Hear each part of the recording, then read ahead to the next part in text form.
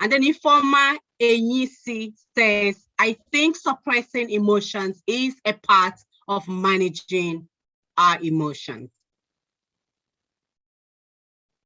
These are all wonderful comments.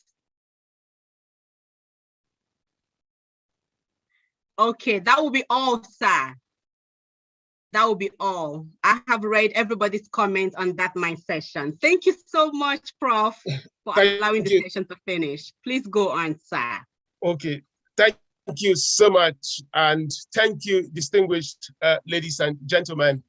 My name is Dubisi Ekekwe. It's quite a moment and privilege to have the opportunity of coming here to have a conversation with young people on how to drive collaboration and examine impacts in market systems. So let me just begin by sharing a slide here, and we can take it off from there.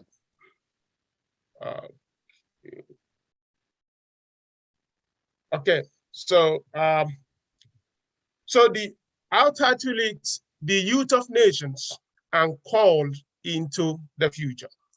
If you go around the world, there are so many perturbations, there are so many challenges, there are so many frictions that nations, communities, and people are facing. And if you look through all these challenges, one thing is evident, that the promises of that future will be and will come when young people rise up to do that thing that is necessary to fix those frictions and bring those perturbations back to mercy. So how do we look into how those things have happened over the years? I show you a little plot of the GDPs of nations over the last 2,000 years. And you could see that nations rise, nations fall. At a time, one of the most dominant economies in the world was China. At the time it was India. At the time it was United Kingdom. At the time America. Now China is back.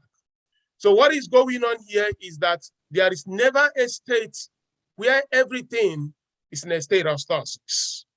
People, individuals, communities, nations, they continue to rise and they continue to advance. And if you look at the rise of nations, there is a clear correlation on the rise of young people. When you look at young people like Kenige, B.Y. Mellon, Rockefeller, look at even Dangote, look at Chinua Achebe, look at Wall Soyinka, look at some of the people that have changed our generations, the generations past, we realize they actually did most of those things when they were very, very young.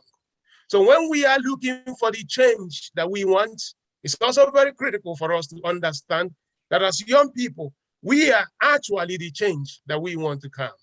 And that's what former President of the United States said, that you are the change that you are looking for, because we are the instruments, we are the vehicles upon which some of those things and vistas, opportunities that we want to come into the future will come. So everything that we want, the economic opportunity, having food security, having a very amazing community where we live, having families, having just opportunities in jobs, we also have to play a very critical part. And as we are living in our time also, especially in some parts of the developing world, we see that a ramping up population is rising up. There's so many issues, but one thing has remained constant, that when the human spirit, the people, that they can deepen their capacity, bringing processes and tools that we can actually solve any problem that we have. Let me show you this plot just before. And this plot here, I put it across in a post in Harvard.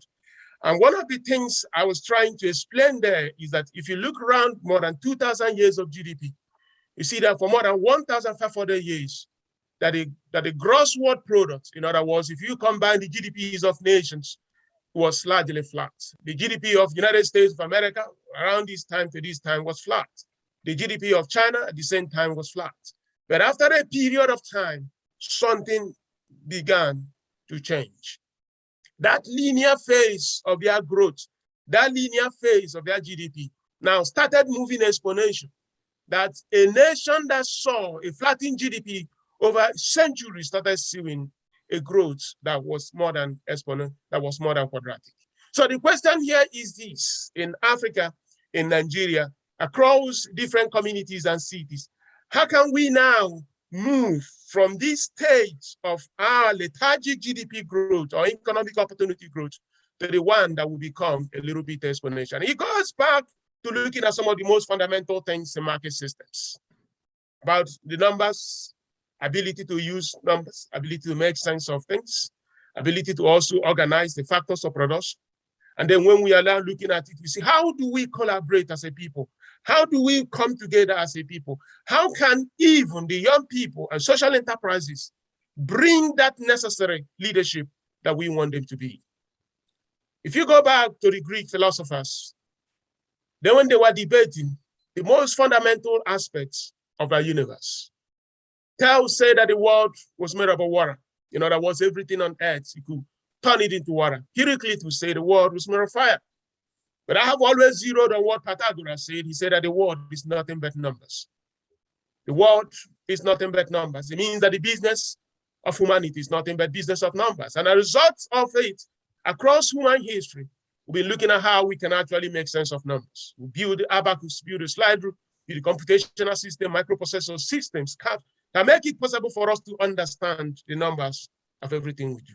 So in the social enterprises, in the youth ecosystem, how are we applying numbers in things we do? Because you cannot be talking about collaboration if you do not understand the numbers around whatever you are doing. If you do not use the numbers, you cannot improve your capacity. You cannot measure where you are. And because you cannot measure where you are, you cannot advance the processes that help you to do whatever you are doing. At the end of everything we do, it comes down to having that critical part, that elemental constructs of bringing demand and supply. Either you're an NGO, either you're a social science enterprise, either you're a bank, either you're a restaurant. It's all about offering service. And if you're offering service and you want to make it more efficient, you want to make it more impactful, you have to bring a kind of a better equilibrium point, how that demand and supply can come into play. If I can use example of a restaurant, NWC has just landed in Lagos. There is no part here, it doesn't have a family member. And let's also assume there is no restaurant where I can eat food. I have only one option. I have to begin to knock at every door in Lagos looking for somebody who has food to serve. At the same time, I'm knocking at every door in Lagos looking for somebody who has food. There is also that propensity that somebody has food. I can't find him. And because of that breakdown of information, he knows he has food. I know I'm hungry. I'm looking for him. He's looking for me, but we cannot come into an equilibrium point. You know, it's very risky. I can actually be looking for food and I will just even further because I'm very hungry. So somebody will say, let me start up a restaurant the next day. So the next time DBC is looking for where to eat food in Lagos, he goes to a restaurant instead of looking and be knocking at every door. That individual who has started at that business called a restaurant has fixed a friction in the market by making it possible that I don't have to be knocking at every door. I can just go straight to that restaurant to eat food. And there's the same thing we are doing even when we are running social enterprises. We are trying to make it possible that we can bring demand and supply into a very perfect equilibrium point so that they can come together in one place and we can deliver service. Because at the end of all, we want to fix frictions in that marketplace. I am thinking in this way because I want even the social enterprises to understand that they have a call to duty, and that call to duty requires that they have to fix that friction that they want to fix. It's not just that we have so many NGOs in Maiduguri, and yet people are going through challenges. It's not just that they have many NGOs and communities, yet we cannot measure the impact they have. It's only understanding that they have an obligation, that they have to actually measure their impact. And one way of measuring their impact is to see how they have overcome the frictions that they said they were coming to overcome. So the theme of this program is collaboration for social impacts. You want to see how you can have better impact as you begin to do whatever you're doing within the NGO and the social impact communities. But I can tell you there is absolutely no way you can have that social impact if you do not measure whatever that you are doing. Because the only way you can improve is only when you know where you are. And that is what I call Going back to that constellation of Pythagoras, look at your numbers, look at the impact you are making. And when you have seen the impact you're making, look at the people driving those impacts, look at the processes you are using, and look at the tools. By constellating these three components, you can keep improving. And when you can keep improving, the society that you are serving will now begin to have a better results, and they will begin to appreciate what we are doing. And if we do that, many beautiful things will begin to happen. Then how can we improve? How can we have better impacts? It goes back to those elemental pillars, everything that we do in our society. Knowledge, having that entrepreneurial capitalistic mindset, having a means of seeding innovation society, and then bringing efficiency in our labor systems. If you go back, one thing that is evident is that when people have knowledge, beautiful things happen in their communities. You know, they say that today in most parts of Africa that we cannot just get things done.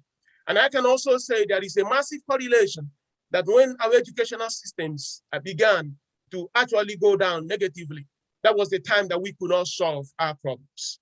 You know, when they say they are making COVID-19 vaccines, people would think that these things are Hollywood, Nollywood.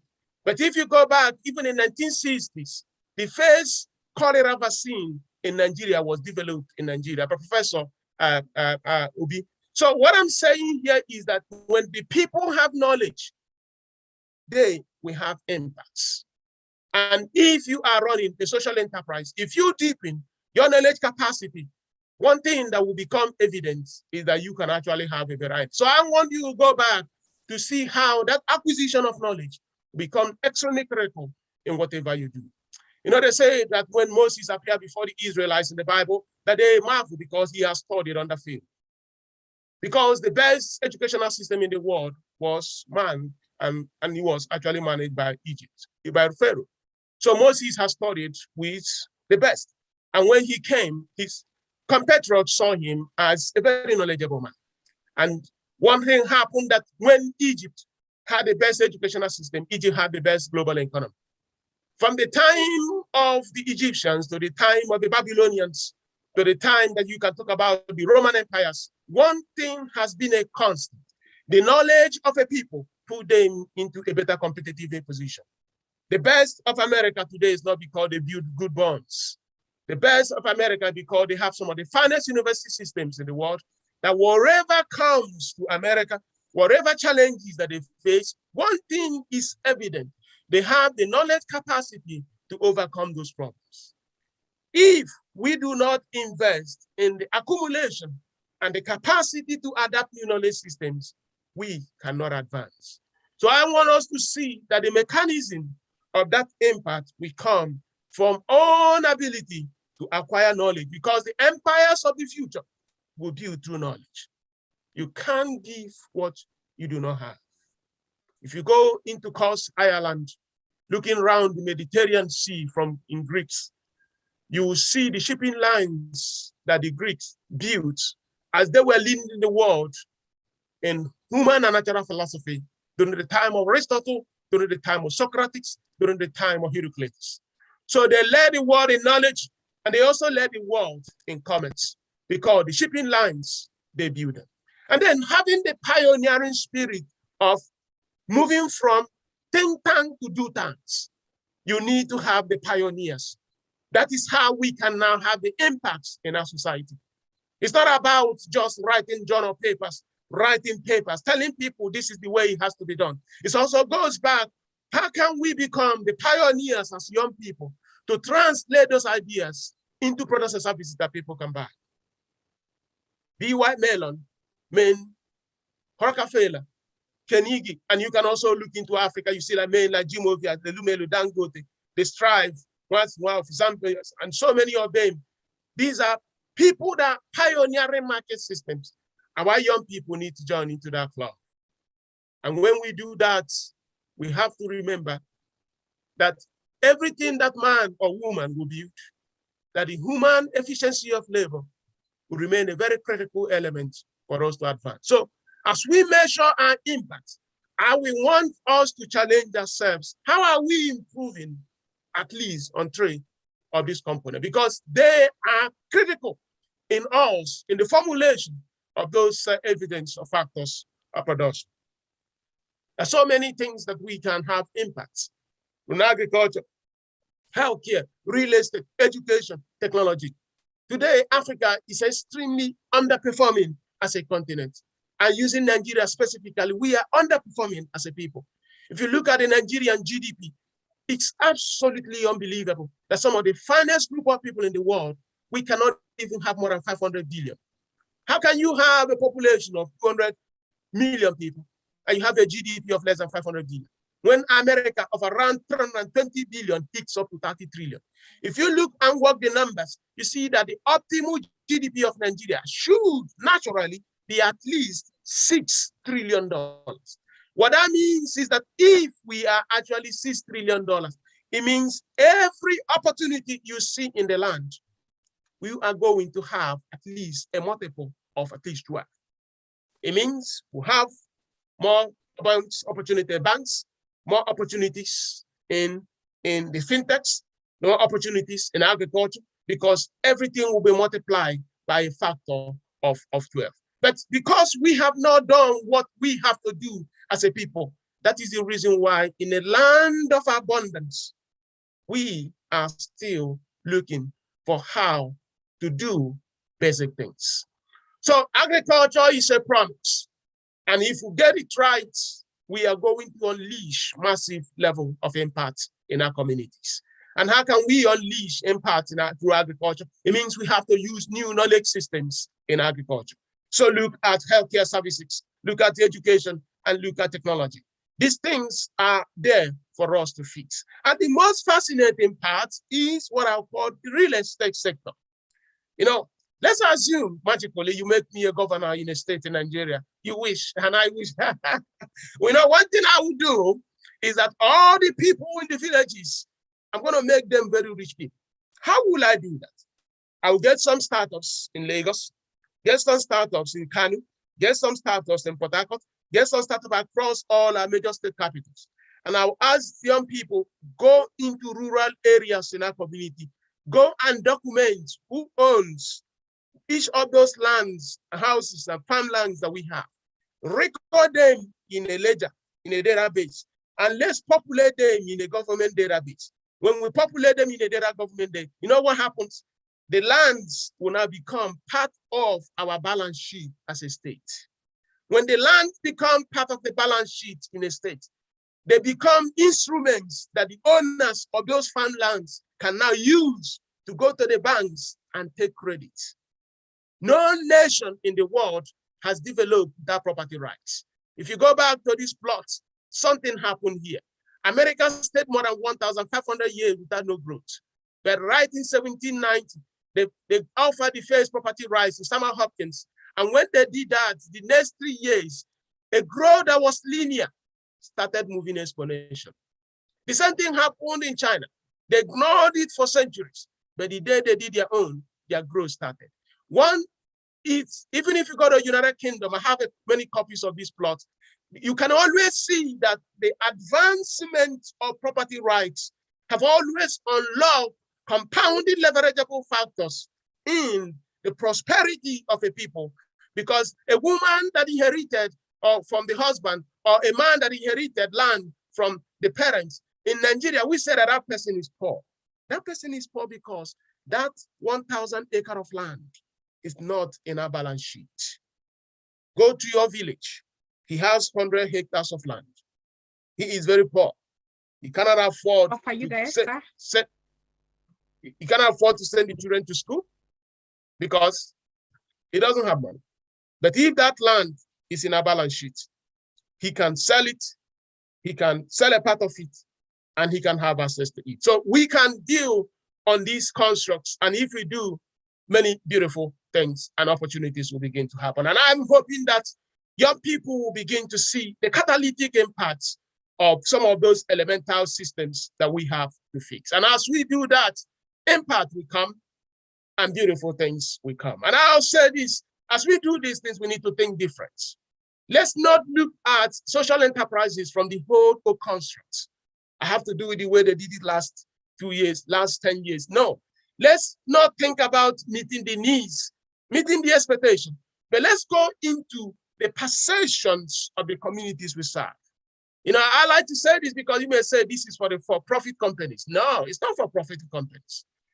The way we deliver social enterprise services, the ways that the NGOs work can actually have very big impacts in how societies function. You know, people say, go beyond the needs, go beyond the expectation, and go up to the level of perception. And what do I really mean by this? Essentially saying, you have to deliver services at a higher level. And when you deliver it in your society, and it's when we do that, the promises will come. And the promises, we can see them from the lagoons of Lagos to the mangrove of Calabar.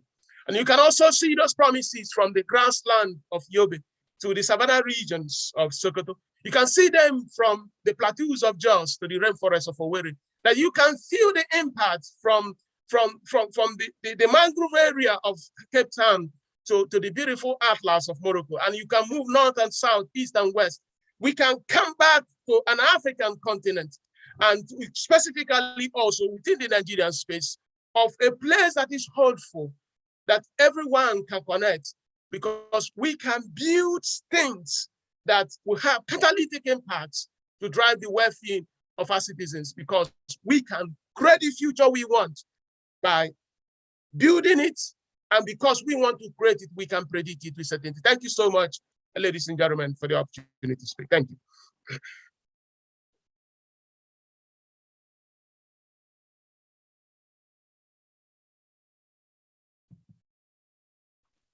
Thank you very much, Prof. Thank you. Thank you. We're so grateful. We're so grateful. I have learned a whole lot. Thank you for impacting me. I think only me. I don't know about others, but thank you, sir. Thank you very much. Yeah, Harald is saying he himself as well. It can't be only you, Vivian. You can't customize. You can't customize this. What is to hear your voice, Dr. Faye? Okay. Okay. So moving on, we're going to go right in. Please. Is it all right, Dr. Faith, that Prof answers a few questions on the chat box? Is it all right? Can yes, he? Yes. He's standby. Prof will always do that. Okay. Yeah. Thank you. That's fine. Okay. Okay. So with me here, I have it's not a question yet. It's starting off with a commendation and appreciation to Prof.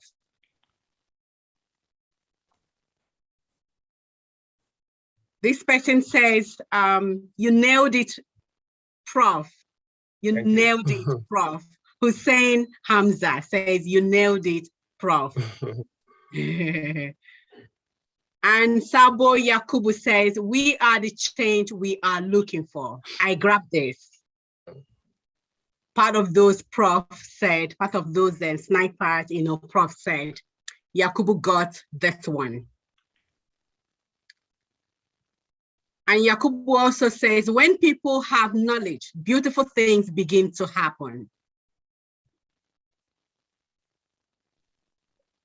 Trivial says, how can we become the pioneers as young people to convert the ideas to products and services that are actually consumable? A good concern. And this is a question to you, Prof. Yes, absolutely. And let me answer that question from using this plot. Just because of the fact that I came here late, so I actually made this thing a little bit faster. So if you look at this plot, looking at specifically the answer to the question, I divided this plot into two phases. The time before here, I called it the invention society era in the world. The invention society was the time in our lives, in our societies, where there were so many ideas. People were just writing papers, talking about ideas. And now, at the right-hand side after here is what I call the innovation society era. The innovation society is a society where instead of just talking about ideas, there are now products and services. If you look at the gross world products, aggregate of all the GDPs in the world, you realize that why United States, Western Europe, China have moved from the invention society era to the innovation society area.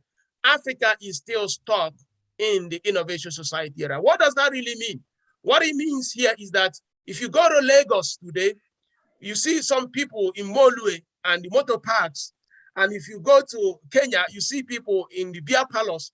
They tell you how they will solve every problem in Africa. Bring electricity problem, they have an answer.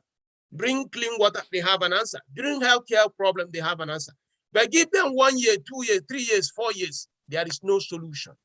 So in the inventive society era, there are more ideas, but you don't have products and services. But in the innovation era, you have products and services, not just ideas. So for young people, the biggest problem is how to transition your community from an invention society era to innovation society. Because it's only in the innovation society that you have products and services. So people that lived here were very brilliant people. Some of the most fundamental constructs in physics, mathematics, and chemistry, they were created by people that lived here. But there was a problem. When polio came, they died. When tuberculosis came, they died because they could not transform the compounds into vaccines. So they couldn't have products, even though they had the idea. But in this time, the people that live here did not just have compounds, they also made vaccines and they lived. So we have to do whatever we have to do to move from just giving ideas into creating products and services. And that is where that entrepreneurial capitalist mindset I mentioned, becoming not just knowledge elements, but also pioneers who can now transform those ideas into products and services. Because at the end of the day, if people are looking for those ideas in the market and they cannot buy products, there is nothing that will happen. Thank you very much, Prof.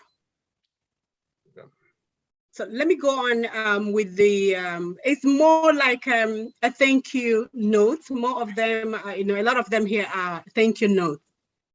Hassan Farah says, very interesting concept, land being part of our balance sheet. Hussein Hamza says, thank you very much, Professor Ndubisi, for the educative, informative, and insightful presentation.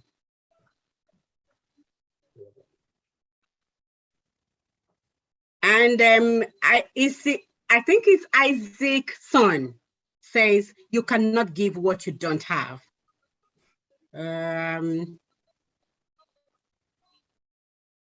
Okay, Hassan Farah also said, I have never seen an educative and informative session than this.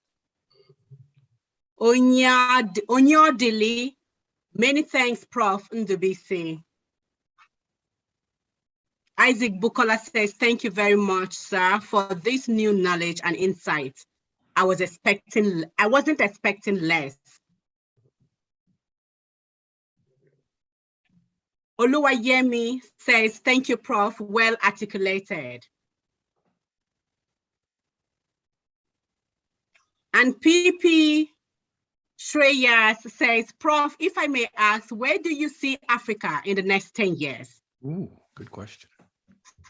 Okay, actually, I'm a natural optimist. I have this optimistic exuberance that the world, and including Africa, will keep getting better.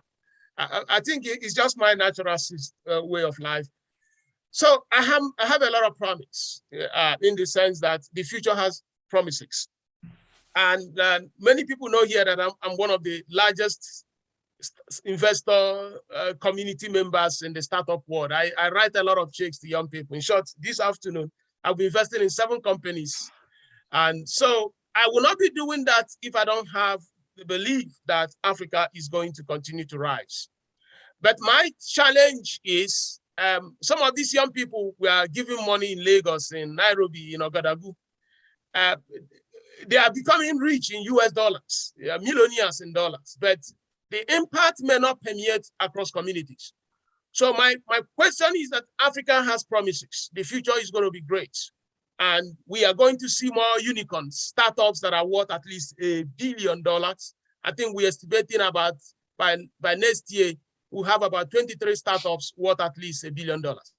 But what does that mean? Does it mean that because 20 young people in Lagos are millionaires, that everything is fine? No. So Africa in general will be fine. But I also want to say that we are going to see enormous challenges. The population growth continues to grow faster than our economic growth. And what that means is that per capita income is decelerated.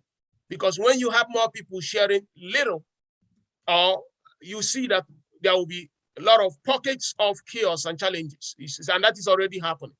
But we will be fine if we continue to push very hard.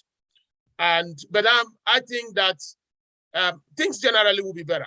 And I don't want to make that promise on the construct that political system has to be better. I'm assuming that nothing is just going to change from the political leadership. But I believe that young Africans, what they are doing in Lagos and Accra, trying to use entrepreneurial capitalism to rewire the architecture of Africa's economy, that technology will make it possible for them to overcome some of the frictions that we have expected the political leaders to overcome. So when you see a bank in Lagos that was started maybe 3 years ago, being valued more than 7 banks that were started more than 30, 40 years ago, you see that there are promises that are there. But of course, those promises may not positively affect everyone. And that is where we have a challenge. So I want to tell young people that Africa will continue to rise. Africa will continue to have a very promising future. Africa will continue to, let me show you here, if I can, how even the Economist magazine over the last few years has transitioned from hopeless continent to aspiring continent to abundant continent. So we cannot just think that these things will not happen. But for each one of us, it doesn't mean that everyone is going to benefit. And that is where we have to pay a lot of attention as a people. Thank you.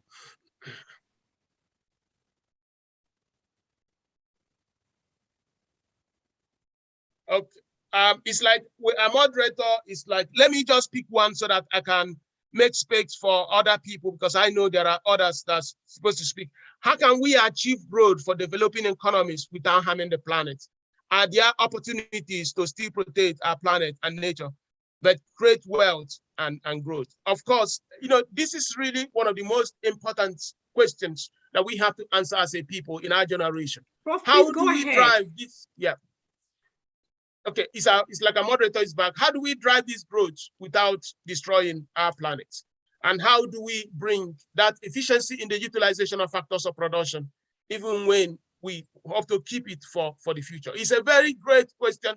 And it's also one that I believe that every one of us, not just in social enterprise space, but also in the for-profit space, we have to keep that conversation. But as a graduate of the Johns Hopkins University, everything we do is about the human system. You know, in Johns Hopkins University, even if you are studying mathematics, they want you to understand the mathematics of human bones. Anything. So I want to believe that the business and anything we do in business, we have to ask, how would that affect our environment? How would that affect our social system? And I know that if we follow what the United Nations has put across diligently as a people, I think we have a very good chance that we can grow economically and also preserve our climate for the future of mankind. Thank you so much, gentlemen and ladies. Please let's make sure we allow other people in this panel and conversation to continue. Thank you for the invitation, and do have a wonderful event in Youthup Global Summit. Thank you, and thank you very much.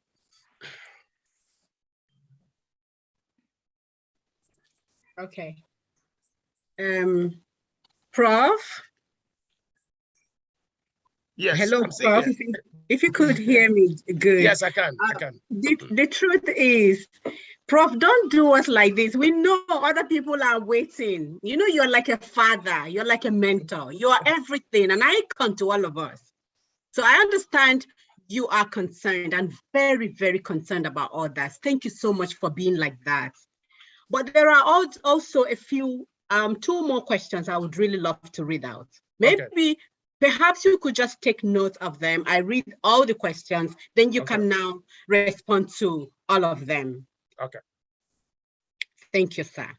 Okay. So Isaac Bukola says, sir, Nigeria is about $5.5 trillion below its expected GDP. Yes. And she goes on to say that I think it's a she goes on to say, sir, the market reform of China in 1979 brought a chance also for US, as stated in the graph. This insight gives me hope to Africa too. But his question is, are we on the course or are we still far? If we are not, what are the major metrics we must achieve to begin this change? Yeah.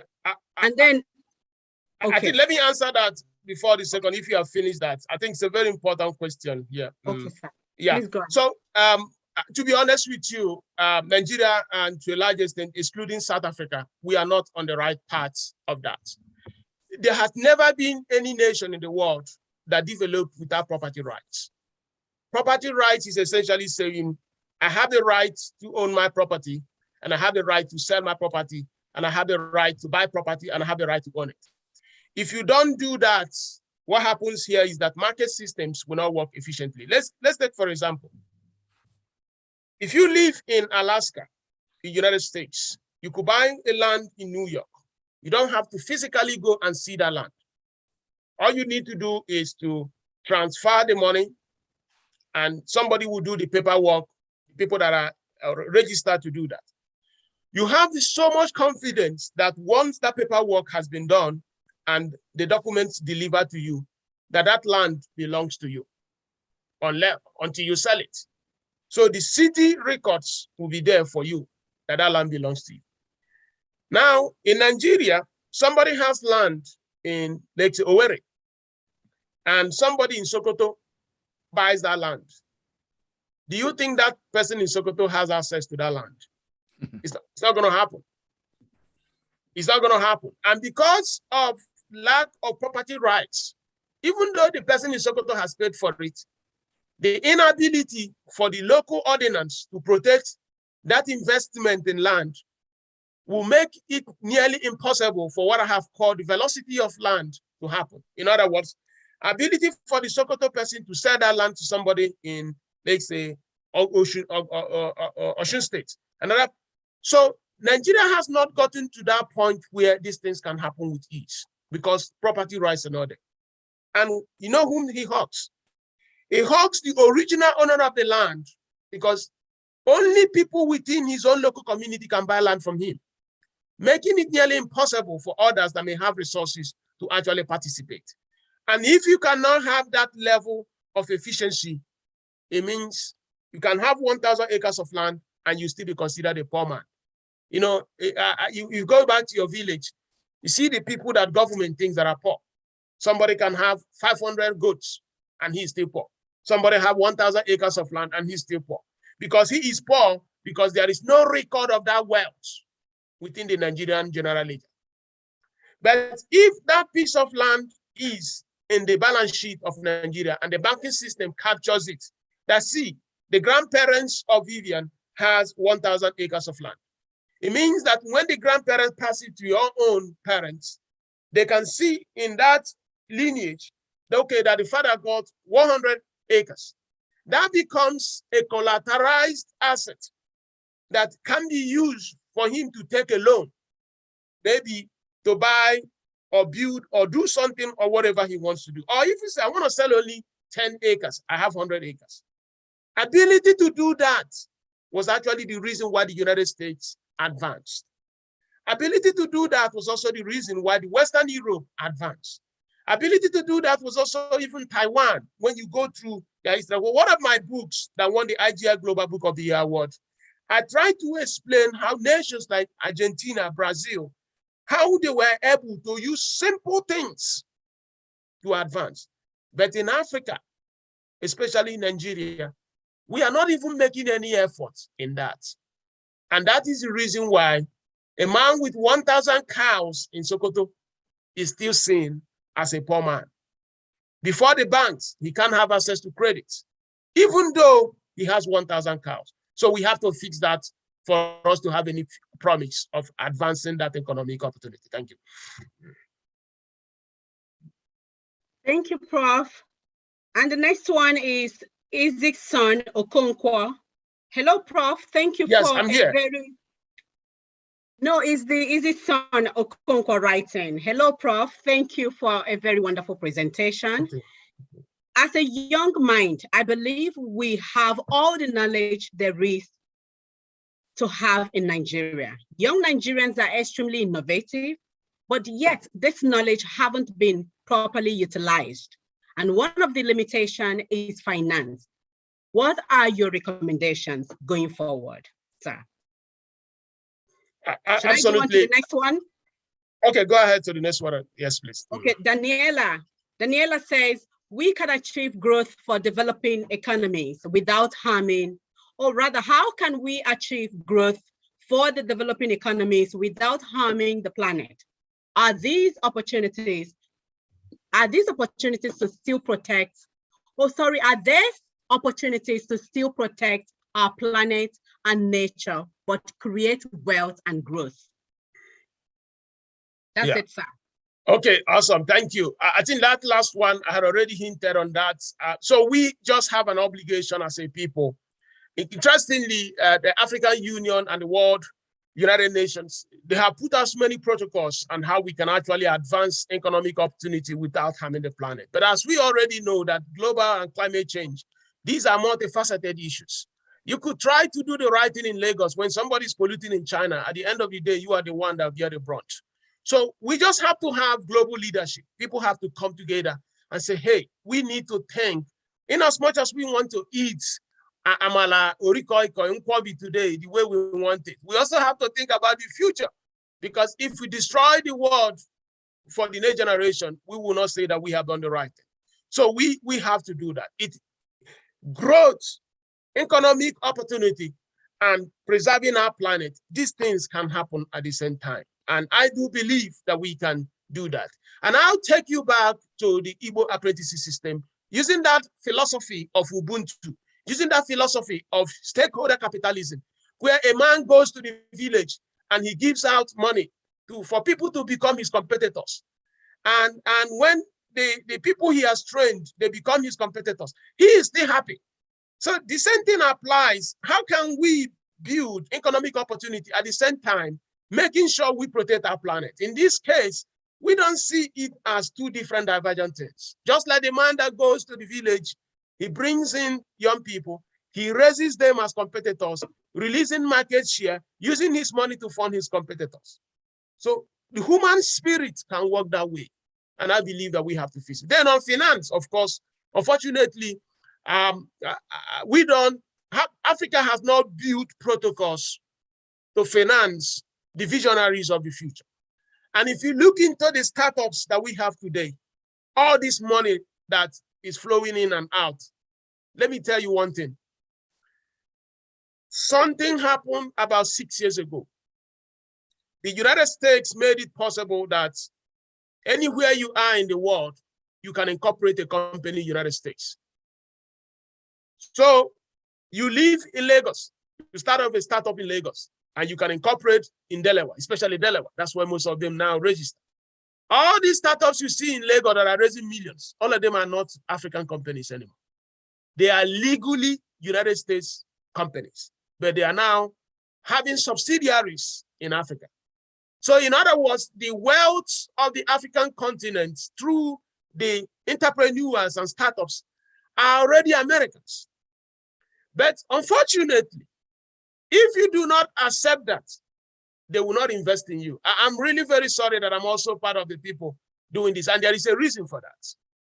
If we have $1 million we want to give in Lagos, and you register your company in the Corporate Affairs Commission in Abuja, I'll tell you, unfortunately, I must be honest here, I'm afraid of giving you that 1 million. Because in the night, you can actually go back to the government and manipulate the paper documents in Abuja and then remove our name. So we don't have confidence in the property and intellectual property rights in Nigeria. And that is the reason why we say, for us to give you this 1 million, you have to reincorporate the United States, where we think that the law works. So when you now reincorporate in America and we sign the paper document, we believe there is no way you can go to Delaware in the Secretary of State office and manipulate the paper document, removing our name after we're giving you 1 million. So it goes back to that thing I told you, that you cannot advance faster than your property rights. And now let's assume there is a legal case. One person has a problem with another person. If you have a legal case at the level of the Supreme Court in Nigeria now, the earliest you can get an appointment is 2024. The first appointment is not on when the case will be resolved. The case will nearly take about 2 decades for it to be resolved.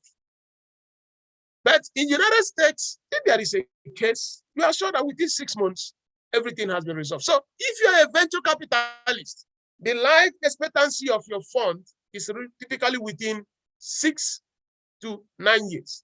How can you invest in a place where it takes 2 decades for them to resolve a legal matter?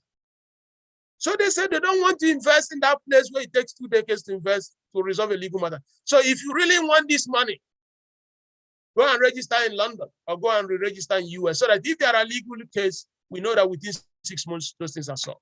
What are we talking about? It's still the same property rights, legal ordinance. And if you now remove those legal ordinance, you see that.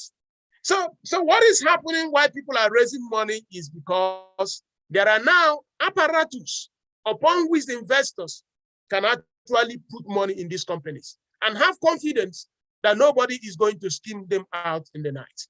If you block that, you won't see any money.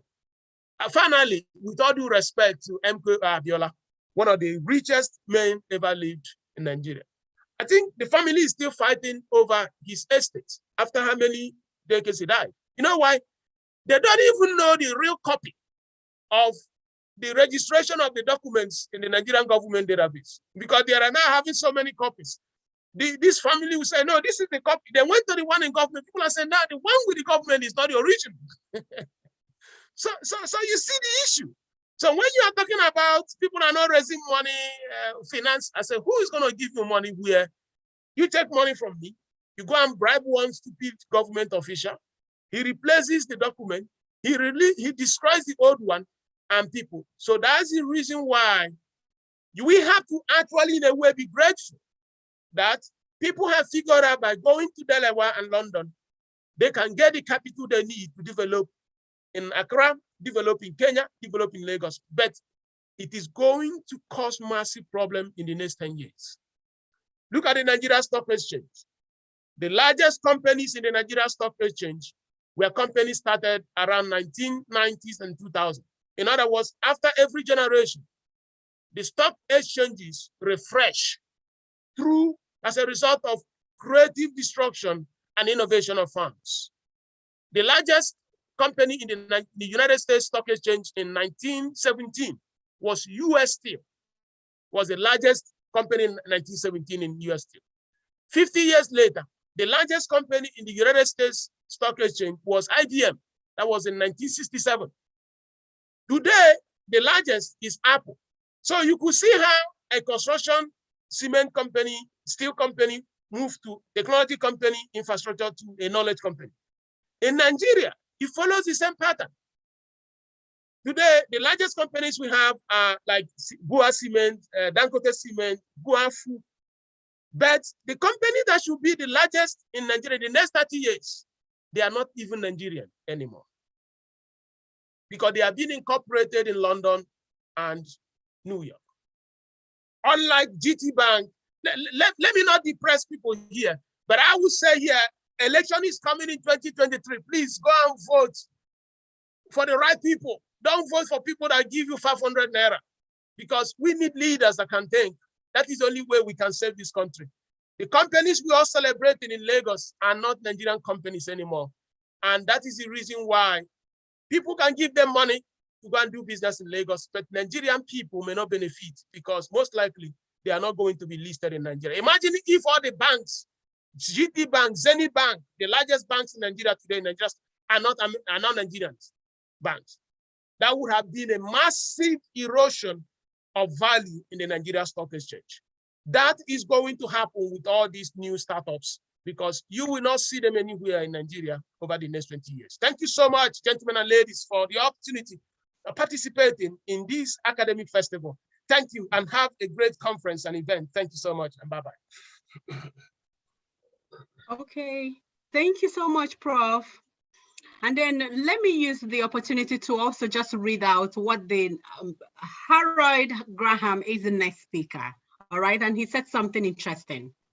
Nigeria could be the first country to decentralize, eliminating central banks, adopting cryptocurrency, and leveraging blockchain to establish property rights.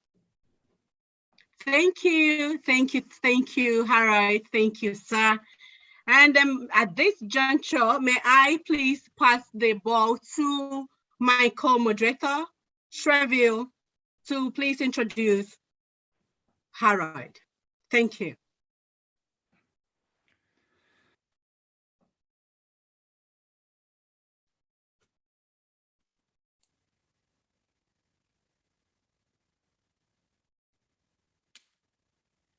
Is Shreville there? Hello? Can she hear me? Okay. Well, I'm here if you can hear me. Yes, I can see you. I can see you, Sir Harold. I can see you clearly. Well, okay. I'm hoping my mic is working. Yes, it is. I can hear you loud and clear, sir. Excellent. Thank you. Yes, I don't really need an introduction. It's all good. I can provide my own introduction if that's okay. Oh, okay. I object. Let's introduce you, Harold. Okay. Okay, fine. Okay. So please, Sir Harold, kindly just hold on a bit. Let me introduce you to our audience. Okay. So, Sir Harold Graham, with a personal motto: pursue something so important that even if you fail, the world is better off with you having tried. End of quote. Harold Graham is the CEO of Social Impact Investment and an advisory board member at Omega Point Partners, alongside being known as a registered securities and commodities broker. Lead at H.W. Graham and Associates, an investment banking, fundraising, corporate development, and political consulting firm based in Orlando.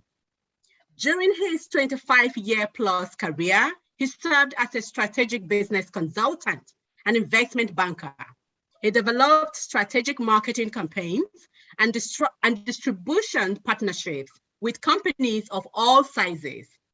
In addition, Sir Harold spearheaded successful fundraising campaigns on behalf of corporate and philanthropic entities. Harold's expertise also includes private placements involving equity and debt financing, raising seed, growth, and expansion stage capital, and acquisition financing for companies in various industries. He sourced alternative investments for individuals, institutions, and family offices. I take that again. So Harold sourced alternative investments for individuals, institutions, and family offices. He was registered with FINRA, that is FINRA, and the NFA CFTC, and held Series 7, 3, and 63 registrations. In addition to social impact investment, Sir Harold has also co-founded many other socially impactful companies. Ladies and gentlemen, it's such an honor to have Harold join us to impact African youths today. We welcome you, sir. Please take the center stage. The microphone is all yours. I greatly appreciate being asked to come here. I'm not sure how to make I guess you guys will handle bringing me to the center, but so it sounded really great. This the background, you know, when you read it all off, it sounds like I'm really super important, but honestly, I'm just a sales guy. And whether you're selling politics or you're selling finance or you're selling social impact, it's still a matter of explaining things to people, breaking down complex ideas into something that people can digest, and then getting them to trust you. And that's really what it comes down to. And if you can do that, you can sell anything. I mean, it doesn't matter what you're trying to sell. I don't know how to make my picture the main one, Miss Vivian, I'm sorry. Let's see. Yeah, okay, so I'm just gonna get started. I got started in finance when I was in my 30s. And I did fundraising for philanthropy. These are organizations that are trying to do good. I eventually gravitated more toward the startup world because finding money for startups, you get paid a lot better than you do finding money for companies that are trying to do good or charities. So I made a lot of money raising money for startups. I did that for about close to 20 years. And I made a lot of money. And then ultimately I met an investor one day who I was pitching for a number of different clients of mine at the time. And he asked me a question that stopped me in my tracks. And the question was, what do you want your legacy statement to be? What do you want your legacy statement to be? It was the question. So the answer the answer to that question, what do you want your legacy statement to be, for me, certainly wasn't what I had been doing. I wanted to give something back to the world with the gift that I was given of being able to speak. And so I immediately got out of the fundraising business and got into the social impact business. I wanted to find ways to use my gift to try to help companies that were doing good, companies that were focused on bringing good to the world. And I got started right away with a certification entity where we were trying to help startups that had a good focus to find investors. And ultimately that led over the last 5 years to me starting Social Impact Investment. I also currently, I do volunteer fundraising, and I also do volunteer consulting for a group called the Global Good Fund, a group called Rare Crossroads, another fund called the Global Impact Fund, a company called Rare Base that's in the biosciences. And then I'm also volunteer consulting, doing some fundraising for Youthup Global. So this is kind of what I do. I have a network of folks that I know have no like and trust relationships with, and I try to leverage that to do some good in the world. First thing I'd like to talk to you about is, or talk to everyone that's listening, is about ESG. But before that, I'm sorry, I jumped right in, and I shouldn't have. I really should have given thanks to Professor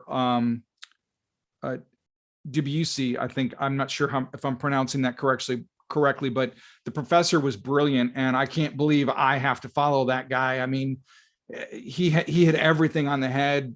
The turn of the century and the rise of societies and the rise of Africa is an inevitability.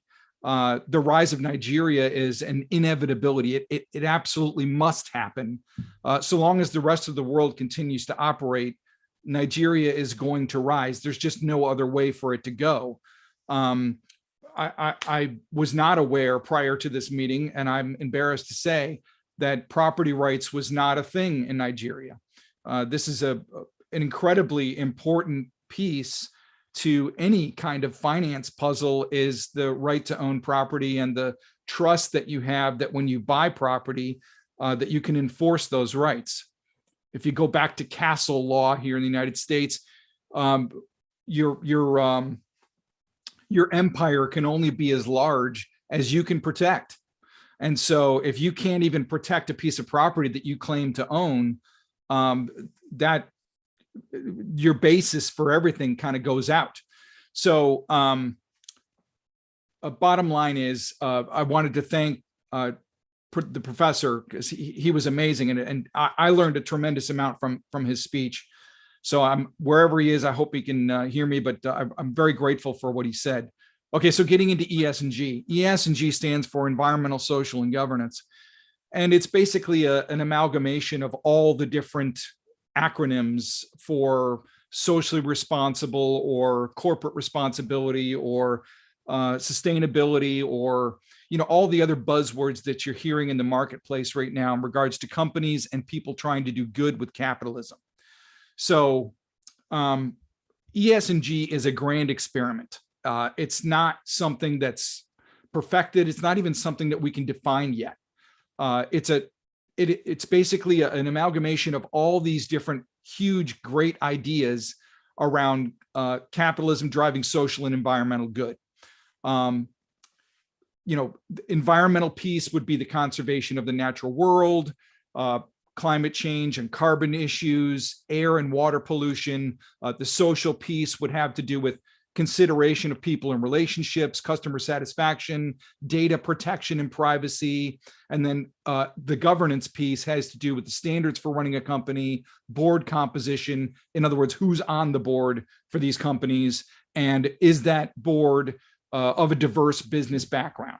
So this is all just the ES&G piece is just a big experiment because there's a lack of materiality. And what that means is they haven't defined a lot of these terms scientifically. So we say carbon footprint, there's no definition for that. I mean, I have a podcast called The Social Impact Revolution. And I had this woman on who was basically the head of reporting for PricewaterhouseCoopers. They're one of the biggest accounting firms in the world. And she was the head of reporting. And so it's her job to say, if you're going to report your carbon footprint, we need to say what that is. And even she's saying, we don't know what that is. I had a woman on who was the head of Norfolk Southern. It's one of the biggest railroad companies in the United States. And she said that during her tenure, they would have loved to have been able to measure the carbon output of all their locomotives, but there's no such device available. There's no such thing available to measure the output of carbon from a locomotive.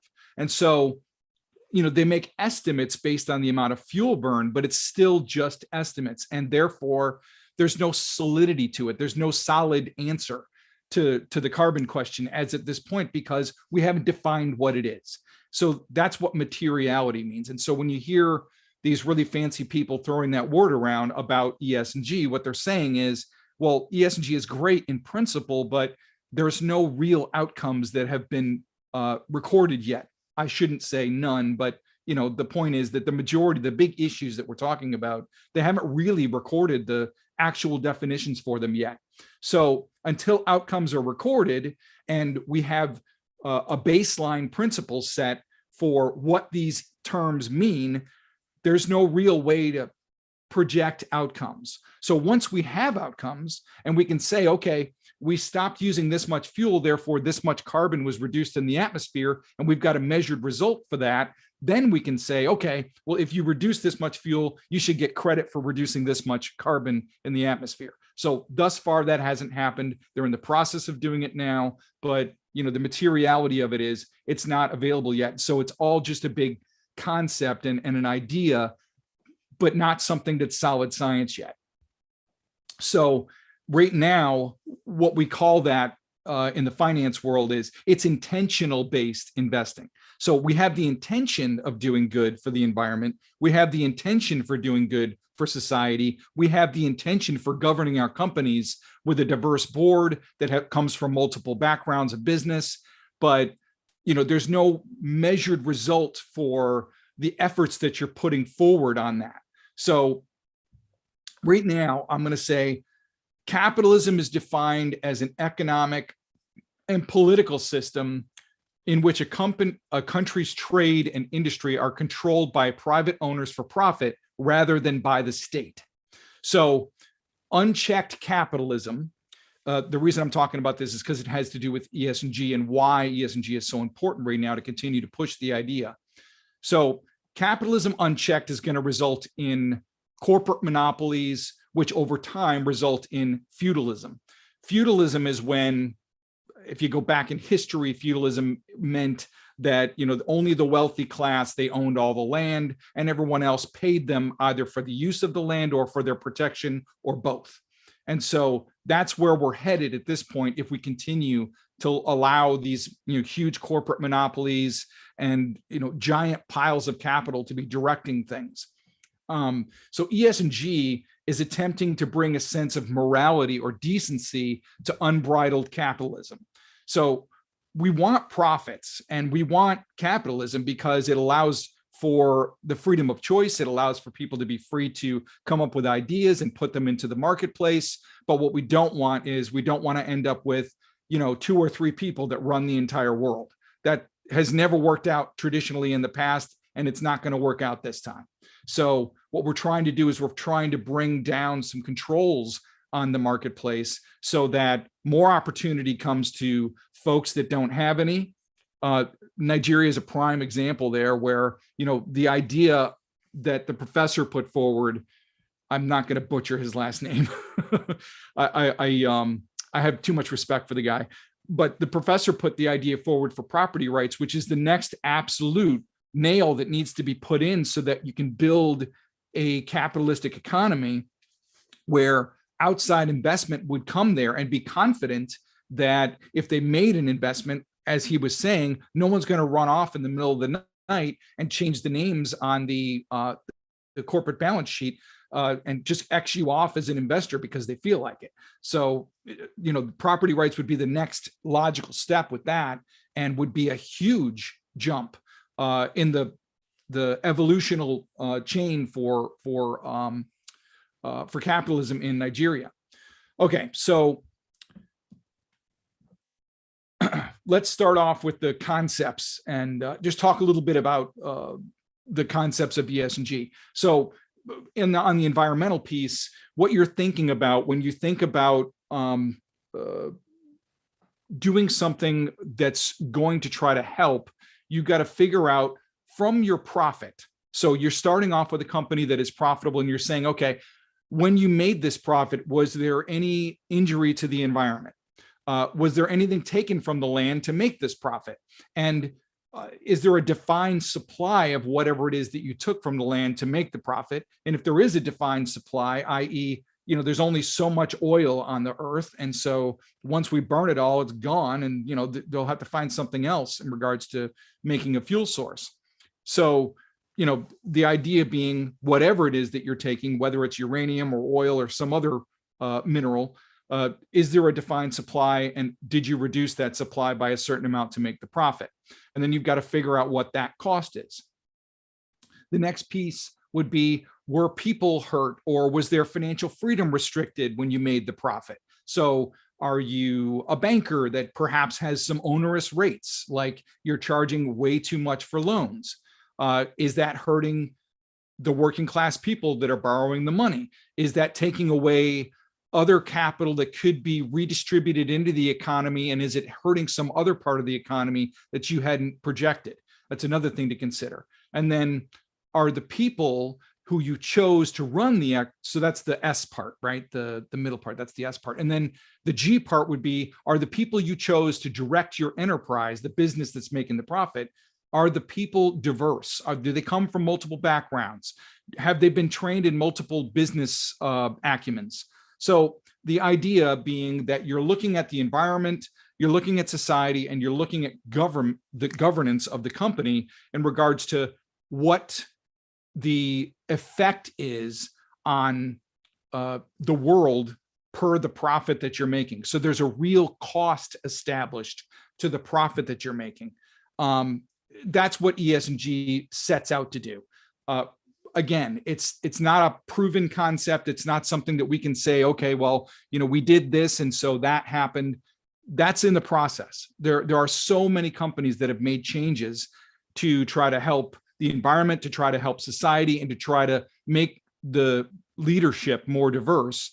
We don't know what the results of that will be yet, but as we measure those results, we'll be able to say, okay, well, we know that we got a measured result here, and if we duplicate those efforts across a number of companies or across a business sector, we believe that we can have this effect. And so the more outcomes that we get that are actual recorded outcomes, the more likely that this will continue to push forward. Now, I believe that this will be the investment strategy of the future. I mean, the way I see it, 15, 20, 30 years from now, we're not going to talk about ESG anymore. It's just going to be a part of the regular investment strategy for any company, for any investor.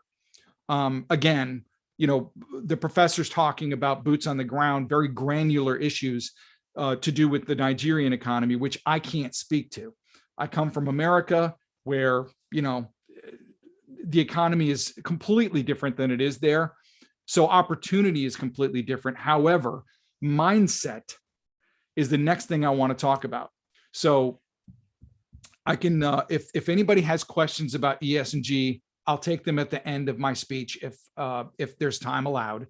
But you know, I think we've kind of covered the basics of ESG. So what I want to talk about next is I want to talk directly to every person listening who is an entrepreneur. You're someone who has an idea, a business idea, something that you believe, you know, could be profitable or could help people, and you want to bring this out to the world. I want to talk directly to you now because that's who I am. I'm that guy. I'm that person. So there's no such thing as a bad business idea. And I'll explain what I mean. All business ideas are inherently good. The key is in the execution. There's plenty of bad business ideas out there that are making a ton of money because they were well executed.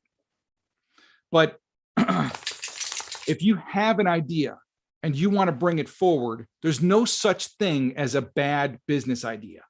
There's only an idea that you didn't push forward. So I say go for it, regardless of how stupid other people might think it is or how much it was ridiculed by your friends or relatives or whatever. If you believe in the idea, you should continue to push it forward, you know, so long as it's not hurting anybody. Anyway, long story short, I just want to make sure that everybody understands there's no such thing as a bad business idea. If you got a business idea, it's good. Go for it. Continue to build it. The more energy and time you put into it, the more likely it is to happen. Now, the second piece is there's no such thing as ready. So many entrepreneurs say, well, I don't want to take this out to the marketplace yet because it's not ready. Well, it's never going to be ready. I'm sorry. The website's never going to be perfect. Your idea is never going to be perfectly honed. Nothing's ever going to be perfect. That does not happen. So just put it out there. Just get started. I don't care how many times you fall flat on your face. You don't have only one opportunity to put your idea forward. That does not exist. That so many of the entrepreneurs that I talk to who I've fundraised for in the past, they all believe there's this one meeting, this one time that they had where they put their business idea in front of a customer or an investor. And if they failed, in their mind, they're saying, if I fail, it's over. It's done. There's just no such thing. That doesn't exist. That's not real. Your mindset's got to be, I'm going to make this happen. And I don't care how many times I have to fail. I'm going to make it happen. The old adage here in the States that I hear so often is that it took Thomas Edison over 1,000 tries to make the filament for the light bulb. Over 1,000 tries. He never stopped trying. Some of them worked. Some of them worked for 5 minutes. Some of them worked for an hour. He finally got it to the point where it would work, and it would work for long enough to make sense for people to buy. So it took him 1,000 tries. I'm telling you, it's going to take you 1,000 tries. It's just how it is. So there's no such thing as ready. It's very, very important you try to remember that. Now, when you're talking about your idea, the best way to build any sale idea is to find a central character. I talk to so many entrepreneurs on a daily basis where their idea has to do with this massive concept. We're going to save the world. We're going to change the healthcare industry. We're going to, name it. I mean, there's so many different sectors out there.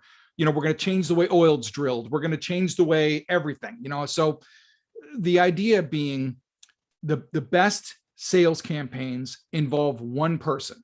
So you follow that one person from the time that he or she first interacts with your company to the time that your company has changed his life, whether it's a sandwich or a widget or a computer or an app or a service, whatever it is, one customer, follow them from the time that they meet your service to the time that they use your service and the effects on their life that your service has. It's that simple. The more simple you can make your pitch, the more simple you can make your explanation of your idea, the more likely it is that people will believe in it. Because the minute you give them one person to focus on, they're finding one person in their life that they're saying, hey, I'll bet John could use this. I bet Susan could use this. You know, I'll bet Miss Vivian could use this. So the whole point is you find one person to focus on. You lead them through the whole process of your business. When you're explaining this to people, I'm telling you, people will pick it up very quickly.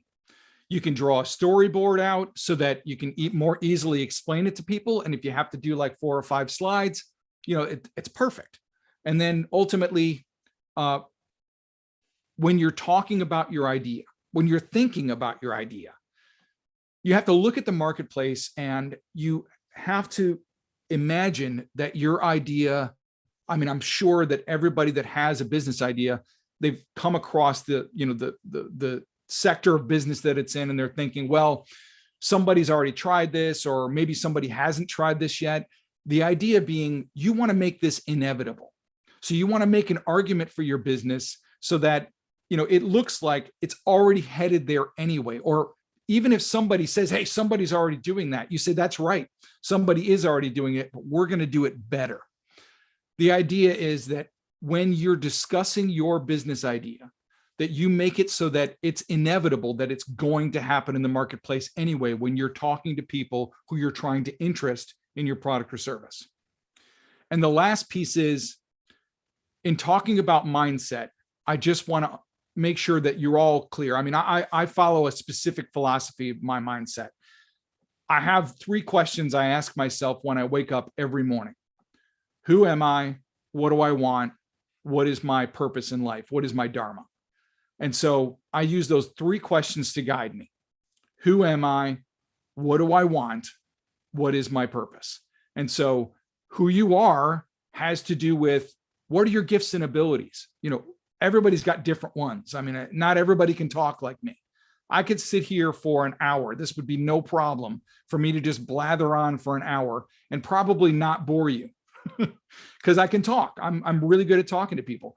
I'm also good at breaking down complex ideas like economic theory and explaining it in very simple terms. So it makes it easy for me to take something really complicated like biometrics or the biomedical company that I'm working with right now, explaining their processes of breaking down the genome of each patient they bring in, and then identifying which gene is not producing correctly, and then finding an organic compound that will help to produce those effects in the body.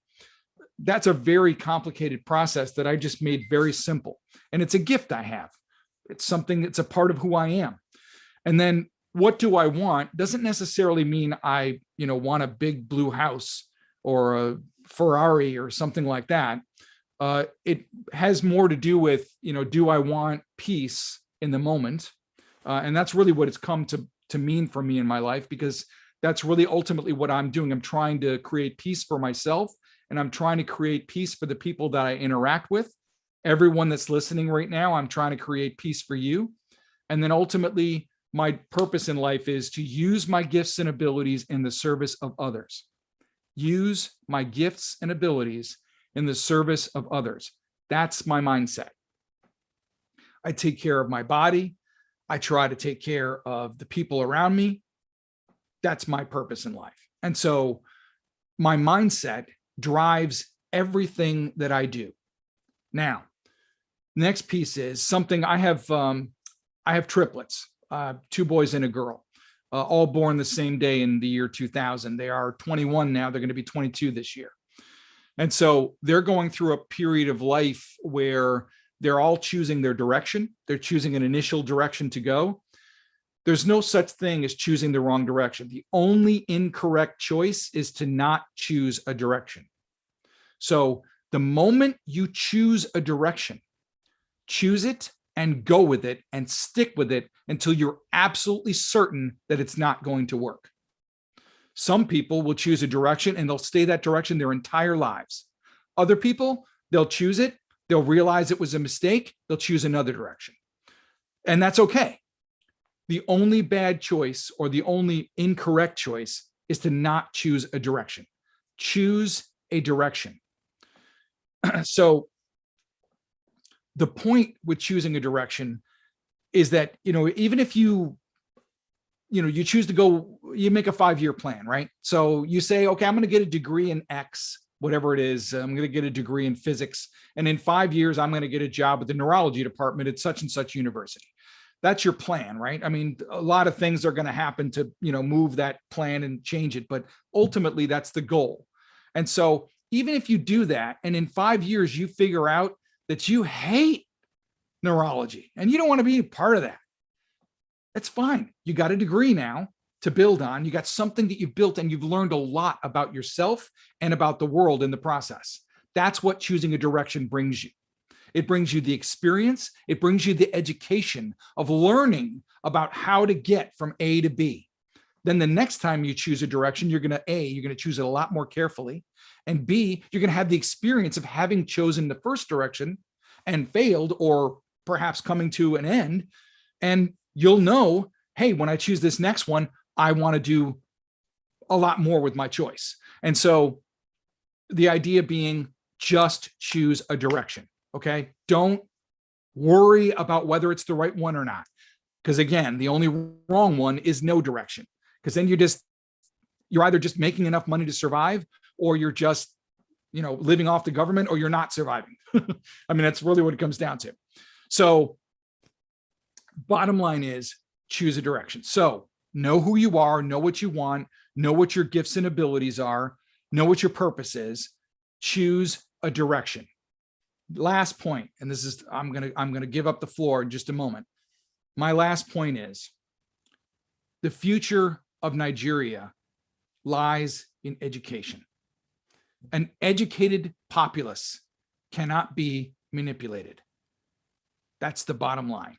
So as people come, people within your own culture, people from outside your culture, and they come to manipulate your land, your people, your economics, the more educated you all are, the more likely it is that you will resist those manipulations. The negativity that is brought is partly because of the lack of education. And so the more educated you can be, the more likely it is that Nigeria rises quickly. And so I know I'm sitting in America speaking to these people who are in a land where education is not just up the block and easy to get. You've got to fight for it. And I don't mean with your fists. I mean with your mindset. And so if you have access to the internet and you can watch this, then you have access to education. Education is here. The more educated you can get on economics specifically, and I think the professor would back me up on this, the more educated you can be on economics, the more likely it is that you will succeed in the world. Economics is the number one most important item that you should all be educated on. We have a governor here in the state of Florida who's a bit crazy. I don't agree with all of his politics, but he just passed a law that said that everyone who graduates high school in the state of Florida must take and pass a basic economics course. And to me, that is empowering all of our youth. It's one of the few things the guy's done that I actually agree with. It's absolutely imperative that you all understand how economics works. You need to understand what a central bank is. You need to understand how they establish currency. You need to see the people who are manipulating currencies, including the United States and China and Russia and other countries. Bottom line is, you need to understand how these systems work so that you can be a participant in that system. Otherwise, you're going to be participating, but you're not going to understand what's going on. Someone's going to hand you $1. You're going to say, hey, I can buy something with this dollar, instead of, hey, I could make more money with this dollar. If you understand economics and you start to understand the systems they work in, like the Forex markets where they play currency values against each other, like the stock markets, equities markets, that's where you own pieces of companies. I mean, the commodities markets where you're buying, little bits of ownership of oil and gas and all kinds of other stuff.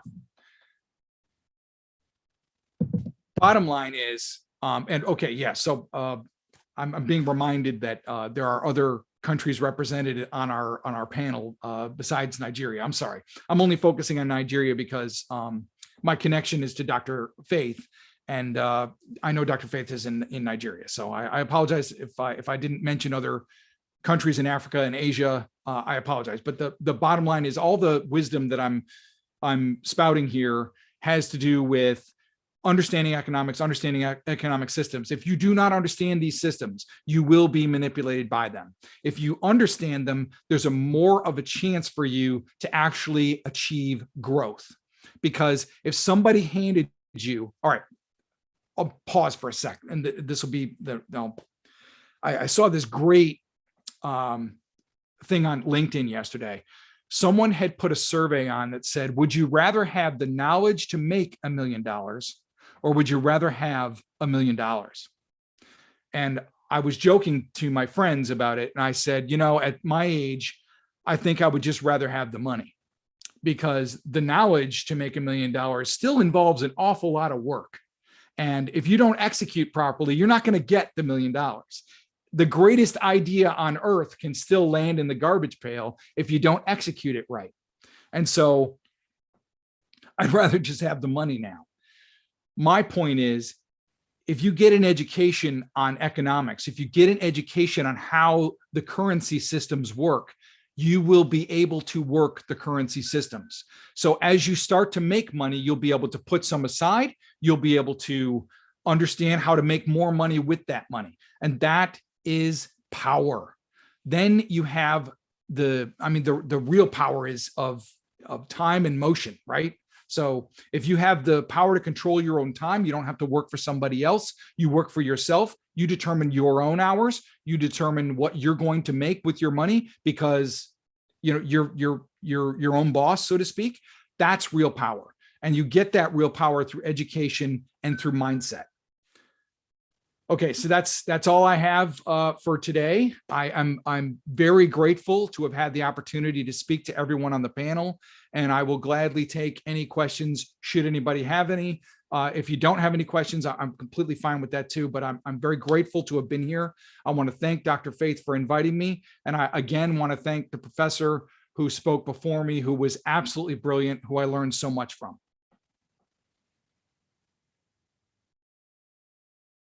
Thank you very much, Sir Heride.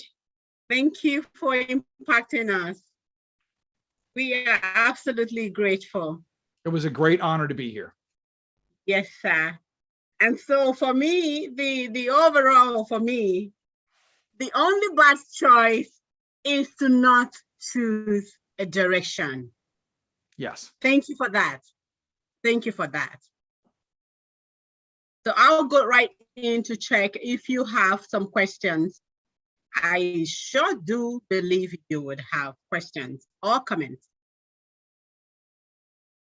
I'll take it from the last. Hassan Farah says, studying economics is something that I will start studying today. Economics is the most empowering knowledge that you can have on earth. It will enable you to make money and to create abundance in any capitalistic country on this planet. Incredible. Incredible. Only my first choice, they refused to give it to me. That was my first choice, my first degree. And Really? they pushed me to a different one. I still yearn to go learn a bit of economics. And I pray to God for life to be able to do that. Thank you so much for that. In this part of the world, we call it ginger, for gingering us, for inspiring us. Thank you, sir. I want to say Isaac said earlier while I was speaking, I wasn't reading the comments as I was talking, but he said about feudalism in the case of John D. Rockefeller and Andrew Carnegie and J.P. Morgan. He is absolutely right, because that's exactly where the U.S. economy was headed. And the professor showed at the beginning of that period, this was at the end of the Gilded Age, where these guys had amassed these piles of money so big that they could basically buy anything. They could buy the government, they could buy foreign governments. I mean, they were so ridiculously powerful that ultimately the US government stepped in and broke up their companies so that at least a diverse group of wealthy people would run things instead of just three guys. So, I mean, they did what they could at the time. Do I think it was the best thing? No, but I completely agree with Isaac's comment there. That's exactly where I was going with that, the point I was making. Thank you, Isaac. Okay, and other comments are more like appreciation comments. You know, do you want me to read them, sir? No, that's okay. I can read them, and thank you so much. I'm very grateful to have even been here. So, you know, in the company of the professor, you know, it's a wonderful place to be. I'm just a, you know, lowly sales guy from Orlando, Florida. I don't feel like I'm, you know, super Mr. Important or anything. I've made a good career for myself and I've made some money, but, you know, I'm not, I haven't done all the things that I set out to do yet. I'm still, you know, my mindset is here and I'm still trying to create abundance. So if someone heard what I said today and were inspired to do something good for themselves, then mission accomplished. That's what I came here for. And by here, I mean to Earth. And sincerely, Sir Harold, you have impacted us. Me, I usually say me, and then I want others to feel a bit of, you have impacted all of us. You have. You're an icon, you are a mentor, you have educated us, and we are grateful.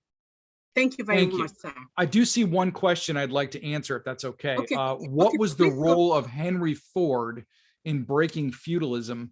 And so Henry came about about the turn of the century, at the time that the other oligarchs of the time were being split up by the government.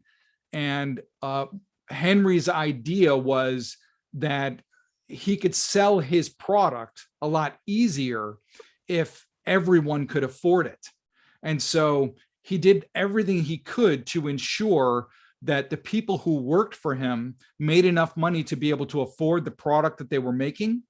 And also that, you know, everyone who had a job would be able to afford to buy a Ford, which is part of the reason that he only made them in one color. I mean, the joke in the early 1900s when he first came up with the assembly line and the Model T was, you can have it in any color you want so long as it's black.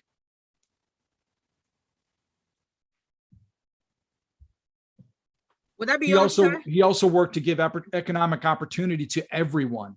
He was not someone that at the time, and this was not a popular idea, but he hired people of color. He hired Asian people.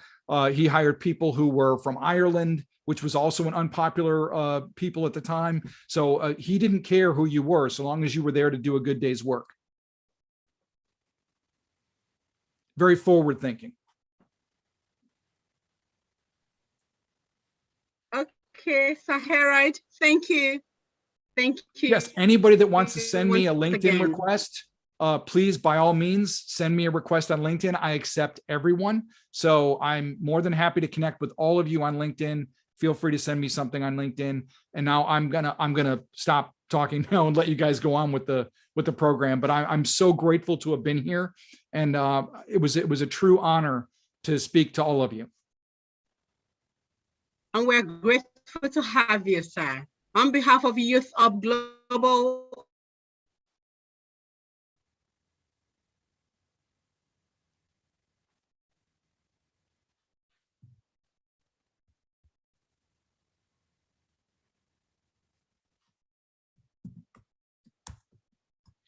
I think we might have lost Miss Vivian here.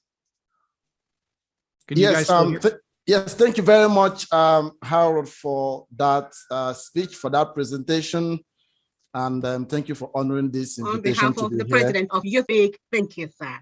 Okay, To she's pass back. on the ball to Michael, who please present the next speaker. Thank you. Hello, Shreville. Are you there? Thank you so much, Vivian, and thank you. Yes, I hope I can be heard. Yes, you Thank are you so audible. much. Thank you so much, Vivian, and thank you, Harold, for sharing your insights on the significance of mindset.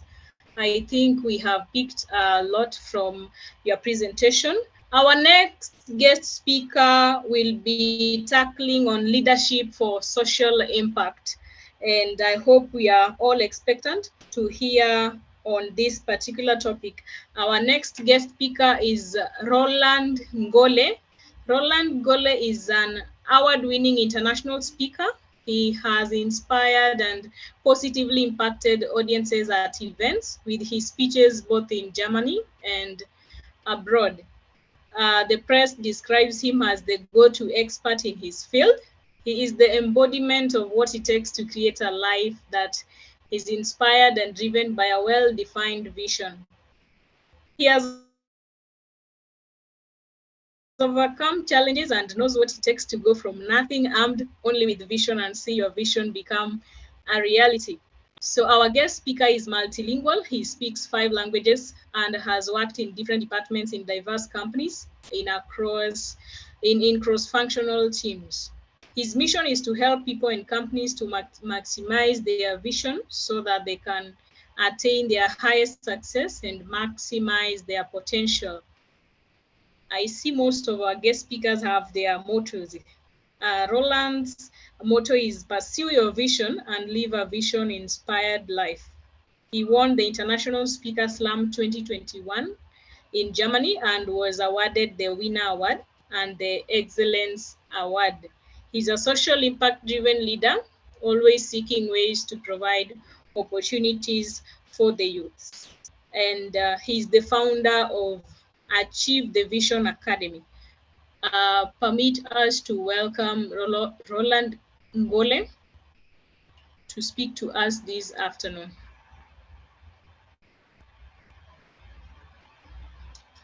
Roland Ngole, are you there?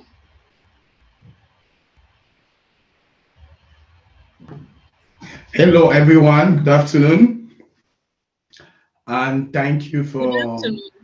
Yes, good afternoon. Thank you for the opportunity you've given me today. Thank you, Dr. Faith, and thank you to all the Youthup Global team that has set up this event. So maybe as you can feel, I'm a little bit sick, but I can speak. So I'll try to keep my session a little bit short so that I don't cough a lot during the sessions. So I'm going to share my screen. I've prepared a presentation, but I'm going to keep everything a little bit short so that I don't cough a lot in the session. Can you see the screen already?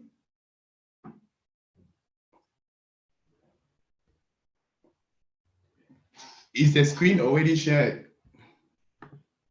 Yes. Yes. Yes. We can see it. Yes, we can see it. Okay, thank you very much. So before I begin, I'll first of all I would like to explain something before I begin, because when we as leaders or when people as impact leaders, when we hear the profile of people, we hear what people have done or achieved, it might make some of us feel inferior, or some of us feel like we don't have what it takes to create impact.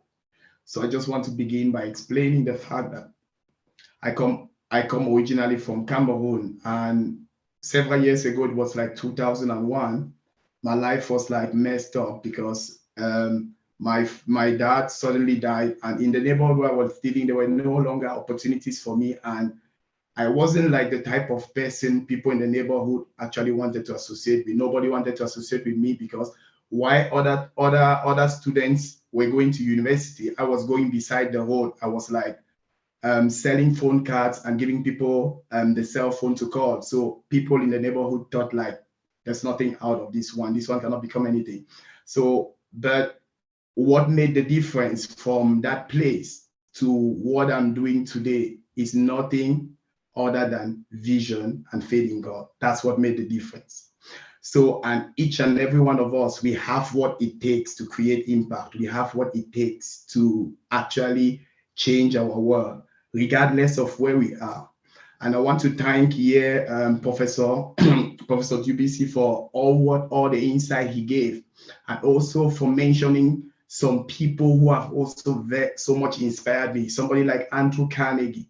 Andrew Carnegie is one of the people who have most impacted or inspired my life, although he's of late, because this is somebody who portrays and embodies what it means to start in life with nothing. Carnegie started from Scotland as a poor boy, came in the US, built a massive steel company, but it didn't end there. He was looking at how can I impact, how can I improve society. So he went on not just to build libraries worldwide that he furnished and gave to society, bringing us to the other point, which the doctor said, that the more knowledge you have, the more impact you can create. Carnegie understood that what made the difference in his life from a poor Scottish boy to becoming the richest man in the world was just knowledge. He read books. So Carnegie impacted the world in his own measure by actually building libraries and helping to launch the High Court of Justice, and he actually strived to establish peace in the world. So I'm really thankful for that insight, and also for Harold, who also mentioned the point that his life mission is to use his gift as a service to humanity. And that is something that dawned on me when I came to Germany. When I came to Germany, my first thought was, I just thought, if I could just make it here abroad, if I could just finish my studies, if I could just get a job, if my life could just be better than the way it was in those days in Cameroon when everything was bad, it would be good. But having been inspired by people like Carnegie, I realized that it's not just about me making it, it's about me creating an impact. It's about me looking for an opportunity to impact other people, to be a blessing to other people. So now what I did through that is I created a model, and this is just like an introduction. I created a model for what I went through in Germany, because I didn't have any mentor when I came here. There was no relative that was guiding me when I came to Germany. So I made a lot of mistakes. So I decided to come up with a model that I'm going to use to help any student that comes to Germany, especially international students, so that they shouldn't like miss their way in Germany. And that is what is found in this quadrant, where I say purpose, significance, and freedom. Because for us to create impact, we need to realize that beyond success in life comes significance, because success is when you are striving to make it, when you're striving to have what it takes for you to survive, when you're striving to have abundance for your life. But significance is that point where you are no longer driven by you're no longer driven by your own convenience, but you are driven by what you could do to make the life of other people around you or people coming behind you better. And that is what I was striving to let these students understand, that, hey, you left your home country, you came to this country. Don't think like because you came here to study, that is all what you have to achieve. No, there is a greater purpose, a greater cause beyond your coming to Germany. And if you understand that cause, then you will go through this quadrant from working and doing odd jobs in Germany. I'm going to help you on how to gain experience, and I'm going to help you on how to become established as a skilled professional in Germany. But beyond that, I'm going to help you now to transition in what it takes to be impactful or to impact the lives of other students in Germany. So, and this is what led me to create a project. And this project It's what I created with a university in the city where I live, this University of Castles. I created a project that I call a social impact project that I call the Empowerment Room. And the goal of this Empowerment Room was just to help students, all those, this is not about African students, international students, because they have a different reality. All of us grew up in a different setting. And when we come here, there are a lot of prejudice that we have in our minds. Some people tell you, no, as an African or as a foreigner, you cannot become a team lead in a company. Yes. Some people tell you, no, you cannot study journalism here. Your arts will never allow you to become a primetime journalist on TV. So there are a lot of stereotypes and there are a lot of limiting beliefs that people have when they move into this country. So the empowerment room was aimed at actually empowering these students and helping them not just to succeed academically, but helping them to succeed in life, because their life is not just their academic life. Their life is made up of different areas. They have their social life. When they leave their studies, when they leave their lectures, they go out and they interact with people. How do they manage their social life? There's a relationship and family life. That is also something they have to manage. There's a financial life, which is even more important here because they have to work, some of them part-time to provide for their well-being. There is their spirituality. Do they believe in God, or are they just living a life where they believe there's no God, or there's no spiritual realm, or there's nothing that could help them actually change their circumstances?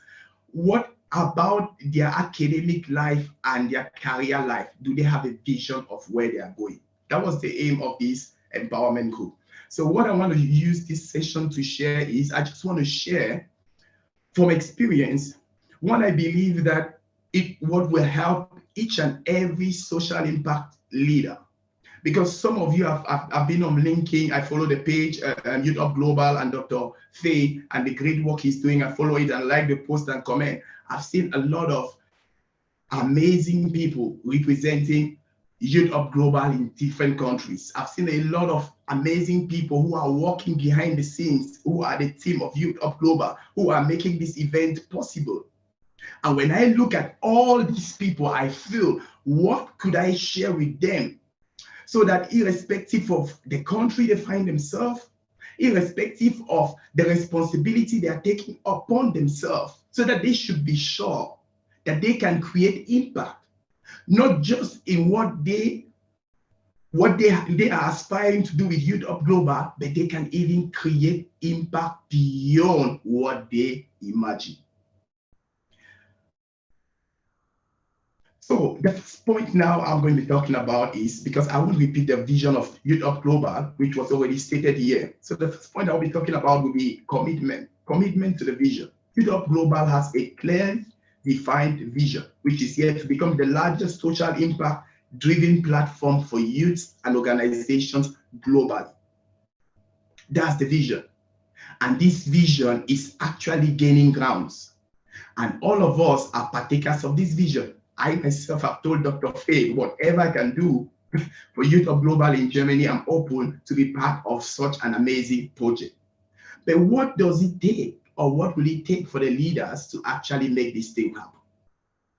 And I would say commitment to the vision is the first point. As I began the talk, I said that I'm not feeling fine. Okay, for 2 years, since the pandemic has started, we're free. We work from home. We don't meet a lot with people. My wife and I work from home and stuff like that. So until our son started going to kindergarten, so when he started going to kindergarten, every sickness that kids bring there, he brings it home and we automatically get it. So the last gift he brought to us was COVID. So the thing affected my voice. So, and the closer we're getting to this day, the more rough my voice was, and yesterday I couldn't even speak like this. So now the thought came into my mind, oh, but hold on, you could just call Dr. Faye and tell him you can't speak today because you're not feeling fine. I mean, you're sick. Just call him and tell him you can't do it. But I learned what it means to commit to a vision 3 years ago. And I know that when you are part of something that is big, and when you are part of something that is aimed at creating an impact, you need commitment in order to make that happen. And what happened 3 years ago was I had an opportunity to go and speak at an event, and that event was in London. And I had accepted to go speak at that event in London several months before. I had committed. I've given them my word. Now, when I gave them my words, my wife was pregnant then, and the delivery date was scheduled for the 26th of May. So what happened now was I knew whatever happens, the child will not come when I'm gone because it will be bad. My wife we don't have any family here. We are just both of us, and she will need my support, and I don't want to miss such an occasion. So what happened now was that the child came sooner, and he was born 2 days before the day I was going to London.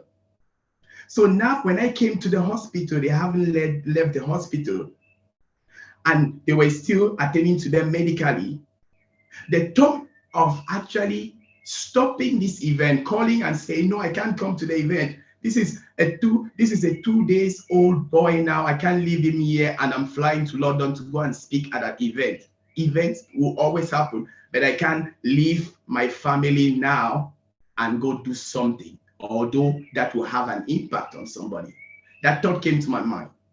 But as I was contemplating on that thought, and that is when I learned commitment, and I held my 2 days old baby in the hand, and I was looking at that child's face, and I was contemplating.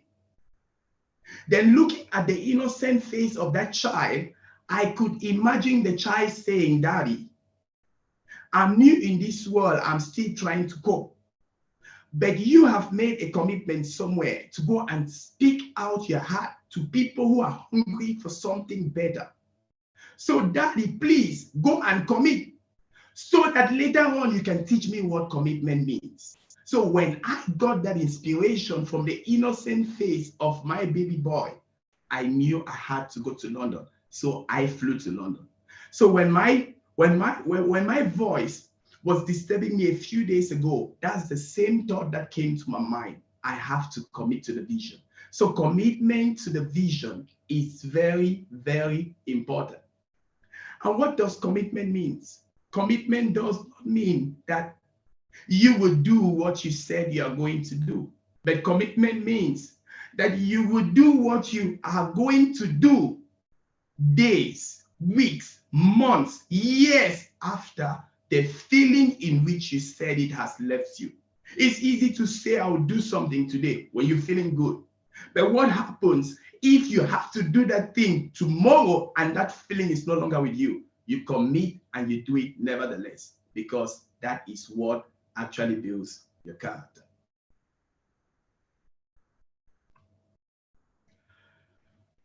Another point that is important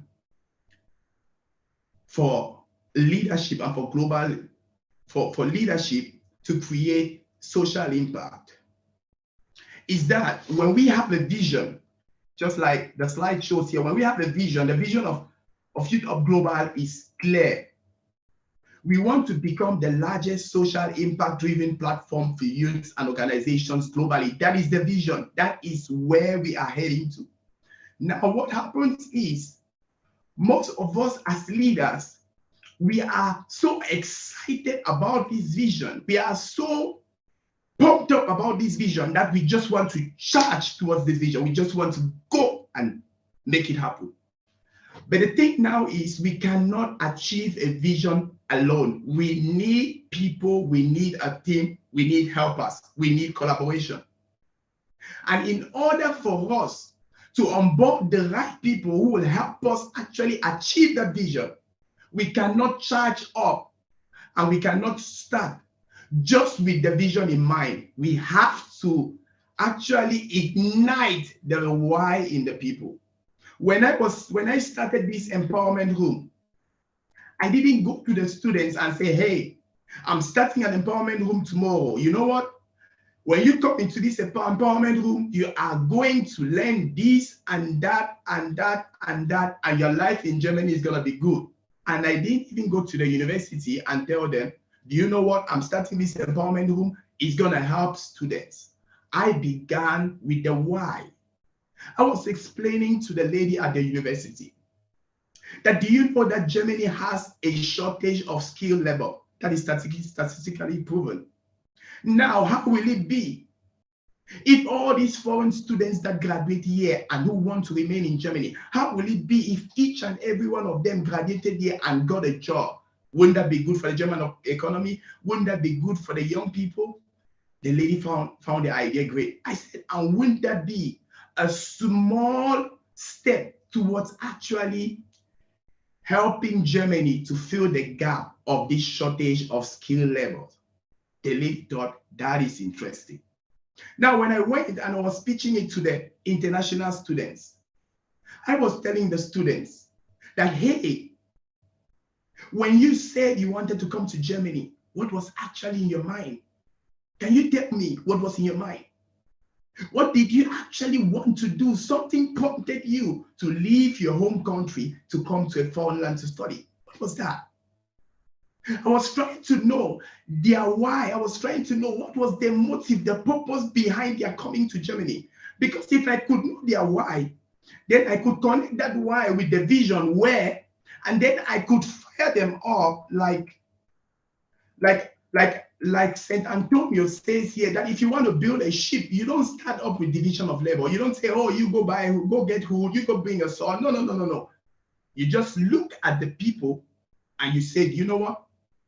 Guys, beyond this river you're seeing, beyond this horizon, there is such a nice place beyond this place that if you went there, you will eat mangoes, you will enjoy this. If you could speak to what actually drives each and every one of them, you won't have to tell somebody to go get a nail. They are going to tell you, let's go out and make impact. Why? Because you connected the why to the vision of where you are going. So why is very important. And I'll also add here and connect with what the professor was saying. We live in a society and we live in a time now when knowledge is very essential.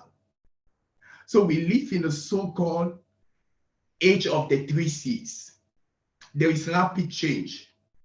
There is increasing complexity and there is staggering competition.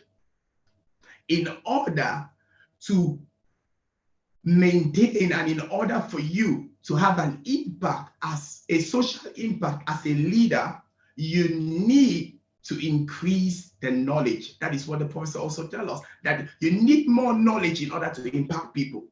And the fact that you need more knowledge means that you have to constantly adapt. You have to constantly update yourself so that you are not left behind as change is happening in our society, because we live in a very dynamic environment. Things are changing. There are new skills that are coming up. There are new marketable skills or high-ending skills that you could learn. But if you are not flexible, if you are still tied up in the old thing and you don't want to evolve with society, then you are going to be left behind and you run the risk of being made redundant. And for this, we need the right mindset. And Mr. Herald also talked about having the right mindset. You need the right mindset, because what I learned over here is that a lot of international students will go lease a cell phone. They will go to the shop and lease an iPhone, lease a Samsung, and they are paying $50 for the 50 euros for this phone. Like for the next 2 years, they'll be paying 50 euros for this phone, and it's a contract phone. But when you tell them, hey, invest 100 euros to acquire a skill that will give you a certification and that will improve your CV so that you can actually become more attractive to recruiters, they tell you $100 is too much. You say, no, that's too expensive. So we need to understand that we cannot master these 3 C's if we do not change our mindset. We can master these 3 C's if we do not understand that we ought to position ourselves, irrespective of the areas we find ourselves. We have to position ourselves at the age of change, So that as that wave of change is actually driving through the society, so that each and every one of us will be at that verge, will be seizing opportunities, and will be impacting people in our locality without actually being left behind because of what is happening. The next point I have here is based on associations. When I mean associations, I'm talking about the networks. I'm talking about the people you hang around, surround yourself with. I would not have been capable of setting up this Achieve the Vision Academy that helps people to achieve their vision, or corporations. I would never have been able to do that if I kept the associations and I hung around the people I knew. It doesn't mean that the people I knew are bad. It just means that their face and what I was trying to do was beyond what they could comprehend. And the people you hang around with, they have an impact on your life, consciously or unconsciously. And let me explain why. There is a study that was made where they took 5 monkeys and they put them in a cave. And since monkeys are mammals, most researchers believe that such a study will also apply to humans. So the study was made, 5 monkeys were placed in a cage. And the cage was closed, and it was a very high cage, like 5 meters tall. So what happened now is they placed some bananas at the top of that cage. So the first monkey tried to climb up that cage to catch the banana, a bunch of banana. So as the monkey tried to climb up, one of the researchers used a pipe and he sprayed water on the monkey. So the monkey left the banana and jumped down. So the second monkey attempted to do the same and was splashed with water. So 2 monkeys were splashed with water. So what happened now is the researchers, they took those 2 monkeys that were splashed with water, they took them outside the cage, and they put 2 other new monkeys in the cage. So, and then they examined what was happening. They were surprised that the 3 monkeys that had experienced the water splash that the other monkeys had were not going up, and even the 2 new monkeys that entered the cage were not willing to go up there. So what they did now was they started changing the monkeys again out of the cage by replacing the 3 that have experienced the water splash. They took one of them out and replaced another monkey. They took the second one out and replaced another monkey. They took the third one out and replaced another monkey. Now there were 5 new monkeys in the cage and a bunch of ripe bananas up, and none of those monkeys dared go up there. So what they concluded was that there is something that was unconsciously transmitted from those 2 monkeys that were splashed with water. There was something that scared them that was unconsciously transmitted to these other monkeys. So when you hang around some people, there are things that are unconsciously transmitted. And you might feel like I have a lot of willpower. I can handle anything. They say environment is stronger than willpower. So you could have willpower, but if you're around the wrong people, you might not be capable to create the impact you are striving to do. Human capital, we come again now to the point that was also mentioned, information, knowledge. And what I want to talk about is human capital. The point I want to make about this human capital is the fact that you as a leader, you are the best investment. You are the best investment. And I've come to the point where I say, I understand that we have, or human beings have a body, they have a spirit, they have a body, and they have a soul. So what I was doing in the past was that I will feed my body and I'll take care of my body so much that I will go in a restaurant and eat nice food. I will buy nice clothes to try to maybe feed my ego or whatsoever. But I neglected my soul and my spirit. So what I mean by that is you have to understand that anything you invest in you, reading a book, attending a seminar, learning a new skill, those are things that cannot be taken away from you. If somebody gave me the option now that I have to leave Germany now. It's 2 p.m. or 9 minutes past 2 p.m. in Germany. If somebody said, Roland, you have to leave Germany now, you are only allowed to take one thing, one physical belonging, nothing else. Now you have to leave Germany, never to return. Roland, choose. I would tell them, please, can I take my books? I will gather all the books I have bought in this place, and I have some and physical one. I will gather all those books. I will say, keep the rest, and I will go without any regrets. Why? Because those books are human capital.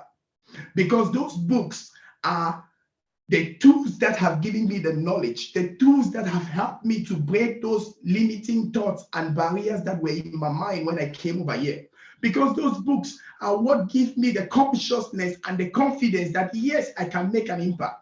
So when you understand that you are the best investment to invest in as a leader, then you will strive to keep increasing value and adding value in yourself, because you know that there are people you have to impact, and you can't impact people or give people something you don't have. One of our speakers said that you can't give people what you don't have. So you have to keep improving your capacity, so that the more you are giving out, you don't actually become empty. And when you start giving out what you have, there will be an unquenchable hunger in you to acquire more, because it is not about you. It's about the impact and the lives that you are actually changing. And the last point that I'll have is,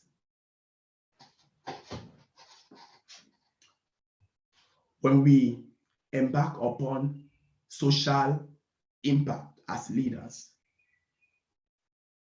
there will be times where, as a leader in Bangladesh, as a leader in Taiwan, as a leader in Germany, as a leader in Nigeria, as a leader in Cameroon, in Tanzania, all over where Youthup Global is represented, and even new places and countries where it's still going to get new ambassadors, there will be times where you as a leader, you will feel like giving up.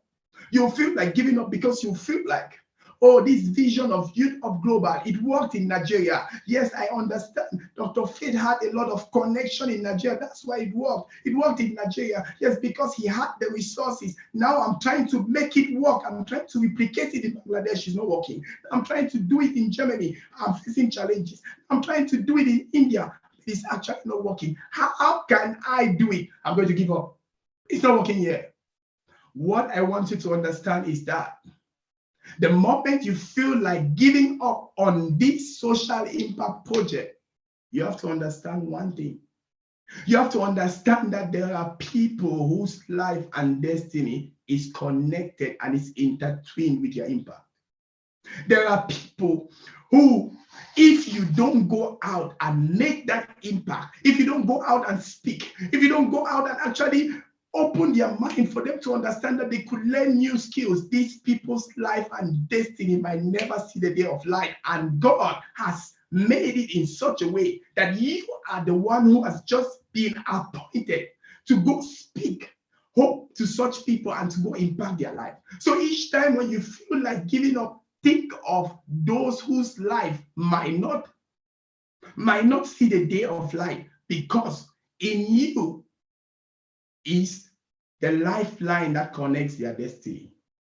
So the days where I didn't feel like going to the library to read, the days where I didn't feel like actually focusing on passing an exam, I used to think of people who are hoping for me to succeed.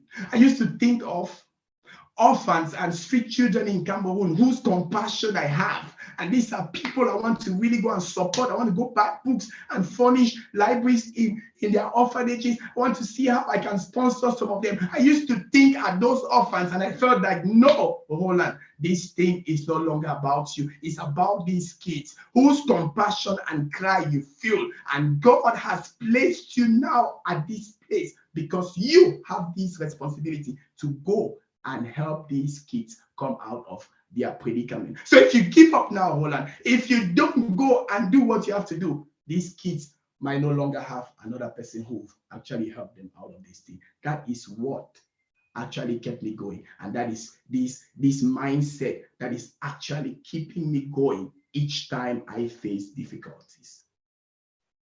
And the last point is, I want each and every one of you to understand that it is possible. It is possible for you to make impact regardless of where you find yourself. The mindset that I had when I was in Cameroon, I thought where you are is what actually makes you successful in life. I thought where you are is actually what makes the difference. Yes, where you are makes the difference, but where you are is just a small fraction of that success equation.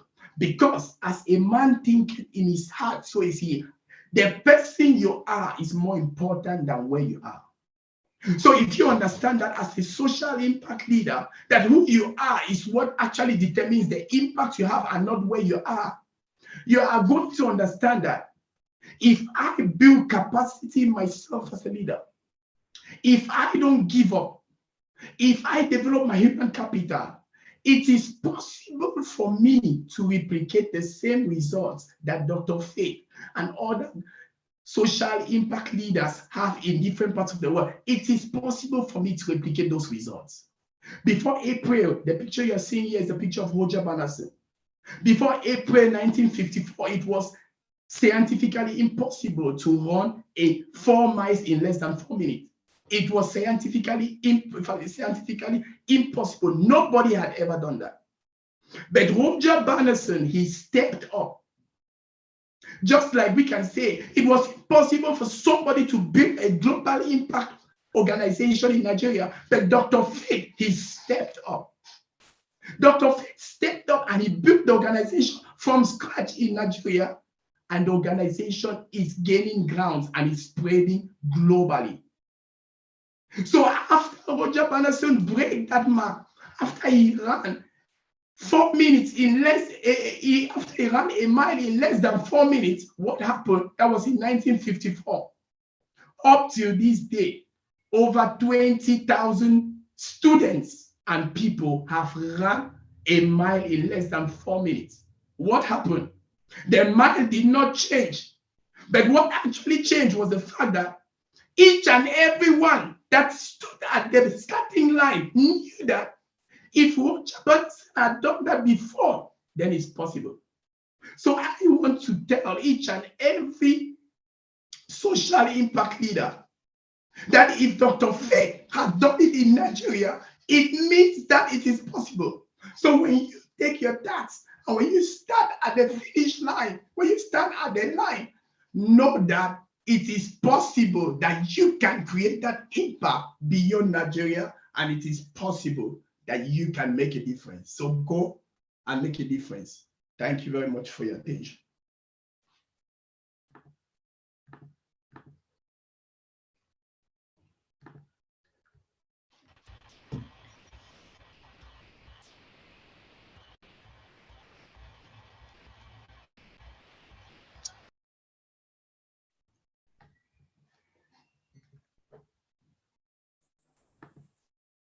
Vivian, you're muted.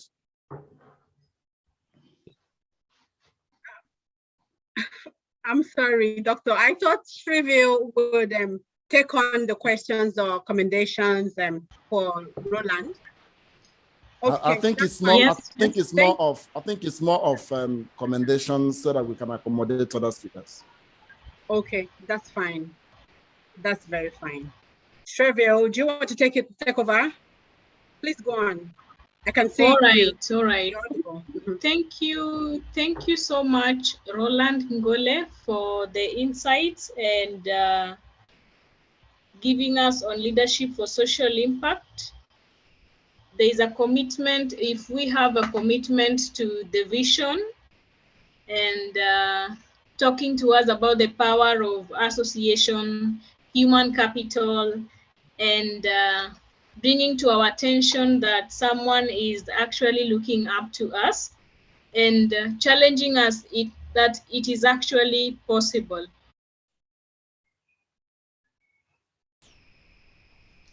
Thank you too. I'm seeing from the comment section, Adindu is saying there's no impossibility in my dictionary, mind anymore. Thanks, Mr. Roland. People are giving their appreciations. The nations are waiting, expecting us to come. Roba is saying that. Great job, Roland. Thank you. And that was massive, sir. Thank you so much. And I'll hand this over to Vivian for introduction of the first panel discussion.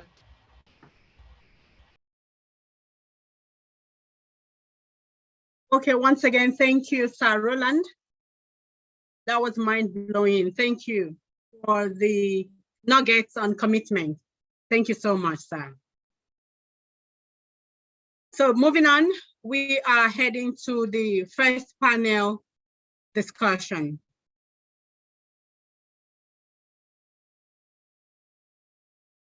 And with me, I have 4 panelists who will be sharing this session.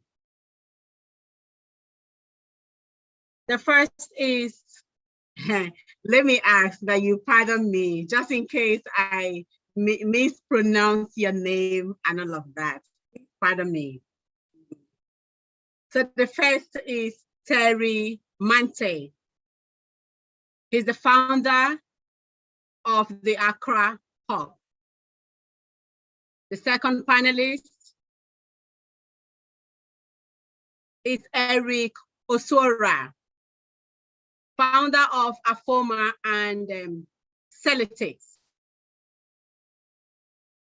And the third is Mr. Patrick Gueri.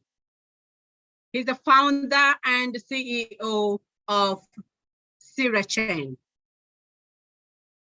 And the last on the list of the panelists is Safikadu Rete Alema Yeho. He's the General Manager, Youth and Education Support Service, Ethiopia. And they will be taking on the topic that says social impact projects, challenges and opportunities for social entrepreneurs. Ladies and gentlemen, you're all welcome. The microphone is on, please go on.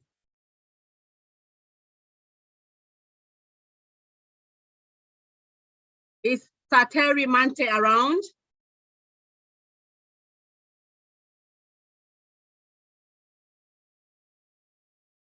Hello? Am I audible? Can someone hear me, please? Yes, Vivian, I can hear you. Okay. So I have called out the names of our panelists. Are they available? Our panelists, Terry Mante, Eric, and Mr. Patrick, kindly confirm your availability. Yeah, they should just raise their hands.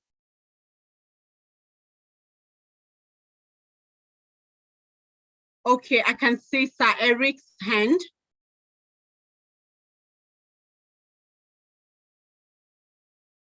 Maybe he's the only one because it's just one hand I can see. Okay, sir. Good to have you on board, sir. Please, can you unmute Sir Eric? Fikade is also here from Ethiopia. Okay, but, wait. But they were supposed to be the second panel, but go ahead. Oh, panel discussion 1. That's what is written here, Dr. Faith. Oh, wow. Okay, I can see it's panel discussion 2. But on the things you sent to me, it is written as panel discussion 1. Sorry about that. So that's a mix-up. Okay, fine. So I go on that one. The panel discussion 2 is an achievement of social development goals, the role of social enterprises. Vivian, go ahead with the first panel that has been raised for the first one that you mentioned, since you've called them out already. Okay. All right. So the first question for the panelists would be,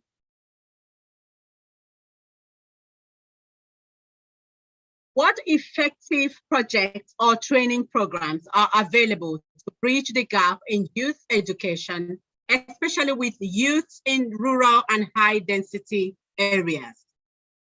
What is being done for the group that is disadvantaged the most? Perhaps I could take 3 questions before the remaining, so they could all respond on whichever question they feel like responding. Would that be okay, Dr. Faith? You are in charge, go ahead. So the second question says, what are the prevalent challenges being faced by social enterprises, NGOs, as well as organizations, and how can they be tackled? The third question says, with the structural changes in the labor market and the clamor for digital skills, what better ways can organizations equip the youth for the future of work? How best can the youth be able to prepare for the 4th industrial revolution in countries hardly well equipped now?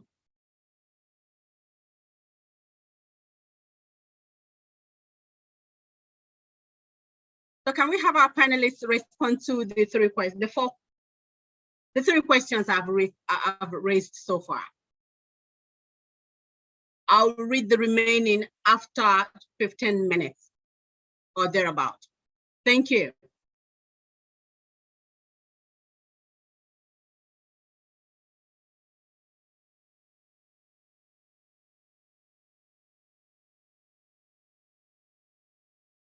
Hello, Sir Eric.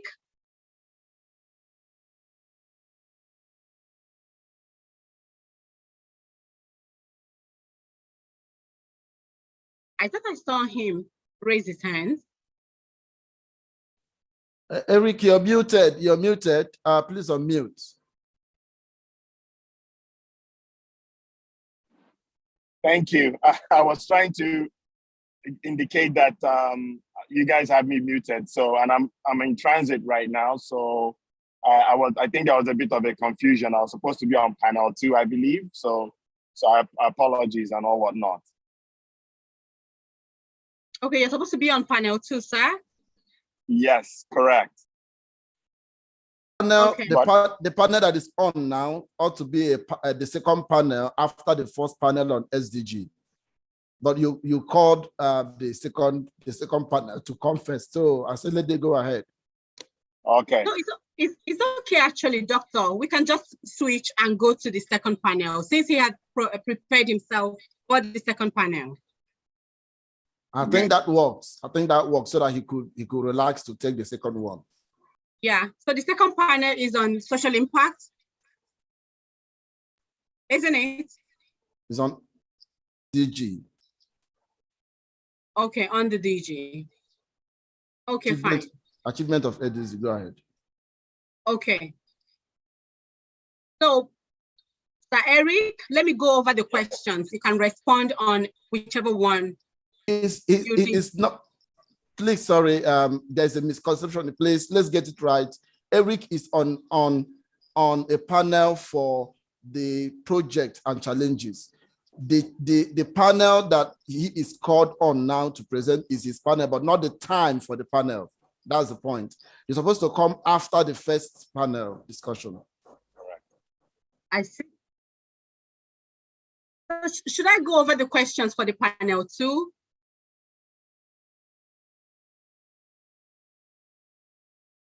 Introduce the panelists for achievement of SDG so that they can present.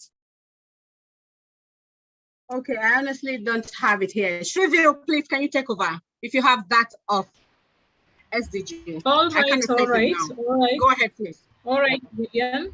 Our first panel discussion for today's discussion will be on achievement of sustainable development goals, and we'll measure on the role of social enterprises. Our panelists, we have 4 panelists, and we have Daniela Valenzuela, She is the project manager, Blue Globe Innovation. Then we have Salma Mohammed. She is a data analyst at UNICEF. Then we have Cynthia Obimwane. She's the founder of Talk Love Africa Foundation. Then the other panelist we have today is Delsa Deliwa. She's the Assistant Regional Director, Connect Southern Africa. So these are our panelists. I'll request them to confirm their availability and if they are okay with their mics. Delsa, Cynthia, Salma, and Daniela Valenzuela. They could raise their hands if they are available so we can know that they are here and that their microphones are unmuted.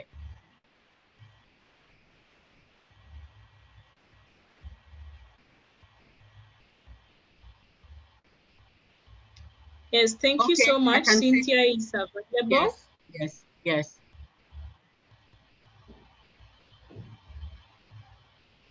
Perhaps she's the only one.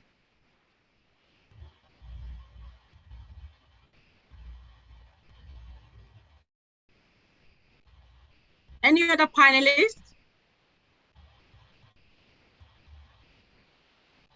Okay, fine. So Shriver, should I go ahead and read the question? All right, let's talk to Cynthia Bimwane. Welcome to this panel discussion as we wait for the others. I'll request you to answer. I'll ask you 2 questions and request you to respond on them as we wait for the others. On our first question for this panel discussion is, to the understanding of someone who is hearing it for the first time, what does SDGs mean, Sustainable Development Goals, and how best can these goals be achieved? And the next question is, how can social enterprises provide efficient, innovative, and sustainable solutions to socio-economic problems? And is there a more practical way through their mission statements, and in what way do, whether it's providing a service or production in goods? I hope you got the questions well.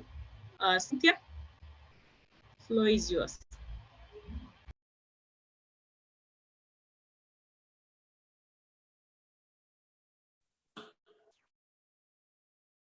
All right, thank you very much for that question. But before I proceed, I'd like to thank Dr. Faith for the invitation and the entire Youthup Global team for the honor of inviting me to be on this panel. I must say it's an awesome one. It's always an awesome one when I see myself in the midst of youths, because I know that we are the change drivers currently. We are the ones that should influence the needed change currently in the society.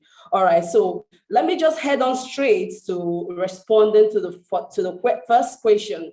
So for clarity, I would like to start by saying that in the year 2015, the United Nations member states, which consists of about 193 countries, came together to adopt an agenda for sustainable development. Now, this agenda consists of a collection of 17 goals, which are more like interlinked. And by interlink, I mean that while trying to address one of the goals, you might find out that you are addressing 2 or more of the rest of the goals.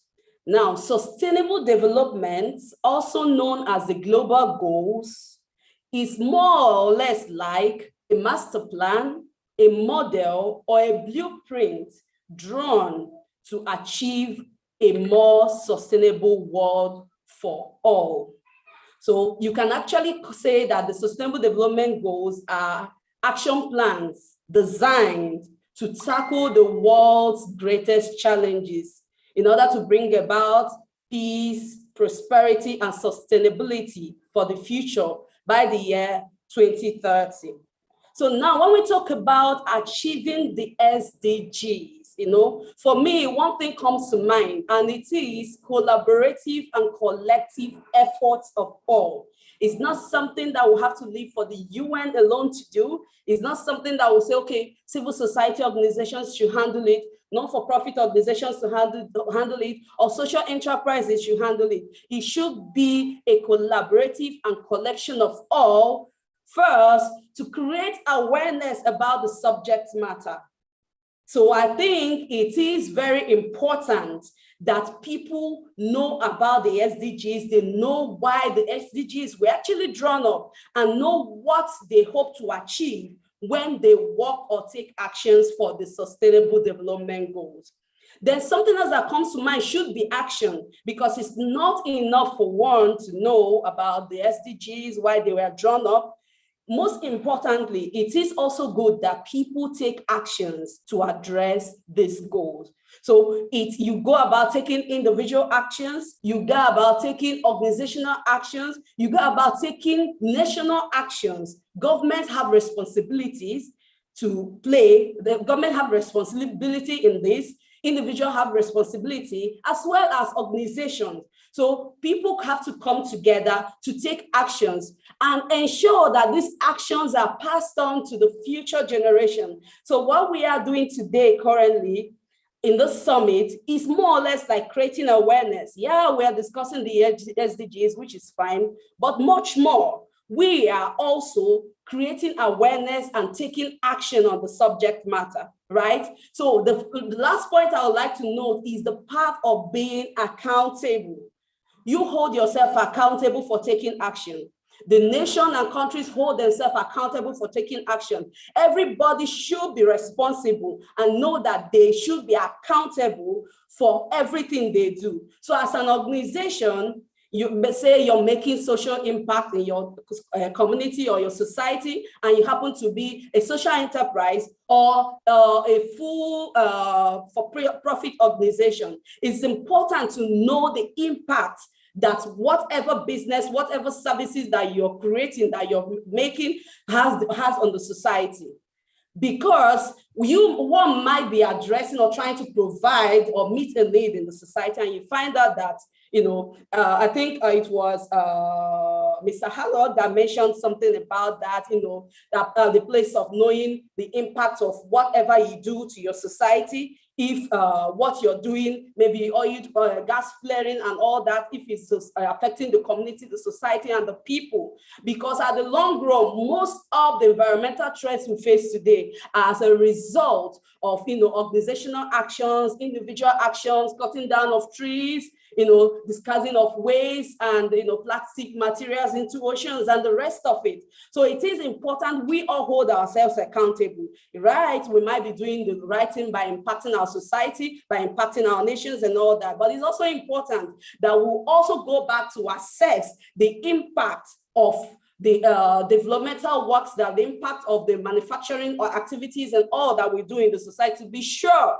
that they don't also have, a backlash on the society or in the environment and end up causing havoc in the future. Thank you very much. Thank you very much for your response. That has covered a lot. Maybe one more question over to you. Do you think the UN Charter can be helpful in addressing the specific goals? And are there examples of social entrepreneurs in other regions that can be a reference to what can be achieved? Absolutely, absolutely. My answer to that is yes. The UN Charter can be helpful in addressing these goals and these challenges because it's a mandate to the member state. It serves as a mandate to the member state in the sense that it states that member states should uphold international peace, security, and all that to achieve a higher standard of living. So bearing in mind that this charter is rules and obligations, and its rules and obligations are binding, you found out that the member states go the extra mile to take actions. So they didn't just agree to this, they go back to their various countries, they go back to their nations to find ways to implement, right? So there are quite a number of social entrepreneurs and enterprises doing great things across the climate. Likes of Shiza Shahid, who is the co-founder of Malala Fund, which empowers women and girls, advocating and spreading access to education. She is doing amazing and incredible work, and I admire her a lot.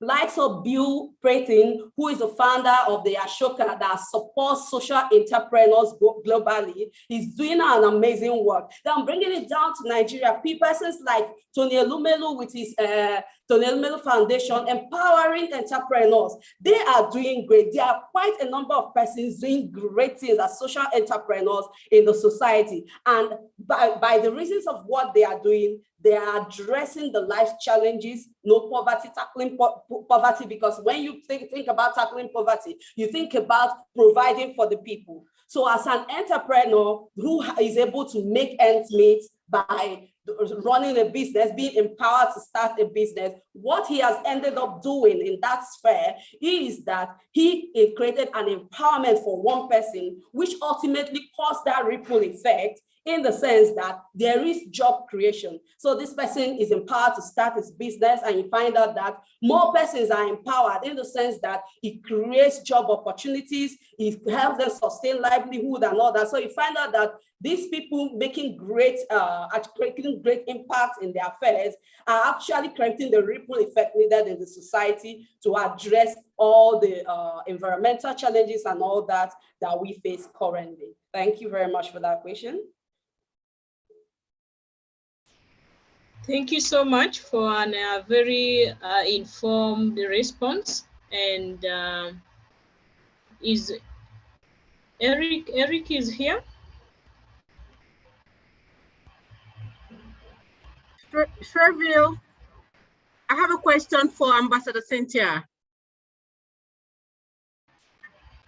All right, go ahead. Okay, Ambassador, thank you so much. Thank you for having you. Thank you.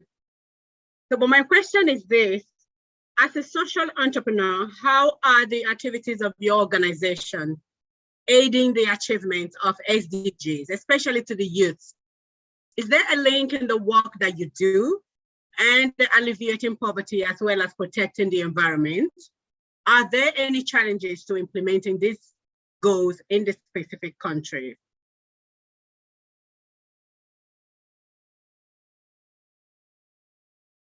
Okay, thank you very much, Vivian, for that question. And yeah, there are, the work we are doing is actually impacting the youth, because we do a whole lot of women empowerment. Now, why I say women empowerment, not that we don't empower others, but why we do women empowerment is because of the gap that we have identified as an organization. We actually focus on 5 key sustainable development goals, which are no poverty, zero hunger, good health and well-being, quality education, and gender equality. Now, it is under the gender equality program. Remember when I mentioned that while addressing one goal, you can actually find out you are addressing others. So women empowerment can come up in economic development, fine. But then we are doing women empowerment right now under gender equality, having identified a gap in that space that women actually needs to be empowered, so that when eventualities occurs, maybe we've done series of programs which we targeted our widows who are actually the breadwinners in their family. So most times you find out that when these women are not empowered, and maybe something like the breadwinner goes, who is the husband, the family struggles, it affects the children, and then as a whole, it affects the nation and the society as a whole. So basically what we do, we empower women, empowerment in the sense that we get them trained. We empower them to start businesses, we empower them to scale up their businesses for better productivity. So why do we provide the trainings? Because of the aspect that we know that, I think it was Prof that mentioned it, that you can't give what you don't have. right? So when you have that, when you are educated, which comes back to the education, when you're educated to know what you should know, then it's easier for you to be productive in that sphere. So we empower women. Women, don't mind that I said women. When we say women, most times we mean women and girls. And between the women and girls, we also have the youths there. So we empower the youths as well. Then another part where the youths are actually brought into what we do is the part that we know the very importance of youth in the society because they are drivers of change. So we bring them in as stakeholders for the implementations of the SDGs. So what do they do when they come in? So they play the integral roles. Most of our volunteers are youths. Most of our volunteers, aside them getting trained, getting the opportunity to be trained, they are also able to provide that training to others, through our training session segments and initiative. They're also able to provide these trainings, which ultimately affects and impacts people. So yeah, when we talk about entrepreneurship and empowerment, we do empowerment for the youth, which include women, girls, and the age bracket. I don't really know, I tend to kind of agree with Dr. Faith when he said that his is from what age to 45, because I wonder when I look at myself, someone tells me I'm not a youth, I feel like seriously, I am a youth, so we find out that even with that cut up there, you find out that some people are marginalized as well, even though we don't think the same way. So you find out an opportunity which is meant for someone that should be thought to be a youth, maybe 36 years, and you find out that the peg there is 35, and this person can't even take advantage of this opportunity. So what we do now is we have those trainings. We also provide this training for the youths so that they can be able to scale and excel in whatever field of their endeavors. Thank you. Thank you so much. Over to you, Vivian. Yeah, okay. Eric is still here. Hello, Sir Eric.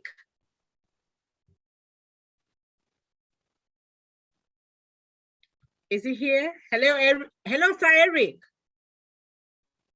I have some questions for you, please, if you can hear me.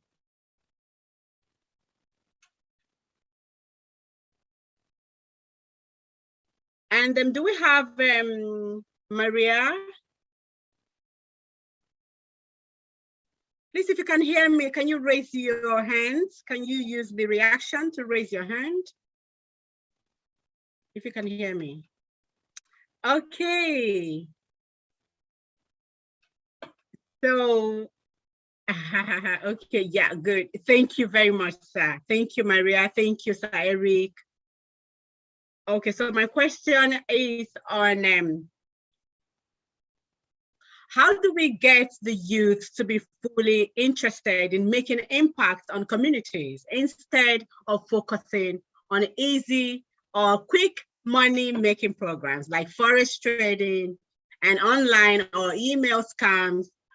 How can youth be steered away from the bad investments and get them involved in more impactful decisions, positively affecting and growing their communities? And then the second question. Some people are raising hands. I'm seeing hands of moderator. Okay. Yeah. So let me read out like 3 questions. They can respond. Second question is, with the challenges of impromptu retrenchment, dismissal of workers, low pay being experienced globally due to COVID-19. What are the possible ways to ensure job security for today's workers, especially with the sudden switch of moving from face-to-face workspaces to work being moved online? How should workers adapt to this change with little technological resources such as computers and Wi-Fi?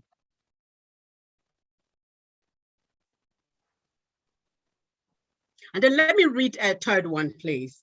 With the structural changes in the labor market and the clamor for digital skills, I read that before, but let me reiterate it. What better ways can organizations equip the youth for the future of work how best can the youth be able to prepare for the fourth industrial revolution in countries hardly well equipped now? That will be all for now. You may go on, sir, Ma, to respond. Thank you. Thanks, Vivian. Sorry, like I pointed out before, I'm currently in transition right now because so I think there was in terms of a timing difference. So, but I'll definitely try and contribute. So I can't come on video because I'm in transit right now. But in answering your question, I think I would want to take the second part of that question in terms of the questions around or the challenges around youths getting into the future of work or being participating within the future of work and based on the challenges that they have. I think it's really left for organizations like ours, that are more social impact driven, to create those opportunities as well. I don't think it's just left for the government to fulfill those obligations. Yes, the challenges across Africa, as we know, is corruption and lack of responsibility from our government folks, right? But the fact still remains that everybody has a role to play here. Organizations have to have a responsibility in terms of putting out products or services that can reduce a barrier of entry and provide the services that youths can actually leverage, right? However, it still comes down to the youths themselves. I was listening to one of your keynote speakers, I think it was probably Harold, that pointed out the fact that if you have an internet access, you should be able to educate yourself. The same rule applies.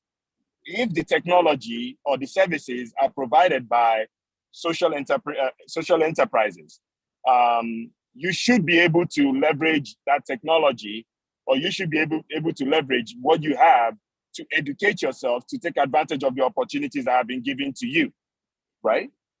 For example, my organization, Afoma, is designed to provide an ecosystem that is supposed to promote artisans and artists across the developing world.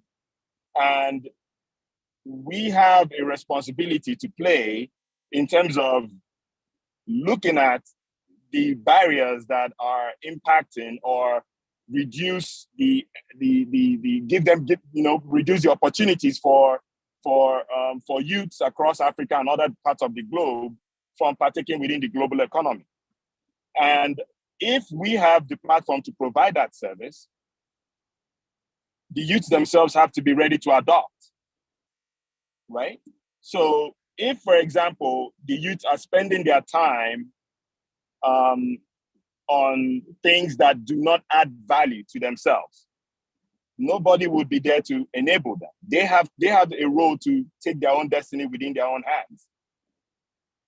So it's very important that youths and organizations and even the government all have a role to play, and that is all what being sustainable and all what the United Nations SDG goal is all about. Organizations, governments, even the youths themselves, everybody has a role to play. You cannot be sustainable if the youths themselves do not play a part of what your vision or what your goal is all about, right? So in a nutshell, the opportunities need to be there. There's no doubt about that. But if the opportunities present themselves, the youths have to be ready to tap into that technology or that service to take advantage of it, right? So that's where organizations like Afoma comes in. And I am very privileged to be collaborating with Dr. Faith in our project. And I'm sure a lot of more discussions or information will be made available to youths across the globe through some of these collaborations, but then they have to be ready to educate themselves. And it's very important because I keep hearing that term or that sentence where education is key. It is, what we tend to see today is, unfortunately, organizations or private organizations who are very profit driven now tend to direct the flow of traffic to youth towards social media, right? A lot of you spend time on TikTok, spend time on Facebook, spend time on Twitter. These are very important social platforms. They have their own values, don't get me wrong. But the key thing is we also have to leverage these social media platforms to redirect them to things that where they can get value from as well. So at the end of the day, everybody has a role to play, not necessarily just social enterprises, but every person on this planet that has a role to play, that can use whatever platform or services that they have access to actually better themselves. But the key thing is that we have to build opportunities that will reduce the barrier of entry.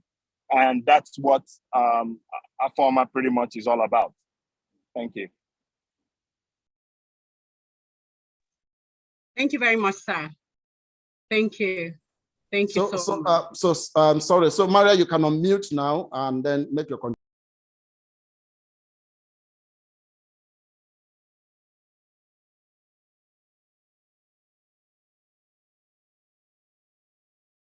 Hello, Maria. Can you unmute yourself, please? Good. Please unmute. You're still muted, please. Yeah, good, good, you're good. Okay, so now I'm a bit surprised because before I was waiting for my spot to speak, and I'm very happy to be here. It's a great conference. Thank you so much for the invitation, Dr. Faith. And I'm happy also to give a little perspective from the German side. So we heard already Roland speaking before. How was his experience in Germany, and to go back to the why he came here and what was the reason for it. And I think what I wanted to underline is in the whole discussion that responsibility for yourself is a huge value and a huge important point. And we were talking a lot about economic skills and everything. And I think the biggest impact starts when you do something that you know and where you are an expert of. And let me just explain who I am. I'm from Munich, from Germany. I grew up here in a very peaceful and calm place with a lot of opportunities. And I was always question, is there not more? Our life is maybe a bit easy also, is a bit easy here. And I have a lot of opportunities. So I went outside the country and I saw other places like Bolivia in South America and like India. I saw other realities of life. And so my question was, or my, let's say my vision, my purpose, I found in everybody should have a chance to make something out of his life. And this is, I think, the core maybe also about one of these social development goals, to have a chance, that everyone has a chance for a decent work and a decent life. And if he's willing to work on himself, he should get this chance. And but what is important to achieve this? It's very important to start at the point where you are, and you cannot make something out of what you don't have. So we should all start at the point, what kind of resources do we have? What are we good in? What are our talents? To work on these talents, and then to try to make these talents beneficial for others. And there comes this value of responsibility in. And what I observe in the international collaborations is, I worked a lot with refugees here in Germany, refugees that came here, African refugees from different countries. And I was very touched by their reality of life, because basically they lost a lot of years in their life. They lost 6 years to be able to come to Europe, to be able to come to Germany, and then they come here, and they have maybe other expectations that what happens here actually. And this touched me very much, and I thought there should be a change in the thinking and also in information of these people. So I would say every country, every place has a lot of great resources, and I think most of you, I don't know where all of you come from, but maybe most of you come from Nigeria. So I'm sure Nigeria is a very a country which is very rich, a lot of resources, a huge tradition, a huge culture. And I think the starting point should be, what are our special talents in Nigeria? What are your special talents in Nigeria? What are you good at? Where can you start to make this valuable for others? And then, you know, to take the responsibility with what you have and build on it, and to make it, to multiply the resources that you have, and not wait on someone to support, but to start with what you have. And then already a lot of good things will happen. I'm sure of this. So I can a little bit bring in these values of Germany. I would say here in Germany, we are also a country which is full of family enterprises, and some values that are really successful values here are self-initiative, responsibility, and ownership of the things. And yes, this is the perspective that I want to bring in. To build a huge enterprise that is, profitable, that has a good impact, a social impact, starts with a good product, which is not so expensive, but you can scale it up. Okay, so you produce something that you are good at. You produce a product with the resources that you have. It can be resources like materialistic resources or immaterial, invisible resources, but you build a product that you can scale up, that is, and that gives profit. That is, this is the core of industrialization, and this is why Germany was growing as well in this time. We heard this this talk before. So this is the core of industrialization, to make products that are cheap in the production and very, you know, you can, yes, you can reduce the time to produce them and then to scale it up. So this was one thought that I had all the time. And another point that I want to make is, I think in this time, practical skills are very, very important.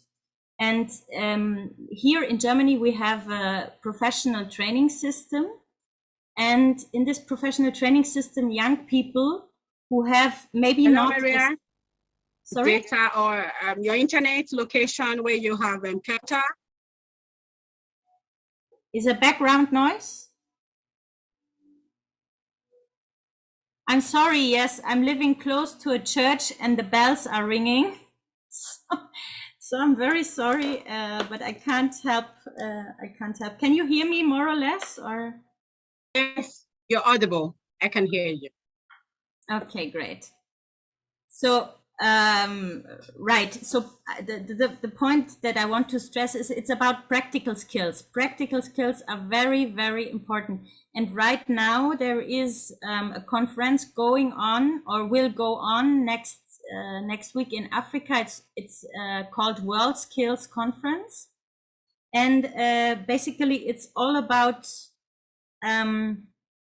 how to address these practical skills, to push these practical skills. Because if you have practical skills in digital skills or handcrafts or anything, you can build on this, and you will be very attractive for employers, industry employers, to be hired. So we should working on our practical skills and finding out what is the practical competence that I'm good at and that I want to develop to be attractive for employers.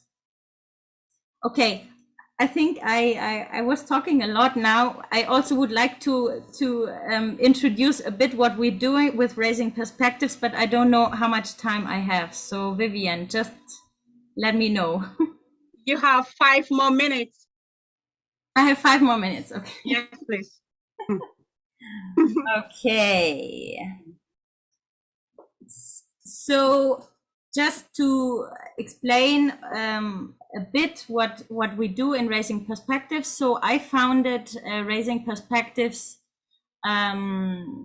yes, 3 years ago, and we grow very slow. We are very, very small social enterprise, but our focus is to bridge or to address this unemployment of young people and to give young people a chance to make a professional training in Germany. So what we face here in Germany, actually, I prepared some slides for you. I can also share the slides. Should I? Yes, please. Yes. So I just show you here. You can already see the social development goals that we want to address. And here you see somehow a business model, how we want to address these SDGs, but with an enterprise perspective, okay? So on one side, we have a high rate of youth unemployment in a lot of countries. And so this is a strong potential for young workforce, but the skills are not shaped. And in these countries, there are few job opportunities. So, and also the labor market is not so developed. Basically, it would be the best to have to work on the labor market in your countries. But since there are some corrupt systems and young people leave their countries, you have this high unemployment rate. And on the other side, here in Germany, you have, here in Germany, the demographic is completely different. We have a lack of skilled employees, basically. So our labor market is very developed, but we don't have enough people. This is currently the situation we are in. We don't have so many children in this country, so a lot of old people.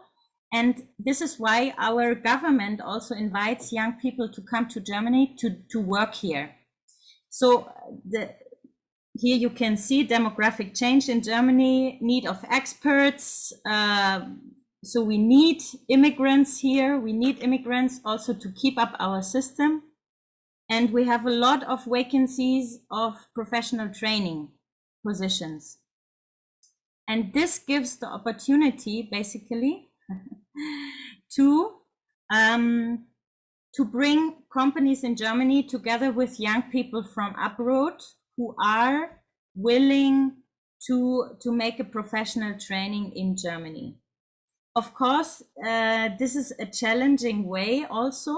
It's not easy because if you want to make a professional training here in Germany, You need also to speak the language. In some careers in the IT sector, for example, German is not necessarily required, but in other professional training positions, you need to know the language. And this is, of course, a barrier because German is not so easy.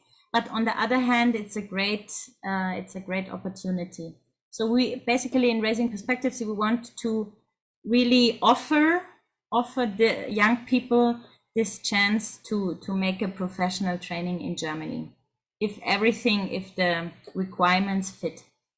And so this is my little pitch here.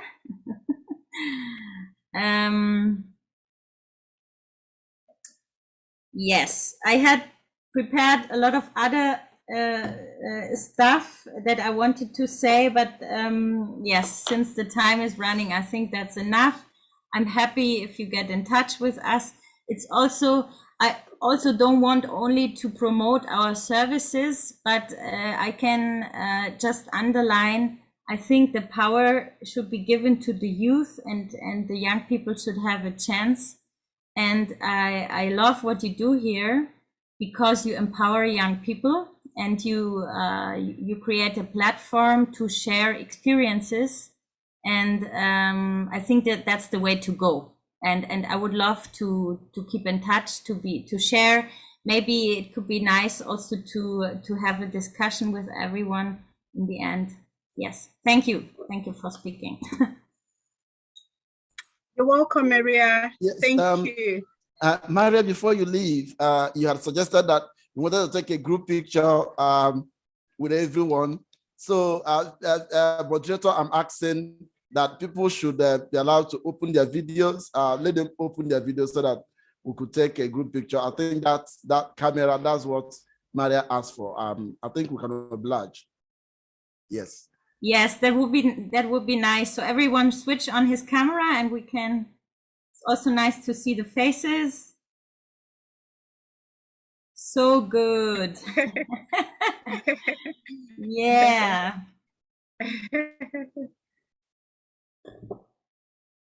So I can take a picture, but maybe different people. That's very thoughtful. That's very thoughtful. So different people can also take a picture. I don't know. I think I don't have such a huge screen. Sure, you can go ahead. You can go ahead, and others as well, if you wish to. So I will count 1, 2, 3, and then everyone smiles in the camera, please. Put your camera. Put your cameras on. Wait, Maria. Cameras on. Wait. Just hold on. Just hold on a bit. Just hold on. Everyone, please put on your camera. Put your cameras. Let's do this. Yeah. Only that I can no longer see myself. I don't know why. I can see you. Oh, okay, fine. Okay, 1, 2, 1, 2, 3. Please wave and smile. Okay. Oh. Perfect. One second more. 1 second more. Yay! Yay! Yes. Okay. I hope they are good, but I will share them. I can share them also here should I share them in the chat for everyone? Sure, absolutely. Dr. Faith, can she? Why not? Why? Good. Absolutely. Maria, you can. Do you want to pass them to everyone? However you want, Faith. Share it alongside now so that everybody has it, please. Share it immediately. Okay. Thank you. You're welcome. Shreville. Over to you, Shreville. Yes. Thank you, there are some questions that are coming in for Maria, but then some of those questions perhaps we'll find a way to get to her. Some are asking a specific question on how scholarship funded. Yeah, later we'll find a way to get this message across. Just follow Youthup Global because we have partnership with Raising Perspective, and we'll be able to communicate all this to you. We have a running contract with them, a running partnership and collaboration discussion we are having with them. And once all that is sorted, we will be able to bring in all the people that are interested in migrating to Germany, but we will not leave the whole of Africa. we will give Jabili some and return some. Thank you very much, Maria.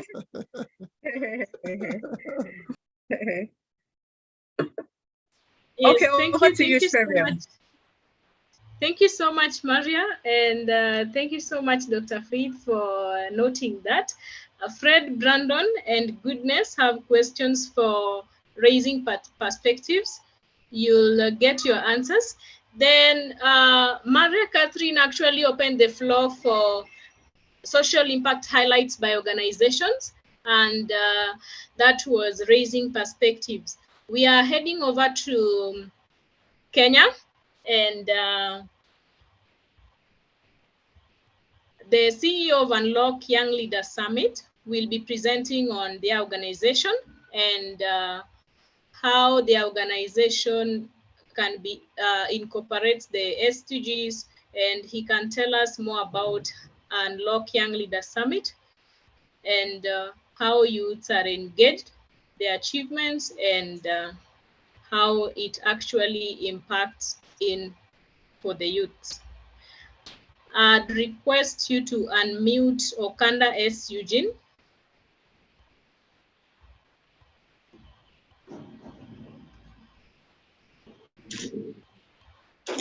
Hello. Hi, Shrivel. Hello, Eugene. Countryman. Are you able to hear me? Yes, we can. All right. Thank you so much.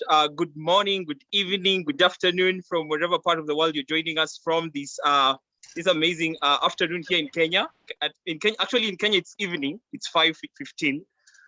So I'm happy to join all of you here at this platform. My name is Okanda Eugene Stephen. I am the CEO of Unlock Young Leaders Summit, a youth-based leadership organization. And I'll just be talking about our social impact since the time of inception until today. And thank you so much. I really want also to register my profound gratitude. The speakers who have spoken before me, they well articulated the issues that we are trying to do corporately. And so this conversation was timely. And so I'm so grateful. All right, so just allow me to share my screen. I'm sharing my screen now.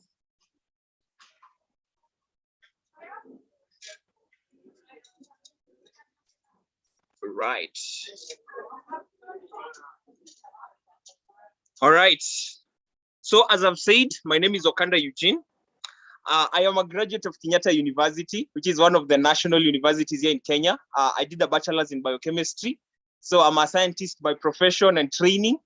But on the other side, I am passionate about leadership and governance, which actually recently I did a whole leadership and governance program with an organization called Sabika Trust. And I've been volunteering with the government. I've been working with the State Department for Youth Affairs for the last 10 months. And we have been reaching out to the youth in more than 17 counties here in Kenya. Youth who they have not actually gotten into the tertiary level of education. So they went up to high school. So because of one reason or the other, they were not able to go to high school. So we empower them. We do entrepreneurship programs for them and some other sessions for them. The other thing is that I'm passionate about public policy and public administration. And I'm also passionate about building personal capacity among the young people. And my mission as a person is to enable the young leaders discover, activate, and attain their life purposes and calling. And my vision is to raise a community of values-driven, purpose-driven, and value-based leaders, young leaders in the various spectrum. And that is what I do with my organization. And before I continue, possibly I'll want to also just register my profound gratitude to my team who will be joining me shortly. So I want to talk about, just want to take some time to talk about the social impact of the Unlock Young Leaders Summit. And I want to put some few things in perspective as far as this conversation is concerned. So in Africa, we have 60% of African population in 2019 being under the age of 25. And of course, as you look at it, the medium age is about 19.8 years old in 2020. And actually, it is said that the 1.2 billion people in Africa, this population will double by the year 2050. And so, but if we put these things into perspective, by 2100, and I hope most of us, if not all of us, will be around, by 2100, almost a half of the world's youth will be Africans. And so African has, and I know all of us know this, that Africa is one of the youngest continents in the world. So Africa, young working population is the one that is able to drive the socioeconomic transformation of this continent. And one of the things possibly I want to say as I start off this conversation is that Africa, we are not struggling with the poverty of the economic empowerment. We have the economic resources and all the things that can transform the economic status of Africa. But one of the things we're struggling with is the poverty of the mind. And until we unlock the poverty of the mind, we'll continue to struggle. There's one of the people I really follow closely, is called Jim Rohn. Jim Rohn says, if you take all the monies in the world and distribute equally across all the people, that money within a certain period of time, that money will go back to the same pockets. Why? Because there are people who have unlocked the minds and they use money in a way that is supposed to be used. And there are those who are extravagant and they use money in a way that is not worth it. So as we continue with this conversation, what that means is that we need to empower the youth of Africa. If the youth of Africa are not empowered enough, by this year, we are saying 2050, we all know the 2063 UN, plan and all that. If we don't harness the impact of the youth at this moment, at this time, we are going to lose the youth dividend that is so much important to be tapped into. All right, so the other thing that is important also to understand is that of the 450 million youth aged between 15 and 35 in Africa today, the majority of them are either unemployed, they are underemployed, have insecure jobs, or are in casual employment. And some of them, majority of them, they are actually not empowered enough to cause the socioeconomic transformation that we cry about. And so we have to understand that if efforts are supposed to be injected, we're supposed to inject our efforts in making sure that the youth are actually stabilized. Let me try to talk about Kenya, where I come from, and why I am one of the young people who are also into spearheading the social impact of Kenya. So in Kenya is a youthful youthful country. And if Kenya is a youthful country, actually, according to the census that was conducted in 2019, it was actually postulated that 35.7 million Kenyans, which is actually 75.1, are below the age of 35, which is actually the youth bracket. And while 32.73 million, which is 68.9, live in rural areas. So how are we supposed to get into the youth, majority of the youth who actually live in the rural areas? So that means we're supposed to get into the rural areas and empower these young people with the up-to-date 21st century skills that are required. And one of the staggering statistics in Kenya is that in Kenya, the share of youth, of young people aged between 15 to 34 years old are either not in education, are not in employment, or are not in training, which stands at 16.9%. We're talking about youth who are not in education. They have not taken part in any training that can actually empower them, and most of them are employed, which we are talking about 16.9%. So the rate decreased. Of course, this rate decreased from 18.1% in the previous quarter. But according to these statistics that were taken in the first quarter of 2021, we have 16% of Kenyan youth who are either unemployed, they are not educated, or they have not received any training that can actually empower them. And majority of these people are those young people who don't proceed to the tertiary level of education. So, and of course, I have some staggering statistics here, which are available in the internet. You can actually check. So we have quite a high percentage of young people who have not received tertiary education, and most of them, of course, they go to do technical skills training, and it's not all of them. So that is actually where Unlock comes in. So what is our why as an organization? So Unlock Young Leaders Summit, which is ULS, is a youth-based leadership organization. It's an NGO registered under the NGO Coordination Board. So we seek to inspire, to empower, and to mentor the next generation of values-driven, passion-oriented, and visionary youth leaders. Ladies and gentlemen, you need to understand that if we don't empower young people to be values-driven, we are raising people who cannot withhold the string of leadership and governance for so long. Because we have people who have been trained to be thieves, people who have been trained to be poor leaders. And so if we are going to close the generational gap, which is there, we have to make sure that we are harnessing and building young people who are values driven. So the main agenda of Unlock Young Leaders Summit is to promote good governance among the young people and to alleviate poverty. And we are strongly on the poverty of the mind, because until young people are empowered mentally, all the other things will not make sense. Empowered to handle finances, empowered to handle their own lives, empowered to handle the challenges of life that they face every day. The reason as to why recently we have had quite an increase in mental health issues among the young people is that we are not prepared to handle transitions. We're not prepared to handle the issues of life that actually we face in every single time.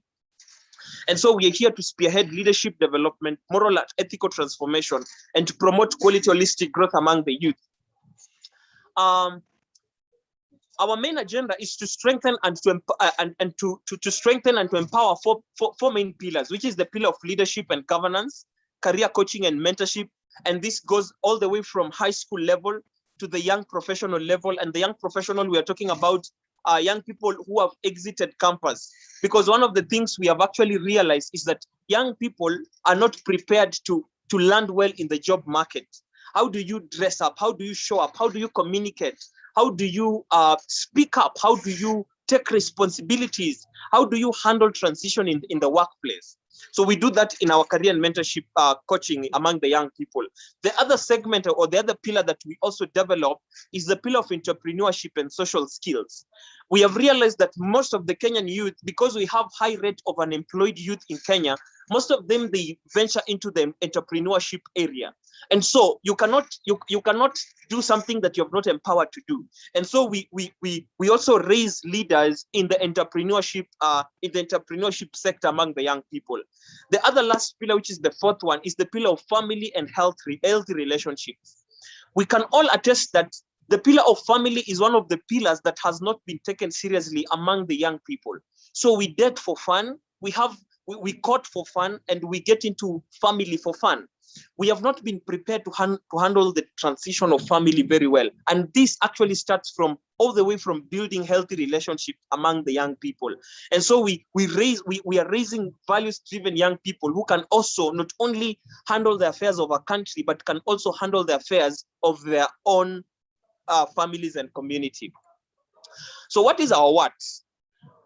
As at Unlock Young Leaders Summit, we aim to achieve this by providing job-specific skills training to increase youth employability and workability. There's a big difference between being employable and being workable.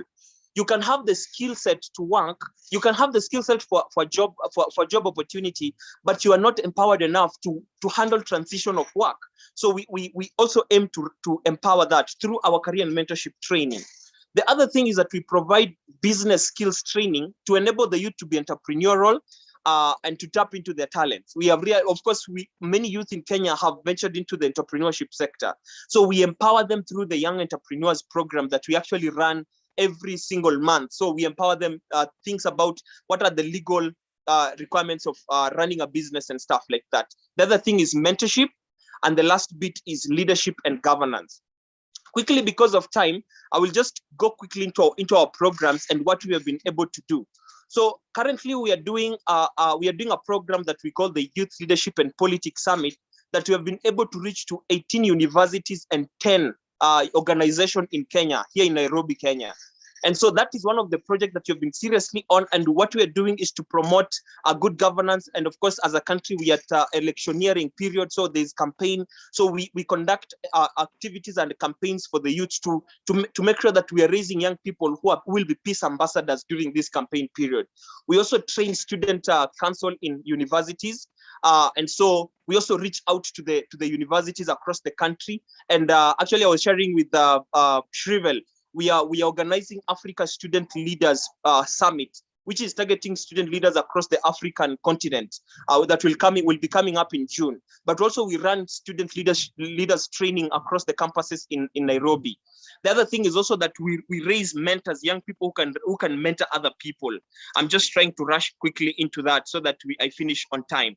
And the other thing that we do is also we have a young founders association, which we call the Young CEOs Breakfast, where we come together as young people who are running different initiatives to empower ourselves as we run different initiatives. We have so many young founders in Kenya. And so we normally have actually we'll be having like our Young CEOs Breakfast next month, where we meet as young people who are running different initiatives, go through the challenges that we go through as we run these social enterprises, and just empower ourselves. We get speakers and get empowered through that.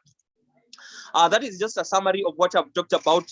Those are two. That is the two of the Youth Leadership and Politics, the summit that we have done recently, and we've been able to reach to more than 400 young people in these two different campuses, and we are continuously doing this.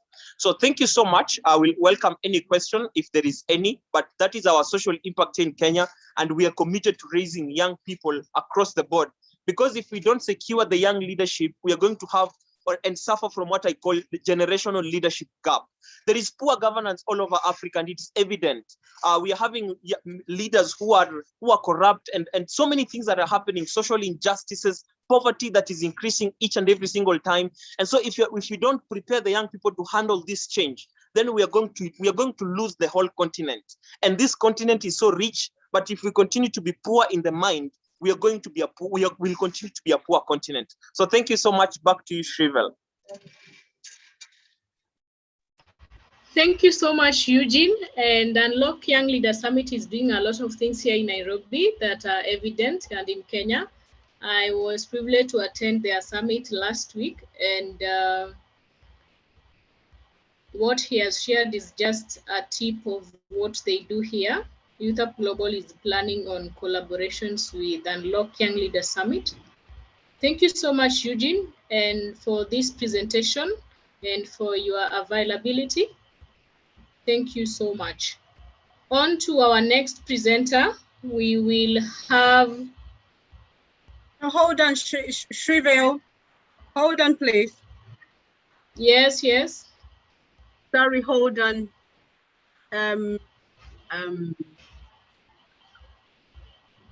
May I, please? All right, go ahead. Thank you. So Okanda, thank you for that presentation. Shrivel, permit me to introduce the next presenter, please. And his name is Yemi. All right, go ahead. Yeah, and his name is Yemi Odubote. Yemi Odubote is the founder of Reach Foundation. And he's going to have 10 minutes to tell us all about Reach Foundation, social impact highlights by this foundation. Yemi, are you there?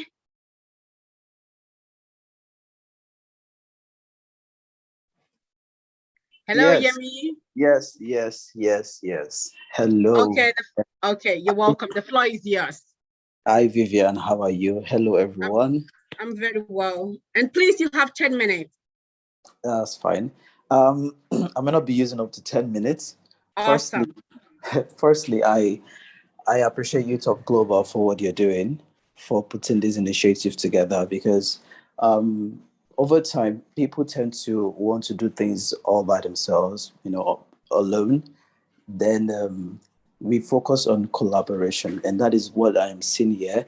Though I've been in and out, but I get to listen where what Professor was talking, and even to the last person. So number one, collaboration. And number two, mindset. If you've listened, it has all been centered on how can we change our thinking, how can we work together, how can we change our focus, how can we... So all this is what we do in our organization.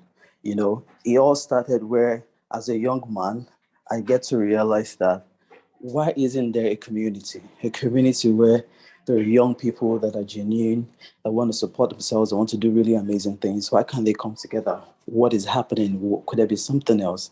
Then it all falls in, like I mentioned, the mindset. Then Image Foundation is what we do is we give mental empowerment to people. Initially, we say we give mental empowerment to youth, but now we give mental empowerment to people to becoming a better person for themselves and the community. I would have loved to, display something, but yeah, I'll just talk briefly. So we focus on 3 to 4 major projects. The number one is mental education. Mental education, you all agree with me, we need life skills to be able to survive. It goes beyond the 4 walls of the classroom. I've forgotten his name. Isn't Harold now that spoke about what we need as young person in terms of education. That was absolutely fantastic.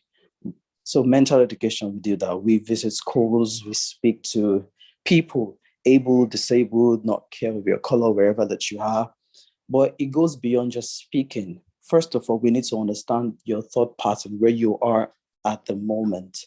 So it goes like, okay, let me just go here and start talking. This is what I think they need. So we don't go and assume this is what you need. We look at what exactly you're looking for.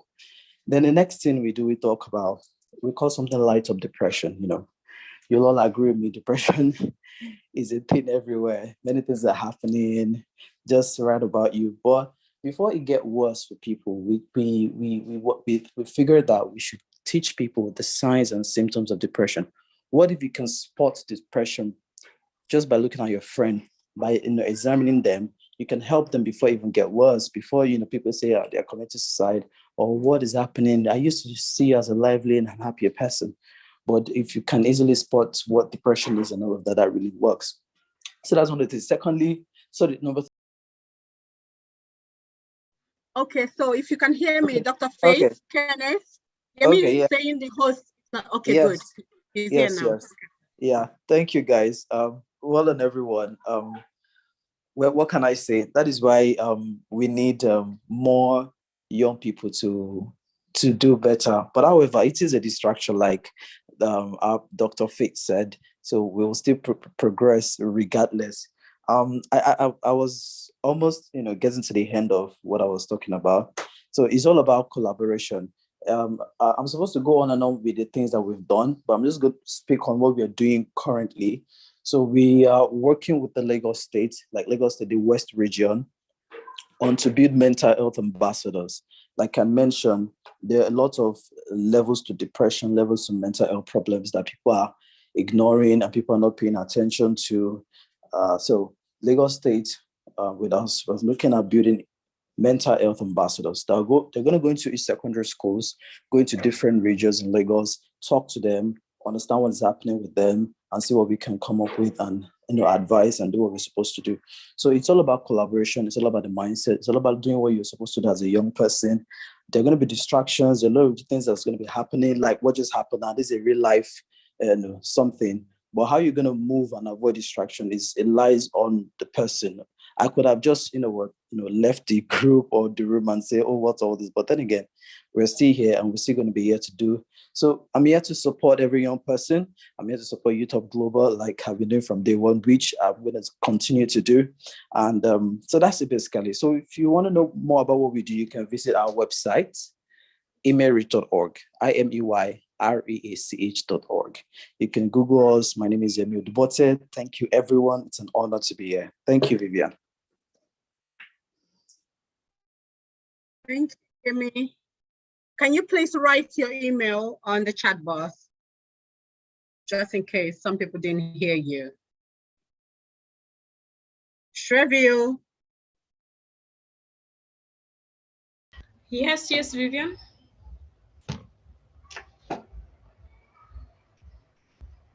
Okay, the next. Kindly introduce the next speaker, please. Okay, I should go ahead. Yes, please go ahead. Okay.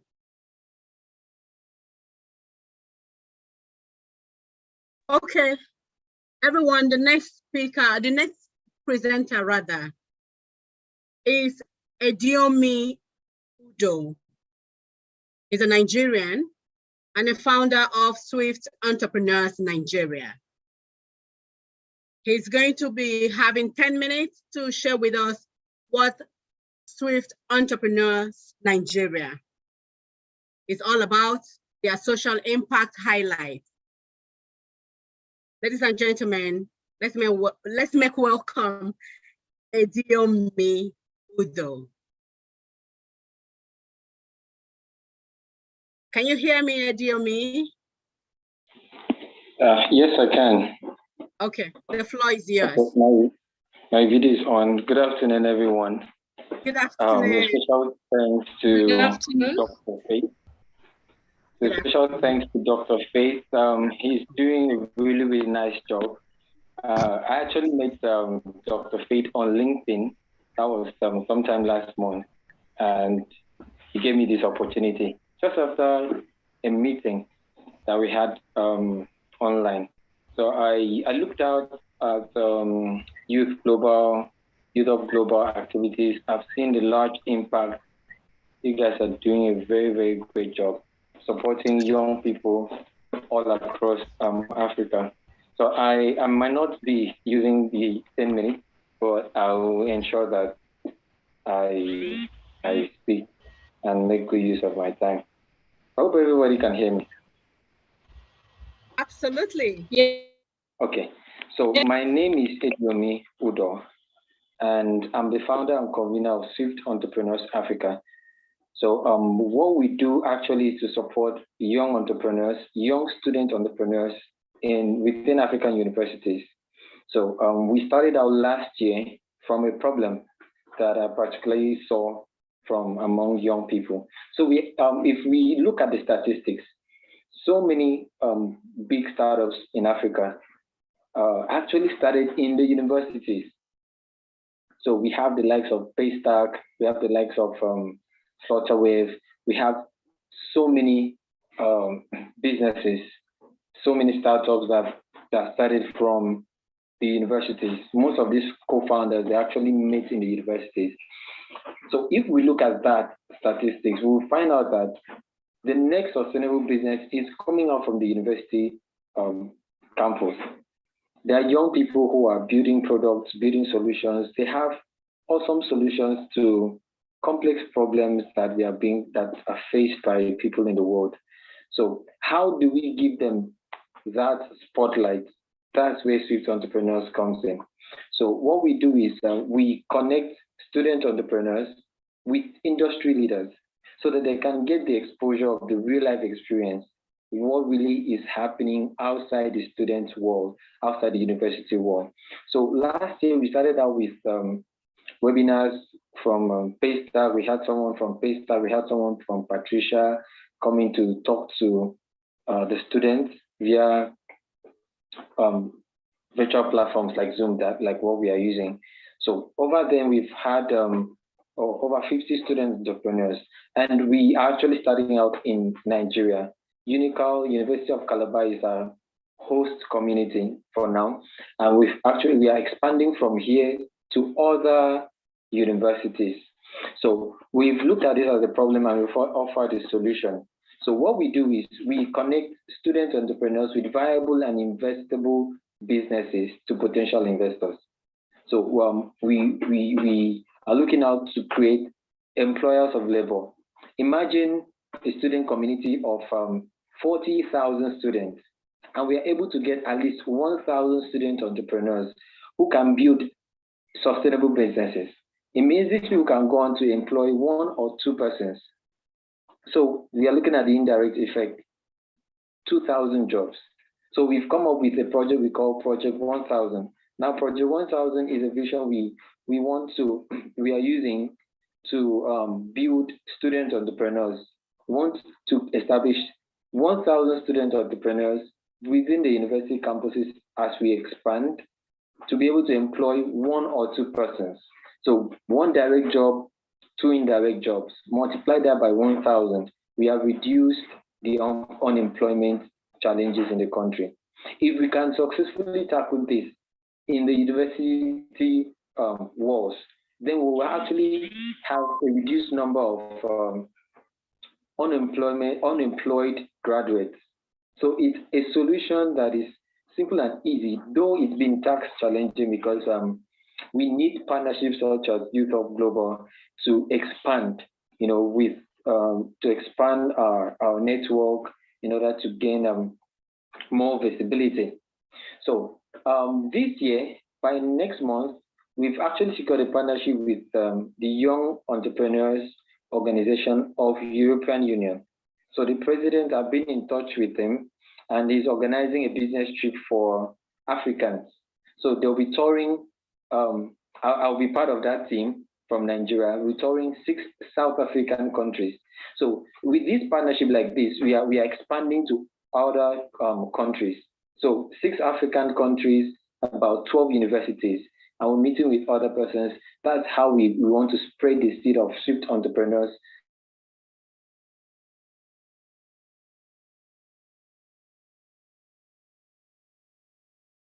to other countries. And then after in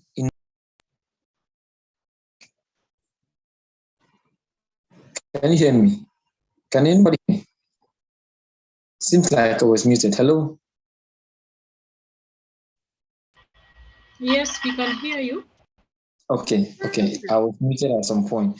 So we are going to have the West African edition by November, which I'm in charge of that delegation. So we'll have delegation from West African countries, which we are going to have a business trip for young people from maybe Togo down to Nigeria, but we are going to cover many African countries. So this is what we do at Swift Entrepreneurs Africa. We have business training certification programs, and we also link student entrepreneurs to funding organizations. We have a partnership with Due Room. We have certain partnership, just like what we are doing with Youthup Global. We are about to sign an MOU that will help us to expand our activities, share content, build the capacity of young students and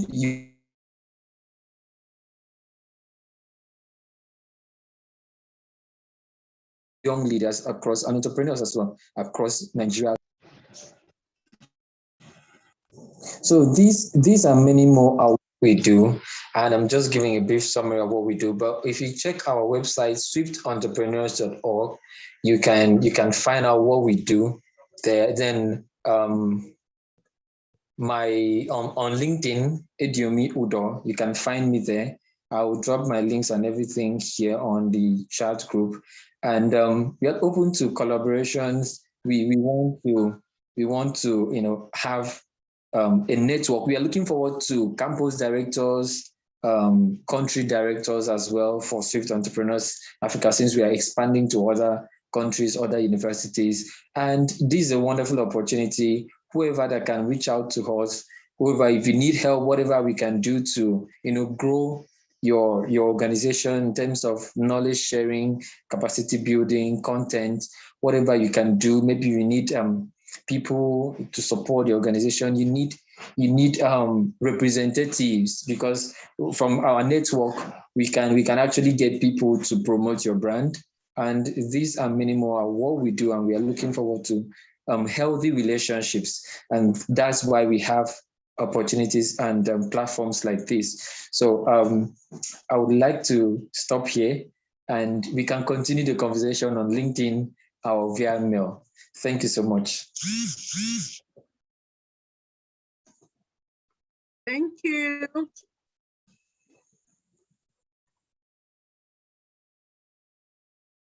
So the next person, please, like he says, if you have questions for him, kindly channel it on the chat box. The next presenter would be, this one is extremely interesting, the name alone. I can't help but smile. Talkative Africa. And by name, Scott Peters Itepu. He's the founder of Talkative Africa. Please, you have 10 minutes. The name is unbelievably amazing. Hello, we're making it 5 minutes for each speaker, please. We can accommodate others. We are running out of time. 5 minutes, and you're not done. We can move on, please. Thank you. Cut 5 minutes. 5 minutes, right? Every other information you can put on the chat box. Okay. Okay. So, good evening, everyone. Or good day, everyone, since we are from different time zones across the world. My name is Scott Peters Itepo, and I am the founder for Talk Active Africa. So I will share my screen. I don't know. I think it has been disabled, right? Well, I can try. No sharing of screen anymore, please. Sorry. Okay, no problem. We have the issues here, please. All right. Okay, so Talk Active Africa is a social impact organization that is focused on aiding social impact visibility for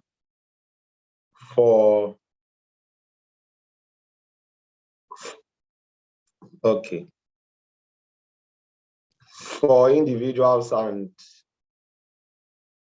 organizations across Africa. Yeah, so for individuals and organizations across Africa. And the name, yes, is quite interesting, like was said before. Talk Active means speaking should be actionable, in the sense that whatever we are saying that we can do from our passions, we should be able to activate it in trying to better the community and the society as well. So next, so Talk Active Africa is a social impact brand committed to a social impact visibility for individuals and organizations across Africa. So we are a media-based non-governmental organization advocating the SDG 17, which is a partnership for the other goals, and to allow works, of communities and individuals that have been, impacting their communities to be seen and shared, and also to aid partnerships, from across different social impact individuals. And our mission is to aid social impact visibility for individuals and organizations across Africa, and also to be the leading social impact media brand across Africa. So what exactly do we do? We, like I said, we share stories of organizations, we share stories of individuals, that we give more visibility and more audience to these people that are changing their world. And it came as a result, I think about 2-3 years ago, in 2018, where I felt that my mates and friends were kind of doing too much and they were not still seen. So the social impact community was underappreciated because a lot of persons were doing things that were not seen. People knew, less about their actions and their activities. So that was what prompted this organization to share stories and actions that people are taking to better their environment. And also, can anybody hear me? Yes, we can. We can hear you loud and clear. So yes, this is our sample. This is a sample of our newsletter, our e-newsletter that we design weekly, monthly to share stories. So I just want to zoom into this. So what we do is we collect stories from, organizations, and we compile them. So here there are headlines here, just like a mini newsletter. So yes, this is one of our current projects as at now. So let me just stop sharing my screen and I'll move on with the other part of the presentation. So yeah, thank you. So yes, so now currently at Talk Active, or previously at Talk Active Africa, we carried out some projects, multiple projects over the years, especially during the COVID-19 period, as during the lockdown. Carried out COVID impact series, we carried out founder stories, and we also recently carried out social impact roundtable discussion, that's impact conversations, where we gathered founders across of different non-governmental organizations, different social impact organizations, to share their stories currently of where they are and how they are making change in the bid to share solutions, in the bid to share solutions across each other to aid transfer of learning. And currently, we are also working on communities, building communities for founders, for social impact individuals, for change makers, so that they can interact. Because yes, the fact that yes, we tried solving the problem of visibility, but at the same time, we are now currently trying to solve the problem of connectivity to bring people together. And yes, our communities are already live. Social impact community on Facebook is the Facebook group. I'm also looking forward to more projects like the Connecting Founders project and also the social impact series, where people will be sharing their story. So we're all about story sharing, storytelling, and also providing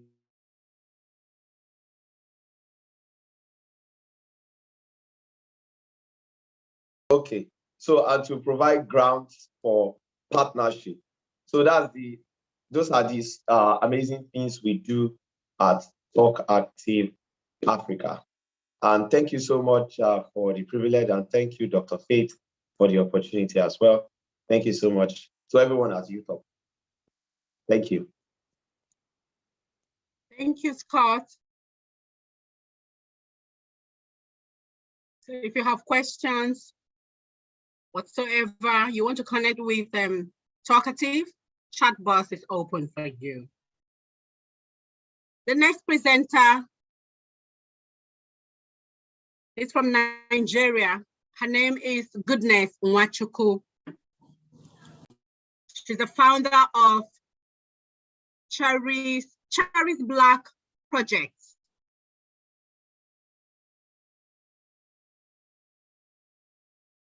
Is she here? Hello? No. Is Goodness available, or should I move to the next presenter? Please move to the next presenter. Thank you. Okay. The next presenter is Andrel Zapka. Is she available, please? She's the founder of Global Empowerment. Andrel is not available. You can move over to Fikadu. Okay, the next presenter would be Mr. Rohit Bakala from India. He's the founder and convener of Council for Transforming India. He's not available, please. Okay, that's all the list I have. Any other person that I'm not aware of? You have Fikadu Rata. He was supposed to join us on the panel list, but he has time to comment on his social impact for his organization.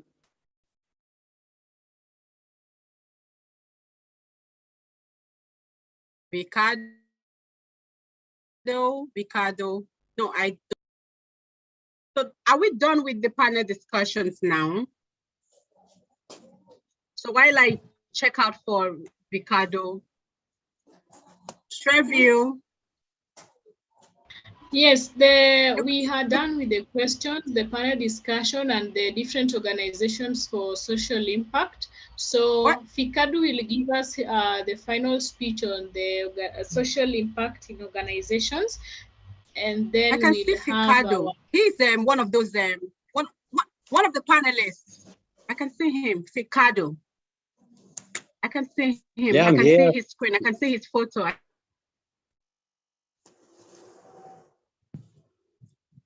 Can you hear me? I can see he's there. So Shrivia, nice to meet you, sir. Nice to meet you, all of you also. Can you hear me? Loud and Can you hear me? Clear. Loud and clear. Okay, thank you very much. This is Fakadu from Ethiopia. I'll briefly present about what we do, and then I'm happy to answer your questions. I am teaching at Hawassa University in South Ethiopia. I'm also founder and general manager of the Youth and Education Support Service Ethiopia. which we call the Yes Ethiopia. And we started to address the issue of unemployment of university graduates. I have a lot of students who have no job after they finish. So as a teacher, this is very painful to witness. So me and my friends, we started this non-profit to challenge the biggest challenge the country is facing. So we are working for securing employment or on business for graduates. Also, we want to improve the education quality in Ethiopia. And we maybe just to make it clear about the context of social enterprise in Ethiopia, we can either be a business or a non-profit. We don't have a social enterprise registration system in the country. So we have to be only a non-profit. And since we started during the past 2 years, we managed to see that there is a huge potential among the young people, even if they sound not that much skillful or not that much prepared for the job market. But when they get the opportunity with responsible mentorship and guidance, they deliver. And that's the story we learn in Ethiopia. And we are also networking and bridging the communication between the senior people and the young people in the country by connecting them with professional associations and by giving them free service opportunities. So we say in Ethiopia or in all parts of the world, there can be unemployment without payment, but everybody can have something to do if you consider free services and internship opportunities. So we say in Amharic, which means no one should be idle for the whole day. At least they could do a free service, you know? So what we think about the job market usually from the only payment or business point of view is sometimes misleading or not the right way to approach serving the community. So we learned a lot by serving the society, by bringing the young people close to the most needy parts of the country, because a university graduate can support by knowledge and by experiences and by energy, by giving their time, especially for orphanage centers and the like. So that's what we do, and we are really motivated by what we do.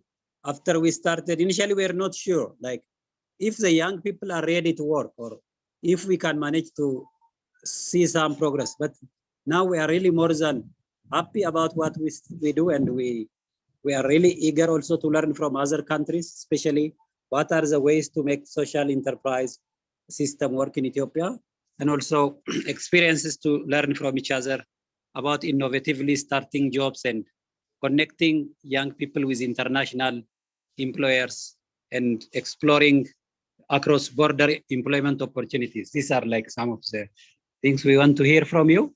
And I really thank the organizers for giving us this chance and for inviting me to present about Yes Ethiopia. Thank you very much. You're welcome, sir. Rohiti is around from India, the one that you called before Fikadu, the moderator. Please take note. He can feature and present for his company for his organization 5 minutes. Then we. Who is that? Rehati Vakrala from India. Okay, please, Vakrala Royalty, please go on and present to us your social impact highlights, if you can hear me. Yes, I can hear you. I can hear you. Yes. Hi, good evening, everyone. This is Rohit Vakrala here. I lead an NGO called the Council for Transforming India, and I'm from the Hyderabad, Telangana state in India. So I lead a NGO called Council for Transforming India. Council for Transforming India is a youth-run organization based out of Hyderabad and working across all the states in India. So the concept behind the Council for Transforming India, I want to take you all through just background of our organization, then the works and the impact we created. So I from my schooling age, I have been into a peaceful movement for a statehood, for a separate state formation in the country India. So there is a state called Andhra Pradesh, and my region where I used to live is called Telangana. So we wanted a separate state in the Union of India. So from this movement was going from very long, almost from 6 decades or so. So when I was in schooling, my 7th standard, 8th standard, this movement went to peaks. So then I naturally got into along with many others, I got into the movement and then started working for the people of my state. So naturally by 2014, the state was achieved, then followed by the people who are associated with me in the peaceful movement we led, the statehood movement, were got into various positions in the government, advising the government or the special officers in various capacities. They were with the government. So whatever the state we wanted, whatever the state we dreamed, we achieved, and the responsibility of full-fledging all the promises we made to the people were in front of us. So many friends of mine, associates in the movement, got into the various capacity in the government, advising the government. So naturally, with all the circle is into advising the government, talking on the various public policy matters and all. My interest towards public policy linked with public maintaining the public connection continued. So I started working with government in policy matters and also with non-governmental organizations, various non-governmental organizations. So there, for example, say I worked with some organizations who worked exclusively on water.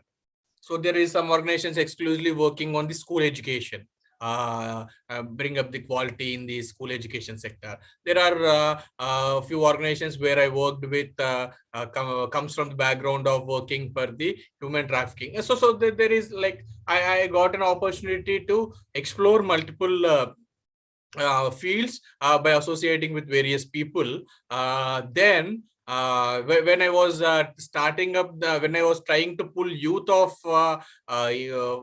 from graduation level to in the social, making some social impact, there was some gap between where the students want to work and what organizations does. See, if I'm associated with a organization working on water, some environment issues, I should just work on that issue. So whenever opportunities, whenever a idea struck in my mind relating to some other organization, I should start working with that organization from the scratch. So I can't take up the idea which come to my mind in the other vertical.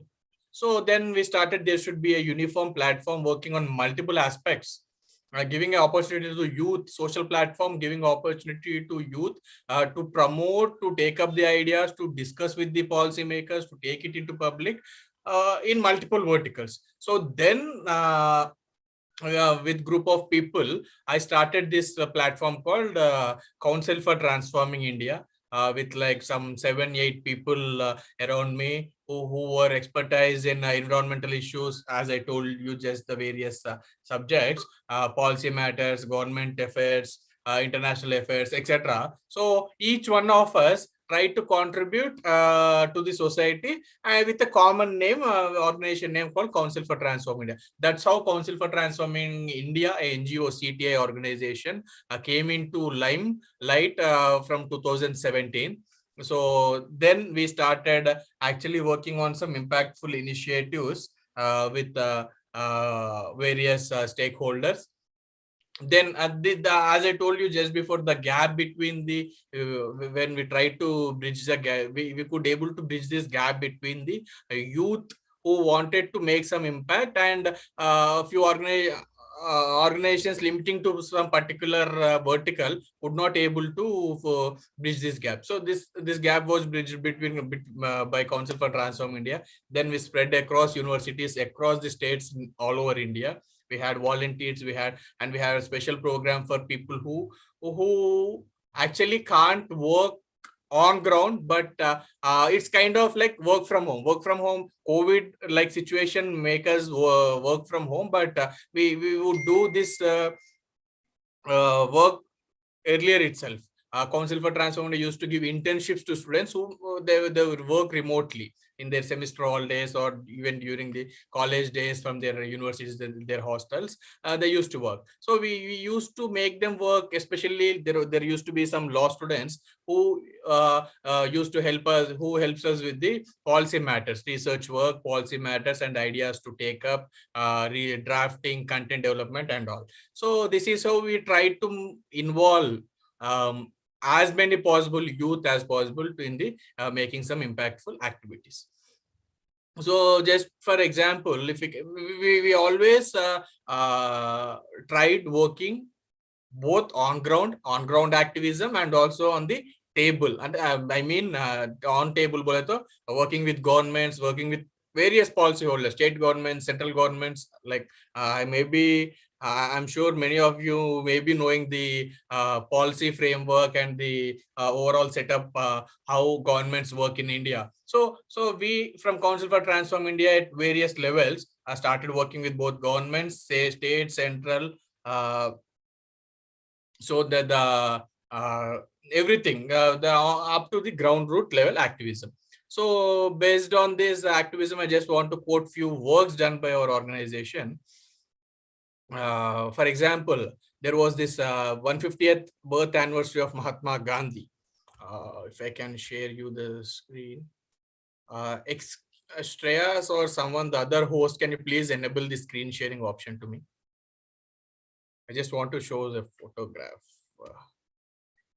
Okay, while you wait, if Kenneth may allow you for screen sharing, you have just 2 minutes actually. You have exhausted your time actually. Okay, so you just take note. Thank you. Yes.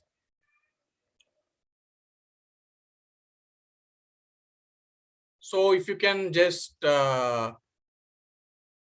see this message from Honorable Prime Minister of India, where we got for an initiative that we launched in the 2019 on the Quit India Day in the month of August. We launched that was the 150th birth anniversary of Mahatma Gandhi, the father of nation. So we thought of making youngsters of this nation once again go through the concepts what Mahatma Gandhi it's not just his life autobiography, but his ideas. So then we thought of bringing up a essay writing contest on the Gandhian perspective of development on the 150th anniversary. This is what we received from the Honorable Prime Minister of India. So likewise, there are many other initiatives that we took up and that made much more impact. Whatever the essay writing contest I was telling you was pre-COVID. Actually, it was in 2019. There was no COVID, but still we made this contest online.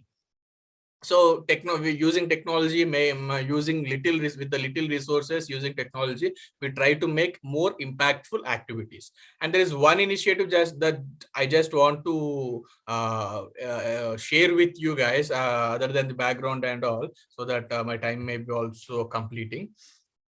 We used to also work on this road safety awareness programs. Then whatever the research we do, we come to know that there is some gap between the accident. When an accident occurs, road safety it's not only just what we teach them to wear helmet, to wear seat belt, etc., but also the post accident. If there is a post accident, there was an accident, the treatment given to the accident victim also comes. The strategies we make, the workouts we make as a government institutions and also as partners in this civil society, the treatment we give them is also part of the road safety. So then we thought there is some gap between the accident victim being transferred to the nearest hospital or the first aid center, primary health center, and being treated.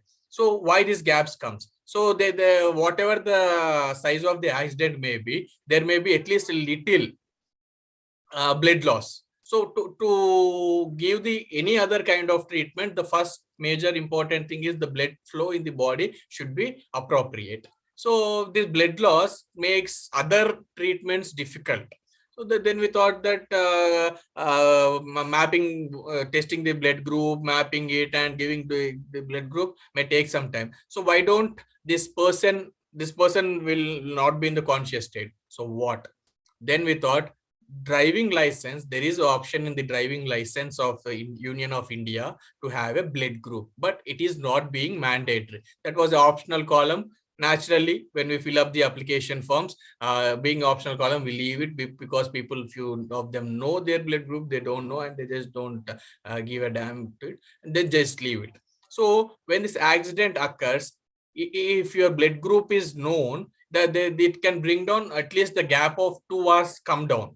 So then we thought this policy matter to take with the governments. We tried doing that, and we have a uniform driving license across India, one nation, one car.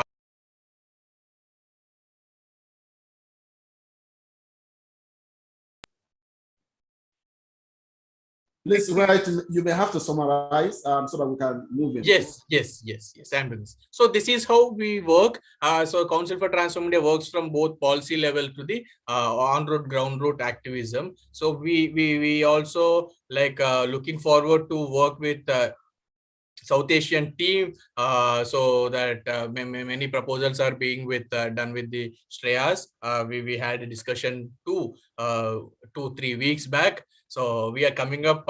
We are looking forward to work together in making a difference with little resources, but we always our ideas go for the making more impact. So that's how the Council for Transforming India details and all. Thank you for the opportunity. You're welcome. At this time, we would have to take a 10-minute stretch. You would agree with me, all of us need this. So see you in 10 minutes, please. And we have an interesting, one more thing, very interesting that you wouldn't want to miss when we come back. Somewhere in Offa, there lived a young girl, a princess.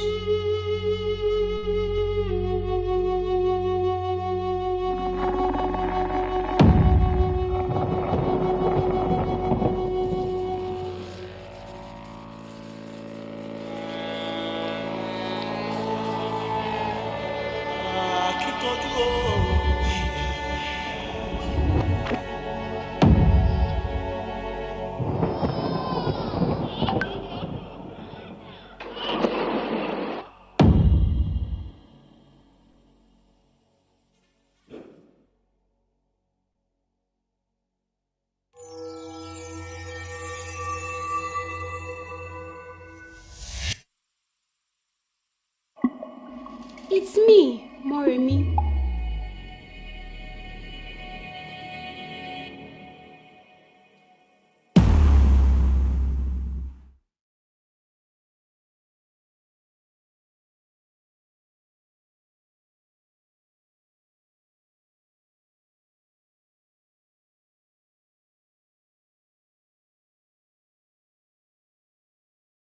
Okay, welcome. I'm sure we've had time to stretch. We needed to have that, give that time. And we just have one interesting, I think you saw the video about the animation video, and we have someone stand by to handle that. Vivian, are you here?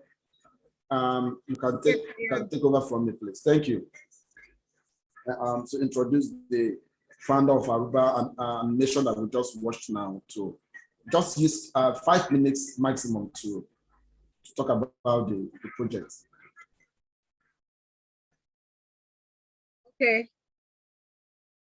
So the name is David Oreoluwa, CEO and co-founder of Aruba Animation Global Resources Limited. Okay, thank you so much, everybody. You're welcome. So I had to wait by the road to pick this, to have my own time here because I've been waiting for a while now. And thank you so much for the privilege to speak here. And like you can see, we are Aruba Animation. What we do basically is we create 3D animated movies. As we can all see that in Africa, animation is actually, animation production is at infant stage in the film industry. So we pick up this task do want to produce 3D superhero movies of our legends, the right stories about Africans, trying to reshape and reimagine African story in most of our film. And the first movie we'll be doing now is titled Morini, and that's the trailer we all just watched the other time. So it will be coming on soon. The premiere will be coming on to next month, and we have lots of package for people that will be joining us to premiere this movie. And another thing is that we will be grateful to work with youth to ensure that we have social impact in the economy by employing a good number of youth and making this a reality. Producing movie and preserving African culture is what we stand for. Thank you so much for the privilege.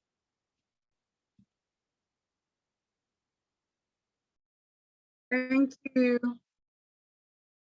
Thank you, Oreoluwa. David, thank you for that short presentation. We look forward for the premiere of your movie. Where is it going to be premiere? And can you hear me? Yes, I can. It will be premiered at Ogun State in Nigeria. Okay. Yes, okay. OPL, it's a cinema, yeah. A cinema in Ogun State? Yes, yes. Okay. And later on, you work on probably bringing it to Silverbet and all the rest of them. Yeah. We will work with Aruba Animations, Youthup Global, and we'll continue our discussions to see how we can also support you with the right visibility and contact that you need. I love the concept telling this African story this way, interesting way. So we are going to, Vivian, under your permission, please, we are going to have the next, which is the last section for this summit. It's Youthup Continental Social Impact Highlights. There are two continents that we are key projects revolve around as I was making my opening speech. These two continents are Africa and Asia. So I'm going to ask the African presenter, who is Gatoni Kungo. She's the regional director for East Africa, and she's also the director for education and training with Youthup Global. She's going to do a highlight of social impact projects that Youthup Global for the African community has done. Immediately after her, PPH House will conduct for the and Saludi would handle for the Asian community. Gatoni, I'm giving you right to unmute. Go ahead. Good evening, everyone. Sorry, I know that in some countries. Hi, how are you? I'm very well, thank you. Please go on. So you can also clearly? Yes, we can. Okay, excellent. So I just wanted to give some key highlights on behalf of Africa. We launched the Innovate Africa October last year, a collaborative project between Youthup Global and other organizations geared towards addressing the problem of youth unemployment in Africa. Part of that project has given rise to a recent collaboration between Youthup Global and Commonwealth, a US digital skills training firm, where 1,000 African youth are to be trained and empowered in order to bridge the increasing skill gap among African youth and to address the youth unemployment. We are also in partnership with the Kidia Institute, the fastest growing business school in Africa, where hundreds of young people across Africa have benefited and through studying for free through our collaboration. Another aspect of what we are doing, we're currently working with Ebiosi, an e-commerce platform in Nigeria, to provide skill acquisition training for artisans, mainly in shoe production. Across other African countries within our network, we're also partnering with social impact-driven organizations to continuously provide empowerment platforms for youth through capacity building workshops and webinars to upskill them. So that's some of the things that we are doing in Africa with other African countries and other partners in collaboration. And as Youthup Global, you know that we're still growing. So this is just the beginning. Thank you. Thank you so much from Gatoni, who spoke about the African community highlight on social impact, and that was a very brief one, which is commendable based on our time. So we would want to quickly, hoping that Trade House will be very short in his presentation for the Asian community, so we can wrap up the summit. Over to you, Trade House. Thank you, Dr. Faith. Greetings, everyone. I'm not able to switch on my camera. Is there, that's being disabled? If I may understand. Yes, because we're having issues. We've been having some funny people trying to give us a bad day, but then we're bigger than that. Yeah, go ahead. So we are good with your voice. Okay, I'll be able to share my screen. I have two important things to show. So that may be, if that can be considered, please. Yes. Yeah, maybe towards the, okay, cool. Yes. All right. So considering that I have 10 minutes, I'll keep it very short for all of you. Greetings. I'm the South Asia Regional Director and Asian Community Coordinator for Youthup Global. It's been a year of association with the organization, and Dr. Faith has been a brother to me, being from Asia, connecting down, getting an international exposure for me and my office present over here. I have my country lead Karthikeyan Bharatwaj, and also Naveen Chandra, the director at the South Asia office, is being present here today. So taking forward, we started off all that, it was during the pandemic when we wanted to focus on technology and bringing about innovations post-pandemic. And then we wanted to, focus on the lines of what Youthup Global does on the lines of United Nations Sustainable Development Goals. These are to be achieved by the UNDP in the year 2030. And keeping these, we have been working on several projects. I would love to introduce you all. So let me take you all through a quick video that talks about the South Asia community in short. And then I'll be having a small presentation on some activities. And then I will have Mr. Naveen taking over to cover on an important component, followed by another video of our expansion. So I'll start sharing my screen quickly, just that we don't share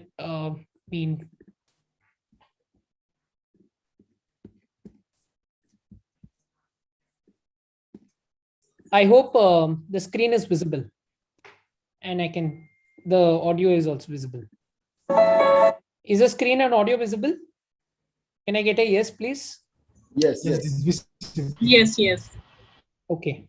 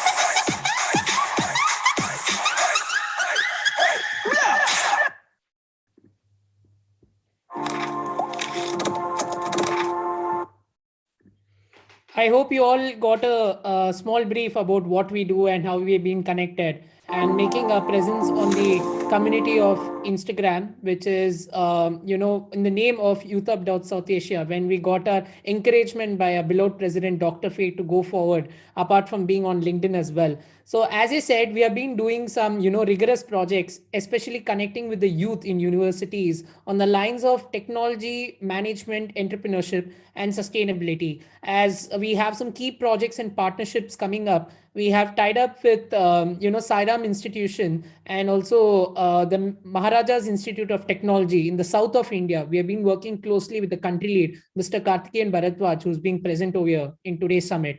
And we have been giving sessions for the first time. We are creating a mark with data analytics students and data science students in inculcating the concept of liberal arts and management forward to them. And the students have found these sessions quite unique with diverse backgrounds because we have a very holistic way and holistic presentations that are being put forward.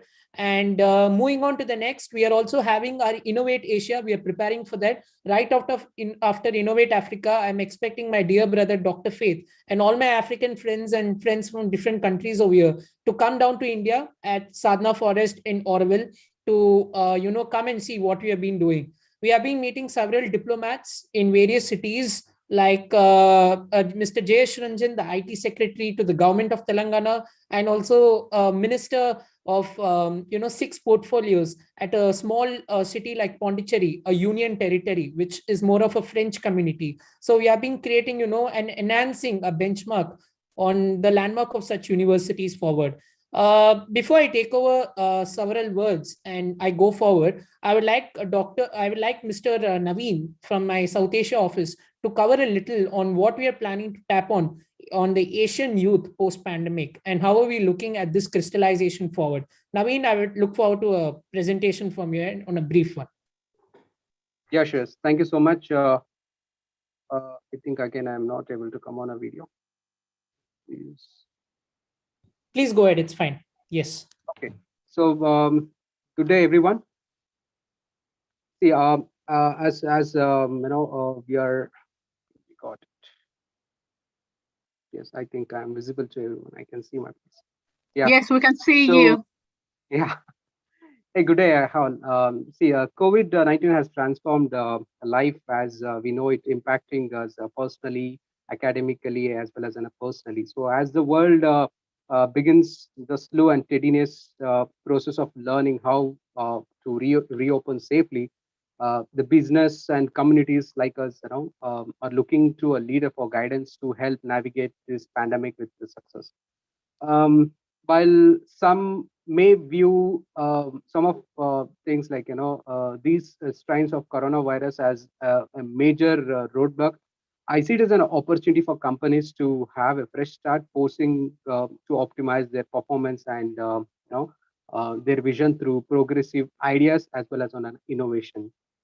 So we aim to form an environment designed to boost leadership skills that will change lives and the community. So we will be continue to help shape today's youth into becoming a tomorrow's leader. That's what the one thing which majorly we are concentrating at this moment as an opportunity for younger generation to make a difference in their communities. If you want to establish a strong career in post-academic world, you need to have a strong willpower to keep going and keep upgrading the skills according to the need of the hours. So the economic and profession situation of the business world is barely trying to survive upon that. Even highly qualified and experienced people after of losing their job, getting a new job for freshers, it itself it's like nightmare. So such a hard circumstance. It is again it is natural to sorry. It is again natural for us to feel kind of a loss. So there is only way to survive and establishing a strong foothold in the post-pandemic world. So be prepared for change, keep upgrading as per the demand, and this is exactly where Youthup would be playing a major role, and we will be enhancing the leadership skills in each and every young person that we are focusing, and creating a leadership and skill development programs, provide capacity building programs towards addressing youth unemployment in Asia, connecting opportunities to young people in Asia, and promoting a global exchange programs within the youth of community. And the world again, yeah, is stepping into a digital creative environment, and hence our strategy here is to adapt and create an impact on the audience in a unique style. So that is what uh, the things which we are highly focusing as of now from South Asia. Anything else you'd like to ask me, or put an ad on anything?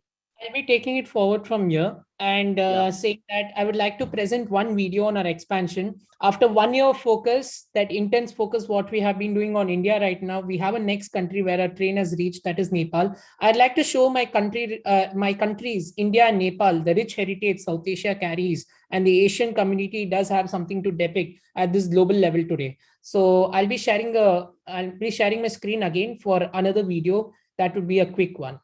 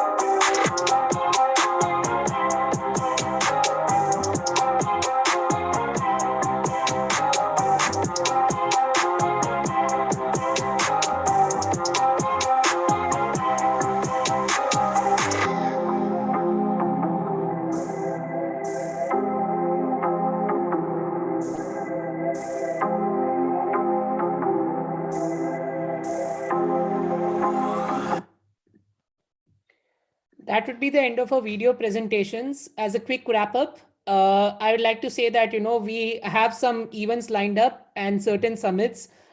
This month, being participating in the Global Summit for Social Impact. At the same time, we are having the summit with 3K Sutantra and Institutions Innovation Council and more academies, which is a HRD ministry initiative, a part of Government of India. We are participating in a huge South India conference on academic level based. And at the same time, we are also, looking forward to have more cultural shows in the upcoming days as well.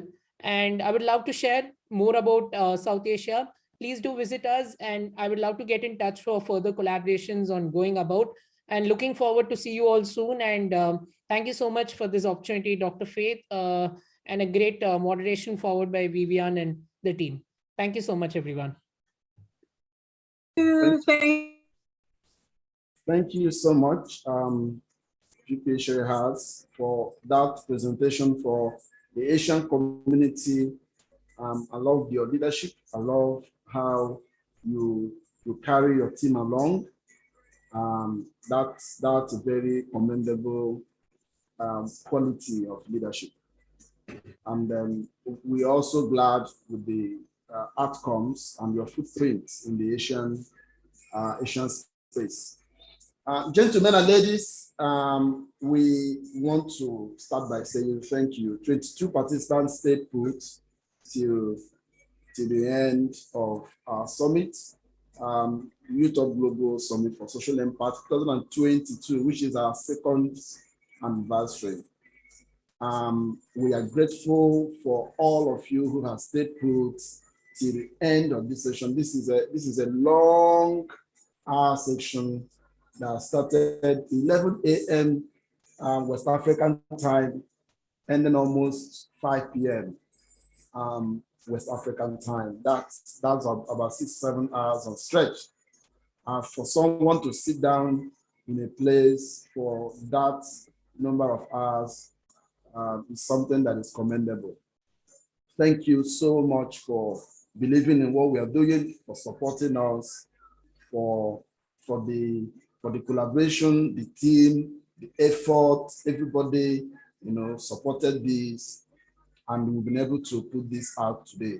And I'm sure a whole lot of insight has been gained, knowledge has been shared, and the whole discussion about mindset and everything thereof. Please, let's go all out, fully impacted and begin to impact others and begin to make things happen. Except you start, nothing gets done. That is the truth. So you start. Don't wait till it is perfect before you start. It is when you start, you will keep modifying, you keep adjusting until you get it right. Youthup is in a mission to become the largest social impact-driven social enterprise connecting youth and organizations globally, and we have started in this part, and we appreciate all the collaboration, all the support from both organizations and individuals alike. Thank you. You can follow us all through on our social media, on LinkedIn, on Facebook, on Instagram, on Twitter. All questions about that you had for our partners that presented and all that, we are going to make sure that we find a way to communicate and also get our partners to communicate through us. You could also write them, the ones that drop their emails. Follow us through, we'll also be updating based on the results of this summit. There will be some actions that will be taken post this global summit, which will also be in the know as we begin to communicate. Next year, this is going to be a yearly, an annual event. It's not going to be this too long. We had a whole lot of programs and we just didn't want to do a 2-day program. We wanted it a day program, so that's why it's so jam-packed the way it takes. Well, we appreciate the fact that we were able to accommodate all our items and tick all the items. And even when the distraction came, all of you stayed put and we were able to surmount it, because even the mindset teachings, that are preachings, and the courage and the determination and the commitment that I remember Roland spoke about for leaders to be committed and not to be distracted. You see, as soon as we finished this presentation, and then down the line we started seeing those funny videos. They have nothing to do with Youthup. It has nothing to do with any of our people. I'm sure these are very strange. These are just very strange materials that enter the space. And you guys know the space we are in. Some people want to be very funny with any little opportunity that they get. But this has also given us an insight, at least from the IT aspect, to monitor our video sharing rights in any time we're having this, this big gathering where different kind of people with different level of orientation would be participating. But I must have to give it to you guys to have stayed and knock off that negative energy and still continue with the positive vibes till the very end. I'm so grateful and I'm humbled that we called and you answered. I would give Kenneth Igiri time to make a few comments, and then we would be wrapping up from there. Kenneth Igiri, if you can hear me, to make a few comments based on our summit, appreciating our guests, our participants, also appreciating, once you're done, I will also maybe make 1 or 2 comments, and that is it.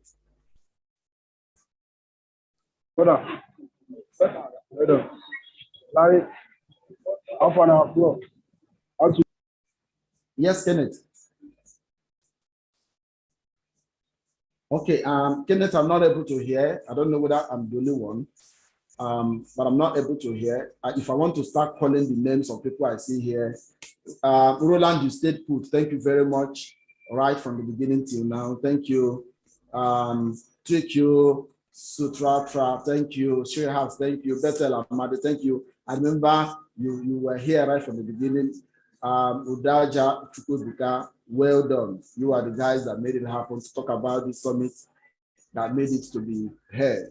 Isaac Sen Okonkwo, thank you so much for being here right from the beginning. Vivian, you are the one that have made it happen, anchoring this session from the beginning till now. Don't worry, I'm going to buy you a very strong, cold beer. If you take beer, if you don't take beer, I will buy you. I'll buy you Coke, Coca-Cola. Fikadu, thank you all the way from Ethiopia. You did well to show us your face and then tell us what your organization does for young people. Sheye, they are the brain behind our graphics, helping us to bring out our content in graphic form. Sado is the chief that is behind the branding of Youthup Global. They are the one that makes it easy for our social media to keep running. Isaac Bukala, thank you for staying put. We appreciate. Kigat, Katik, thank you. The country lead for country rep for India. This man made a lot of effort to see that people from the Indian community were represented today. Thank you so much for that. Working with House and the team. Thank you, Chevelle, for staying put as an anchor and co-moderator for this program. Fred Branson, you have been here from the beginning. Thank you. I appreciate Jeffrey. Waya, thank you. Junior, thank you. Abib Yemusa, thank you for being here. That's our country rep from Ethiopia. Thank you for staying put. Boker there, thank you so much. I just wish we will all continue to stay here to look at our faces but then time will not permit. I have to allow you guys to go. Is Kenneth able to hear me now? And can I hear him? So I just want to hear his voice. He's been a very strong partner with Youthup Global, with his team, what he does at Kabila and all the things that he does. I just wanted him to share a few things. Yes, Kenneth, can I hear you? I don't know whether I'm the only. Vivian, are you able to hear Kenneth? I don't know whether I'm the only one that is not No, hearing. I can't hear him also. I can't hear him. I don't know why. So Kenneth, you could just maybe drop your message on Kenneth. On chat. So gentlemen and ladies, yes. Okay, yes. I can hear him now. Yes. My apologies. All right, my apologies. So thank you very much, Dr. Faith Mobi. I appreciate you so much for the opportunity. And I appreciate everyone who stayed put. It's been a very long one, but I think it's been worth it. And I certainly was inspired by all the amazing things that social entrepreneurs are doing all around the world. And you can see that, group photos, that's a good idea. You can see that it's truly global. It's truly global what we've done today. We've had people from Ethiopia, India, South Asia, Africa, everywhere. And people are doing awesome things. And I was very impressed with some of the things I saw here. And thank you, Dr. Faith Mobia. Thank you to the Youthup team. And thank you, Vivian and Chevelle, for making it an awesome outing. Very much appreciated. Thank you, everyone.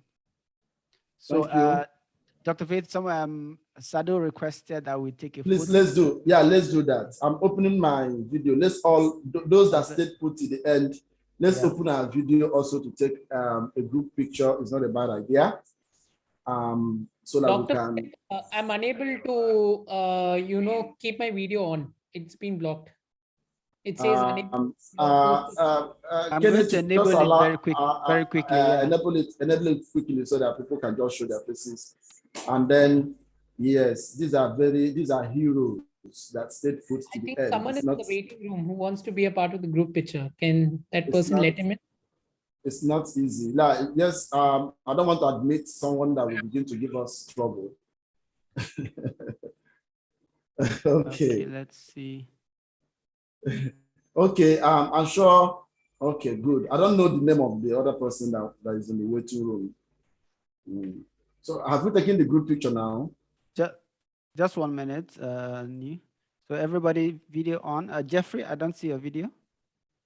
Please, let's have our video on Fred Bradley. We don't see Kat. We don't see. Okay. Heyward is joining. I don't know.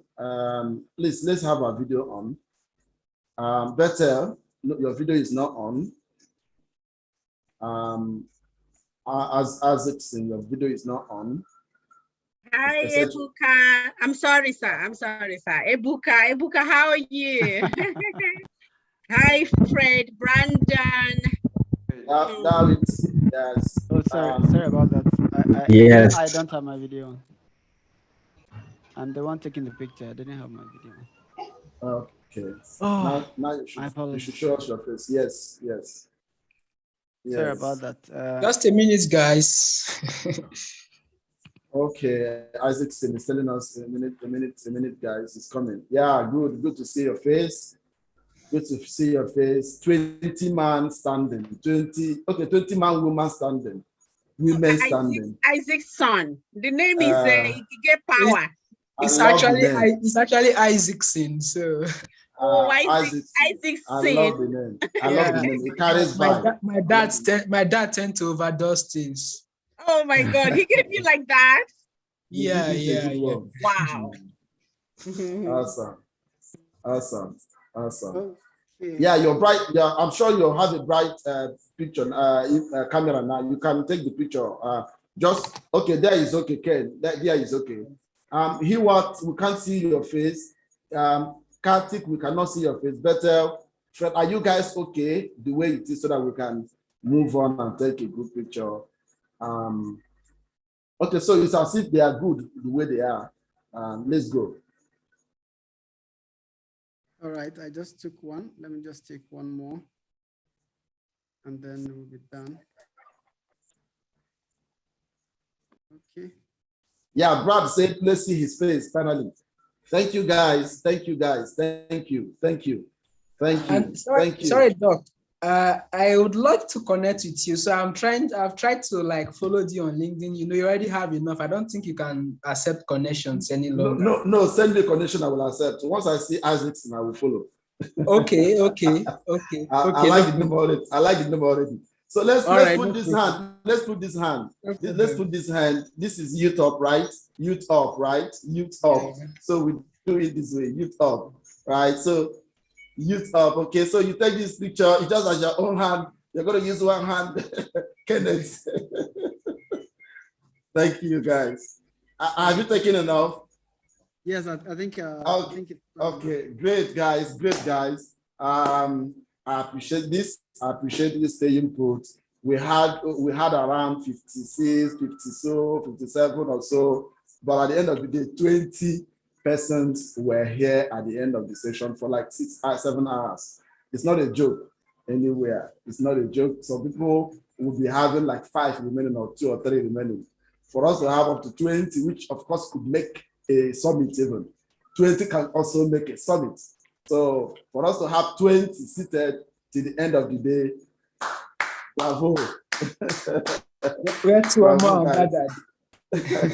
bravo, guys, bravo. So at this juncture, if you want to say anything, you can say anything based on your feedback, on the way, just 2-3 minutes, you could say something, we can accommodate that. Just have the state before we close the section. Anything that maybe how you felt about the section or so, or something. So you could use it, you could raise your hand and then we'll give you time to express yourself. I think we have ended that today.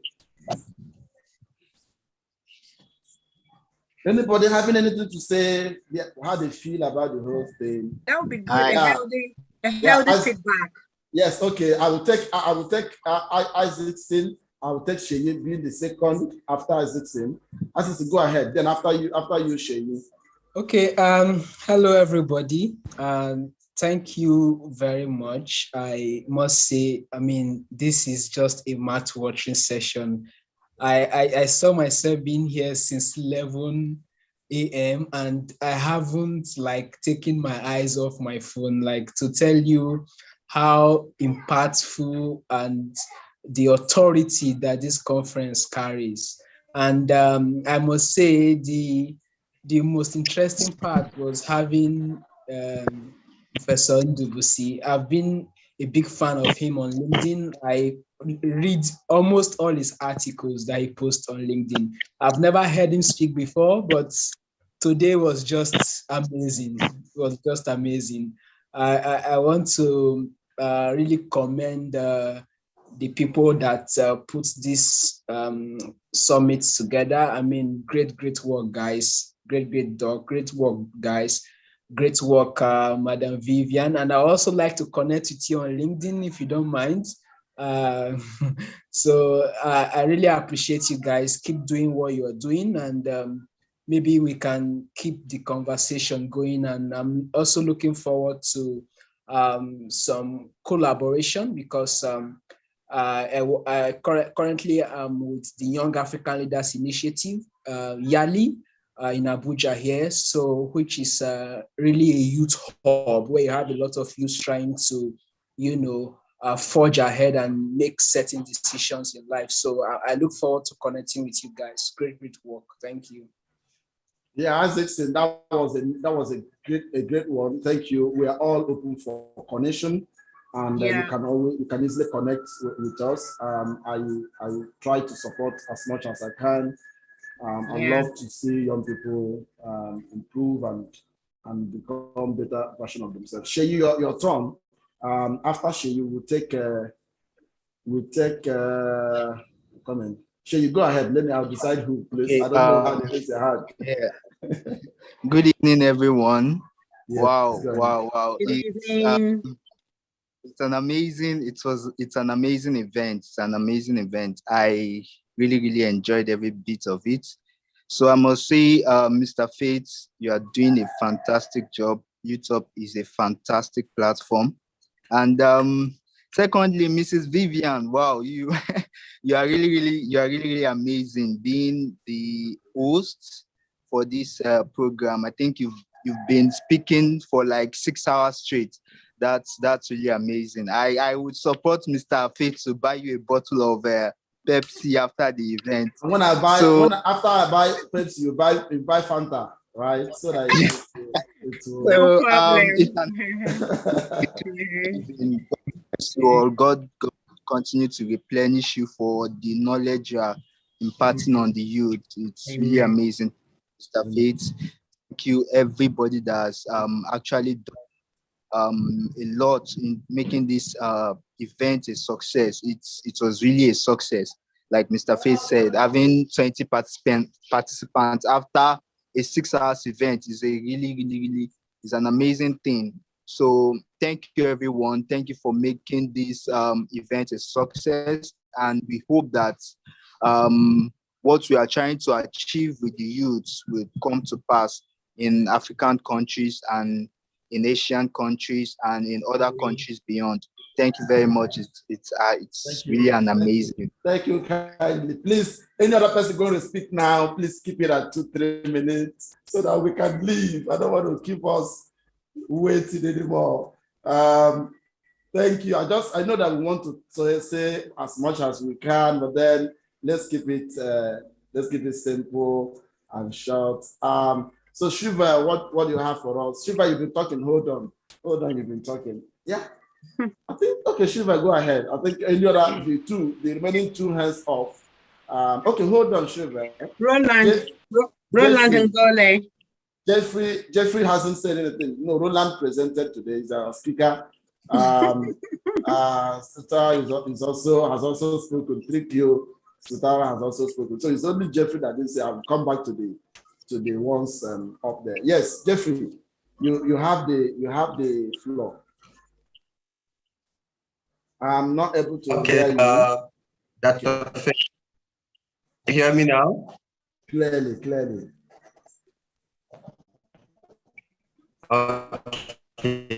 Okay. So I just want to thank you for organizing such amazing platform that we can meet to share experience and learn from each other.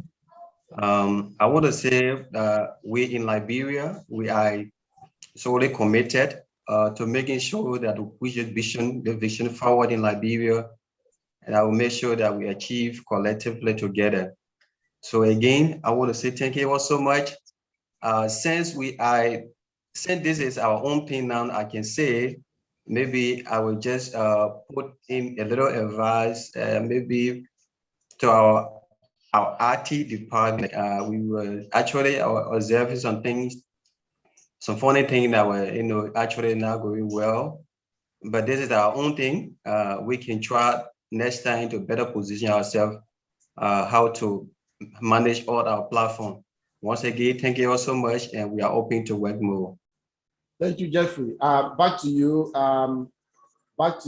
Shuvel. If you're here, you can make your comment. Then we go to Roland. We go to TQ, and then we conclude with Shehaz, and that is it. So Shuvel, over to you. All right. Thank you so much. I think the entire event was a good one, and people shared their insights well.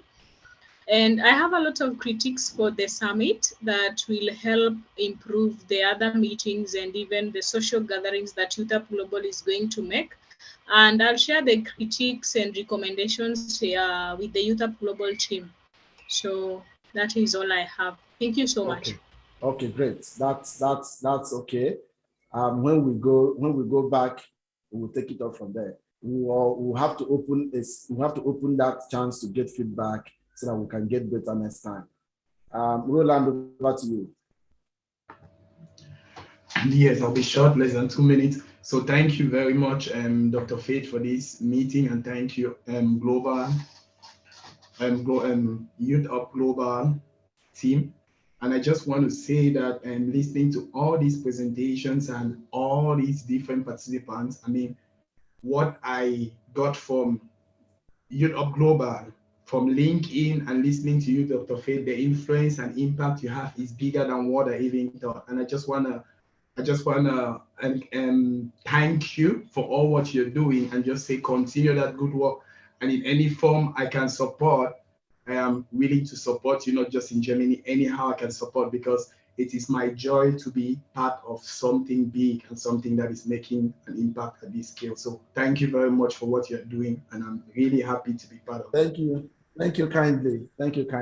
I must say, thank you kindly, most especially for being one of our guest speakers, the only guest speaker that is the last guest speaker standing from all the speakers, apart from in-house. Thank you so much for staying put to the end, to the very end. That's commendable, and I'll get in touch. We're always in touch about our collaboration, about our partnership. Definitely, we're going to do so much together. I love your vibe. I love the fact that you were able to defeat what would have been a distraction, not to be here today, to give us the insight you gave us, to drop the things that you drop for these young people about leadership and impact. It was so mind-blowing.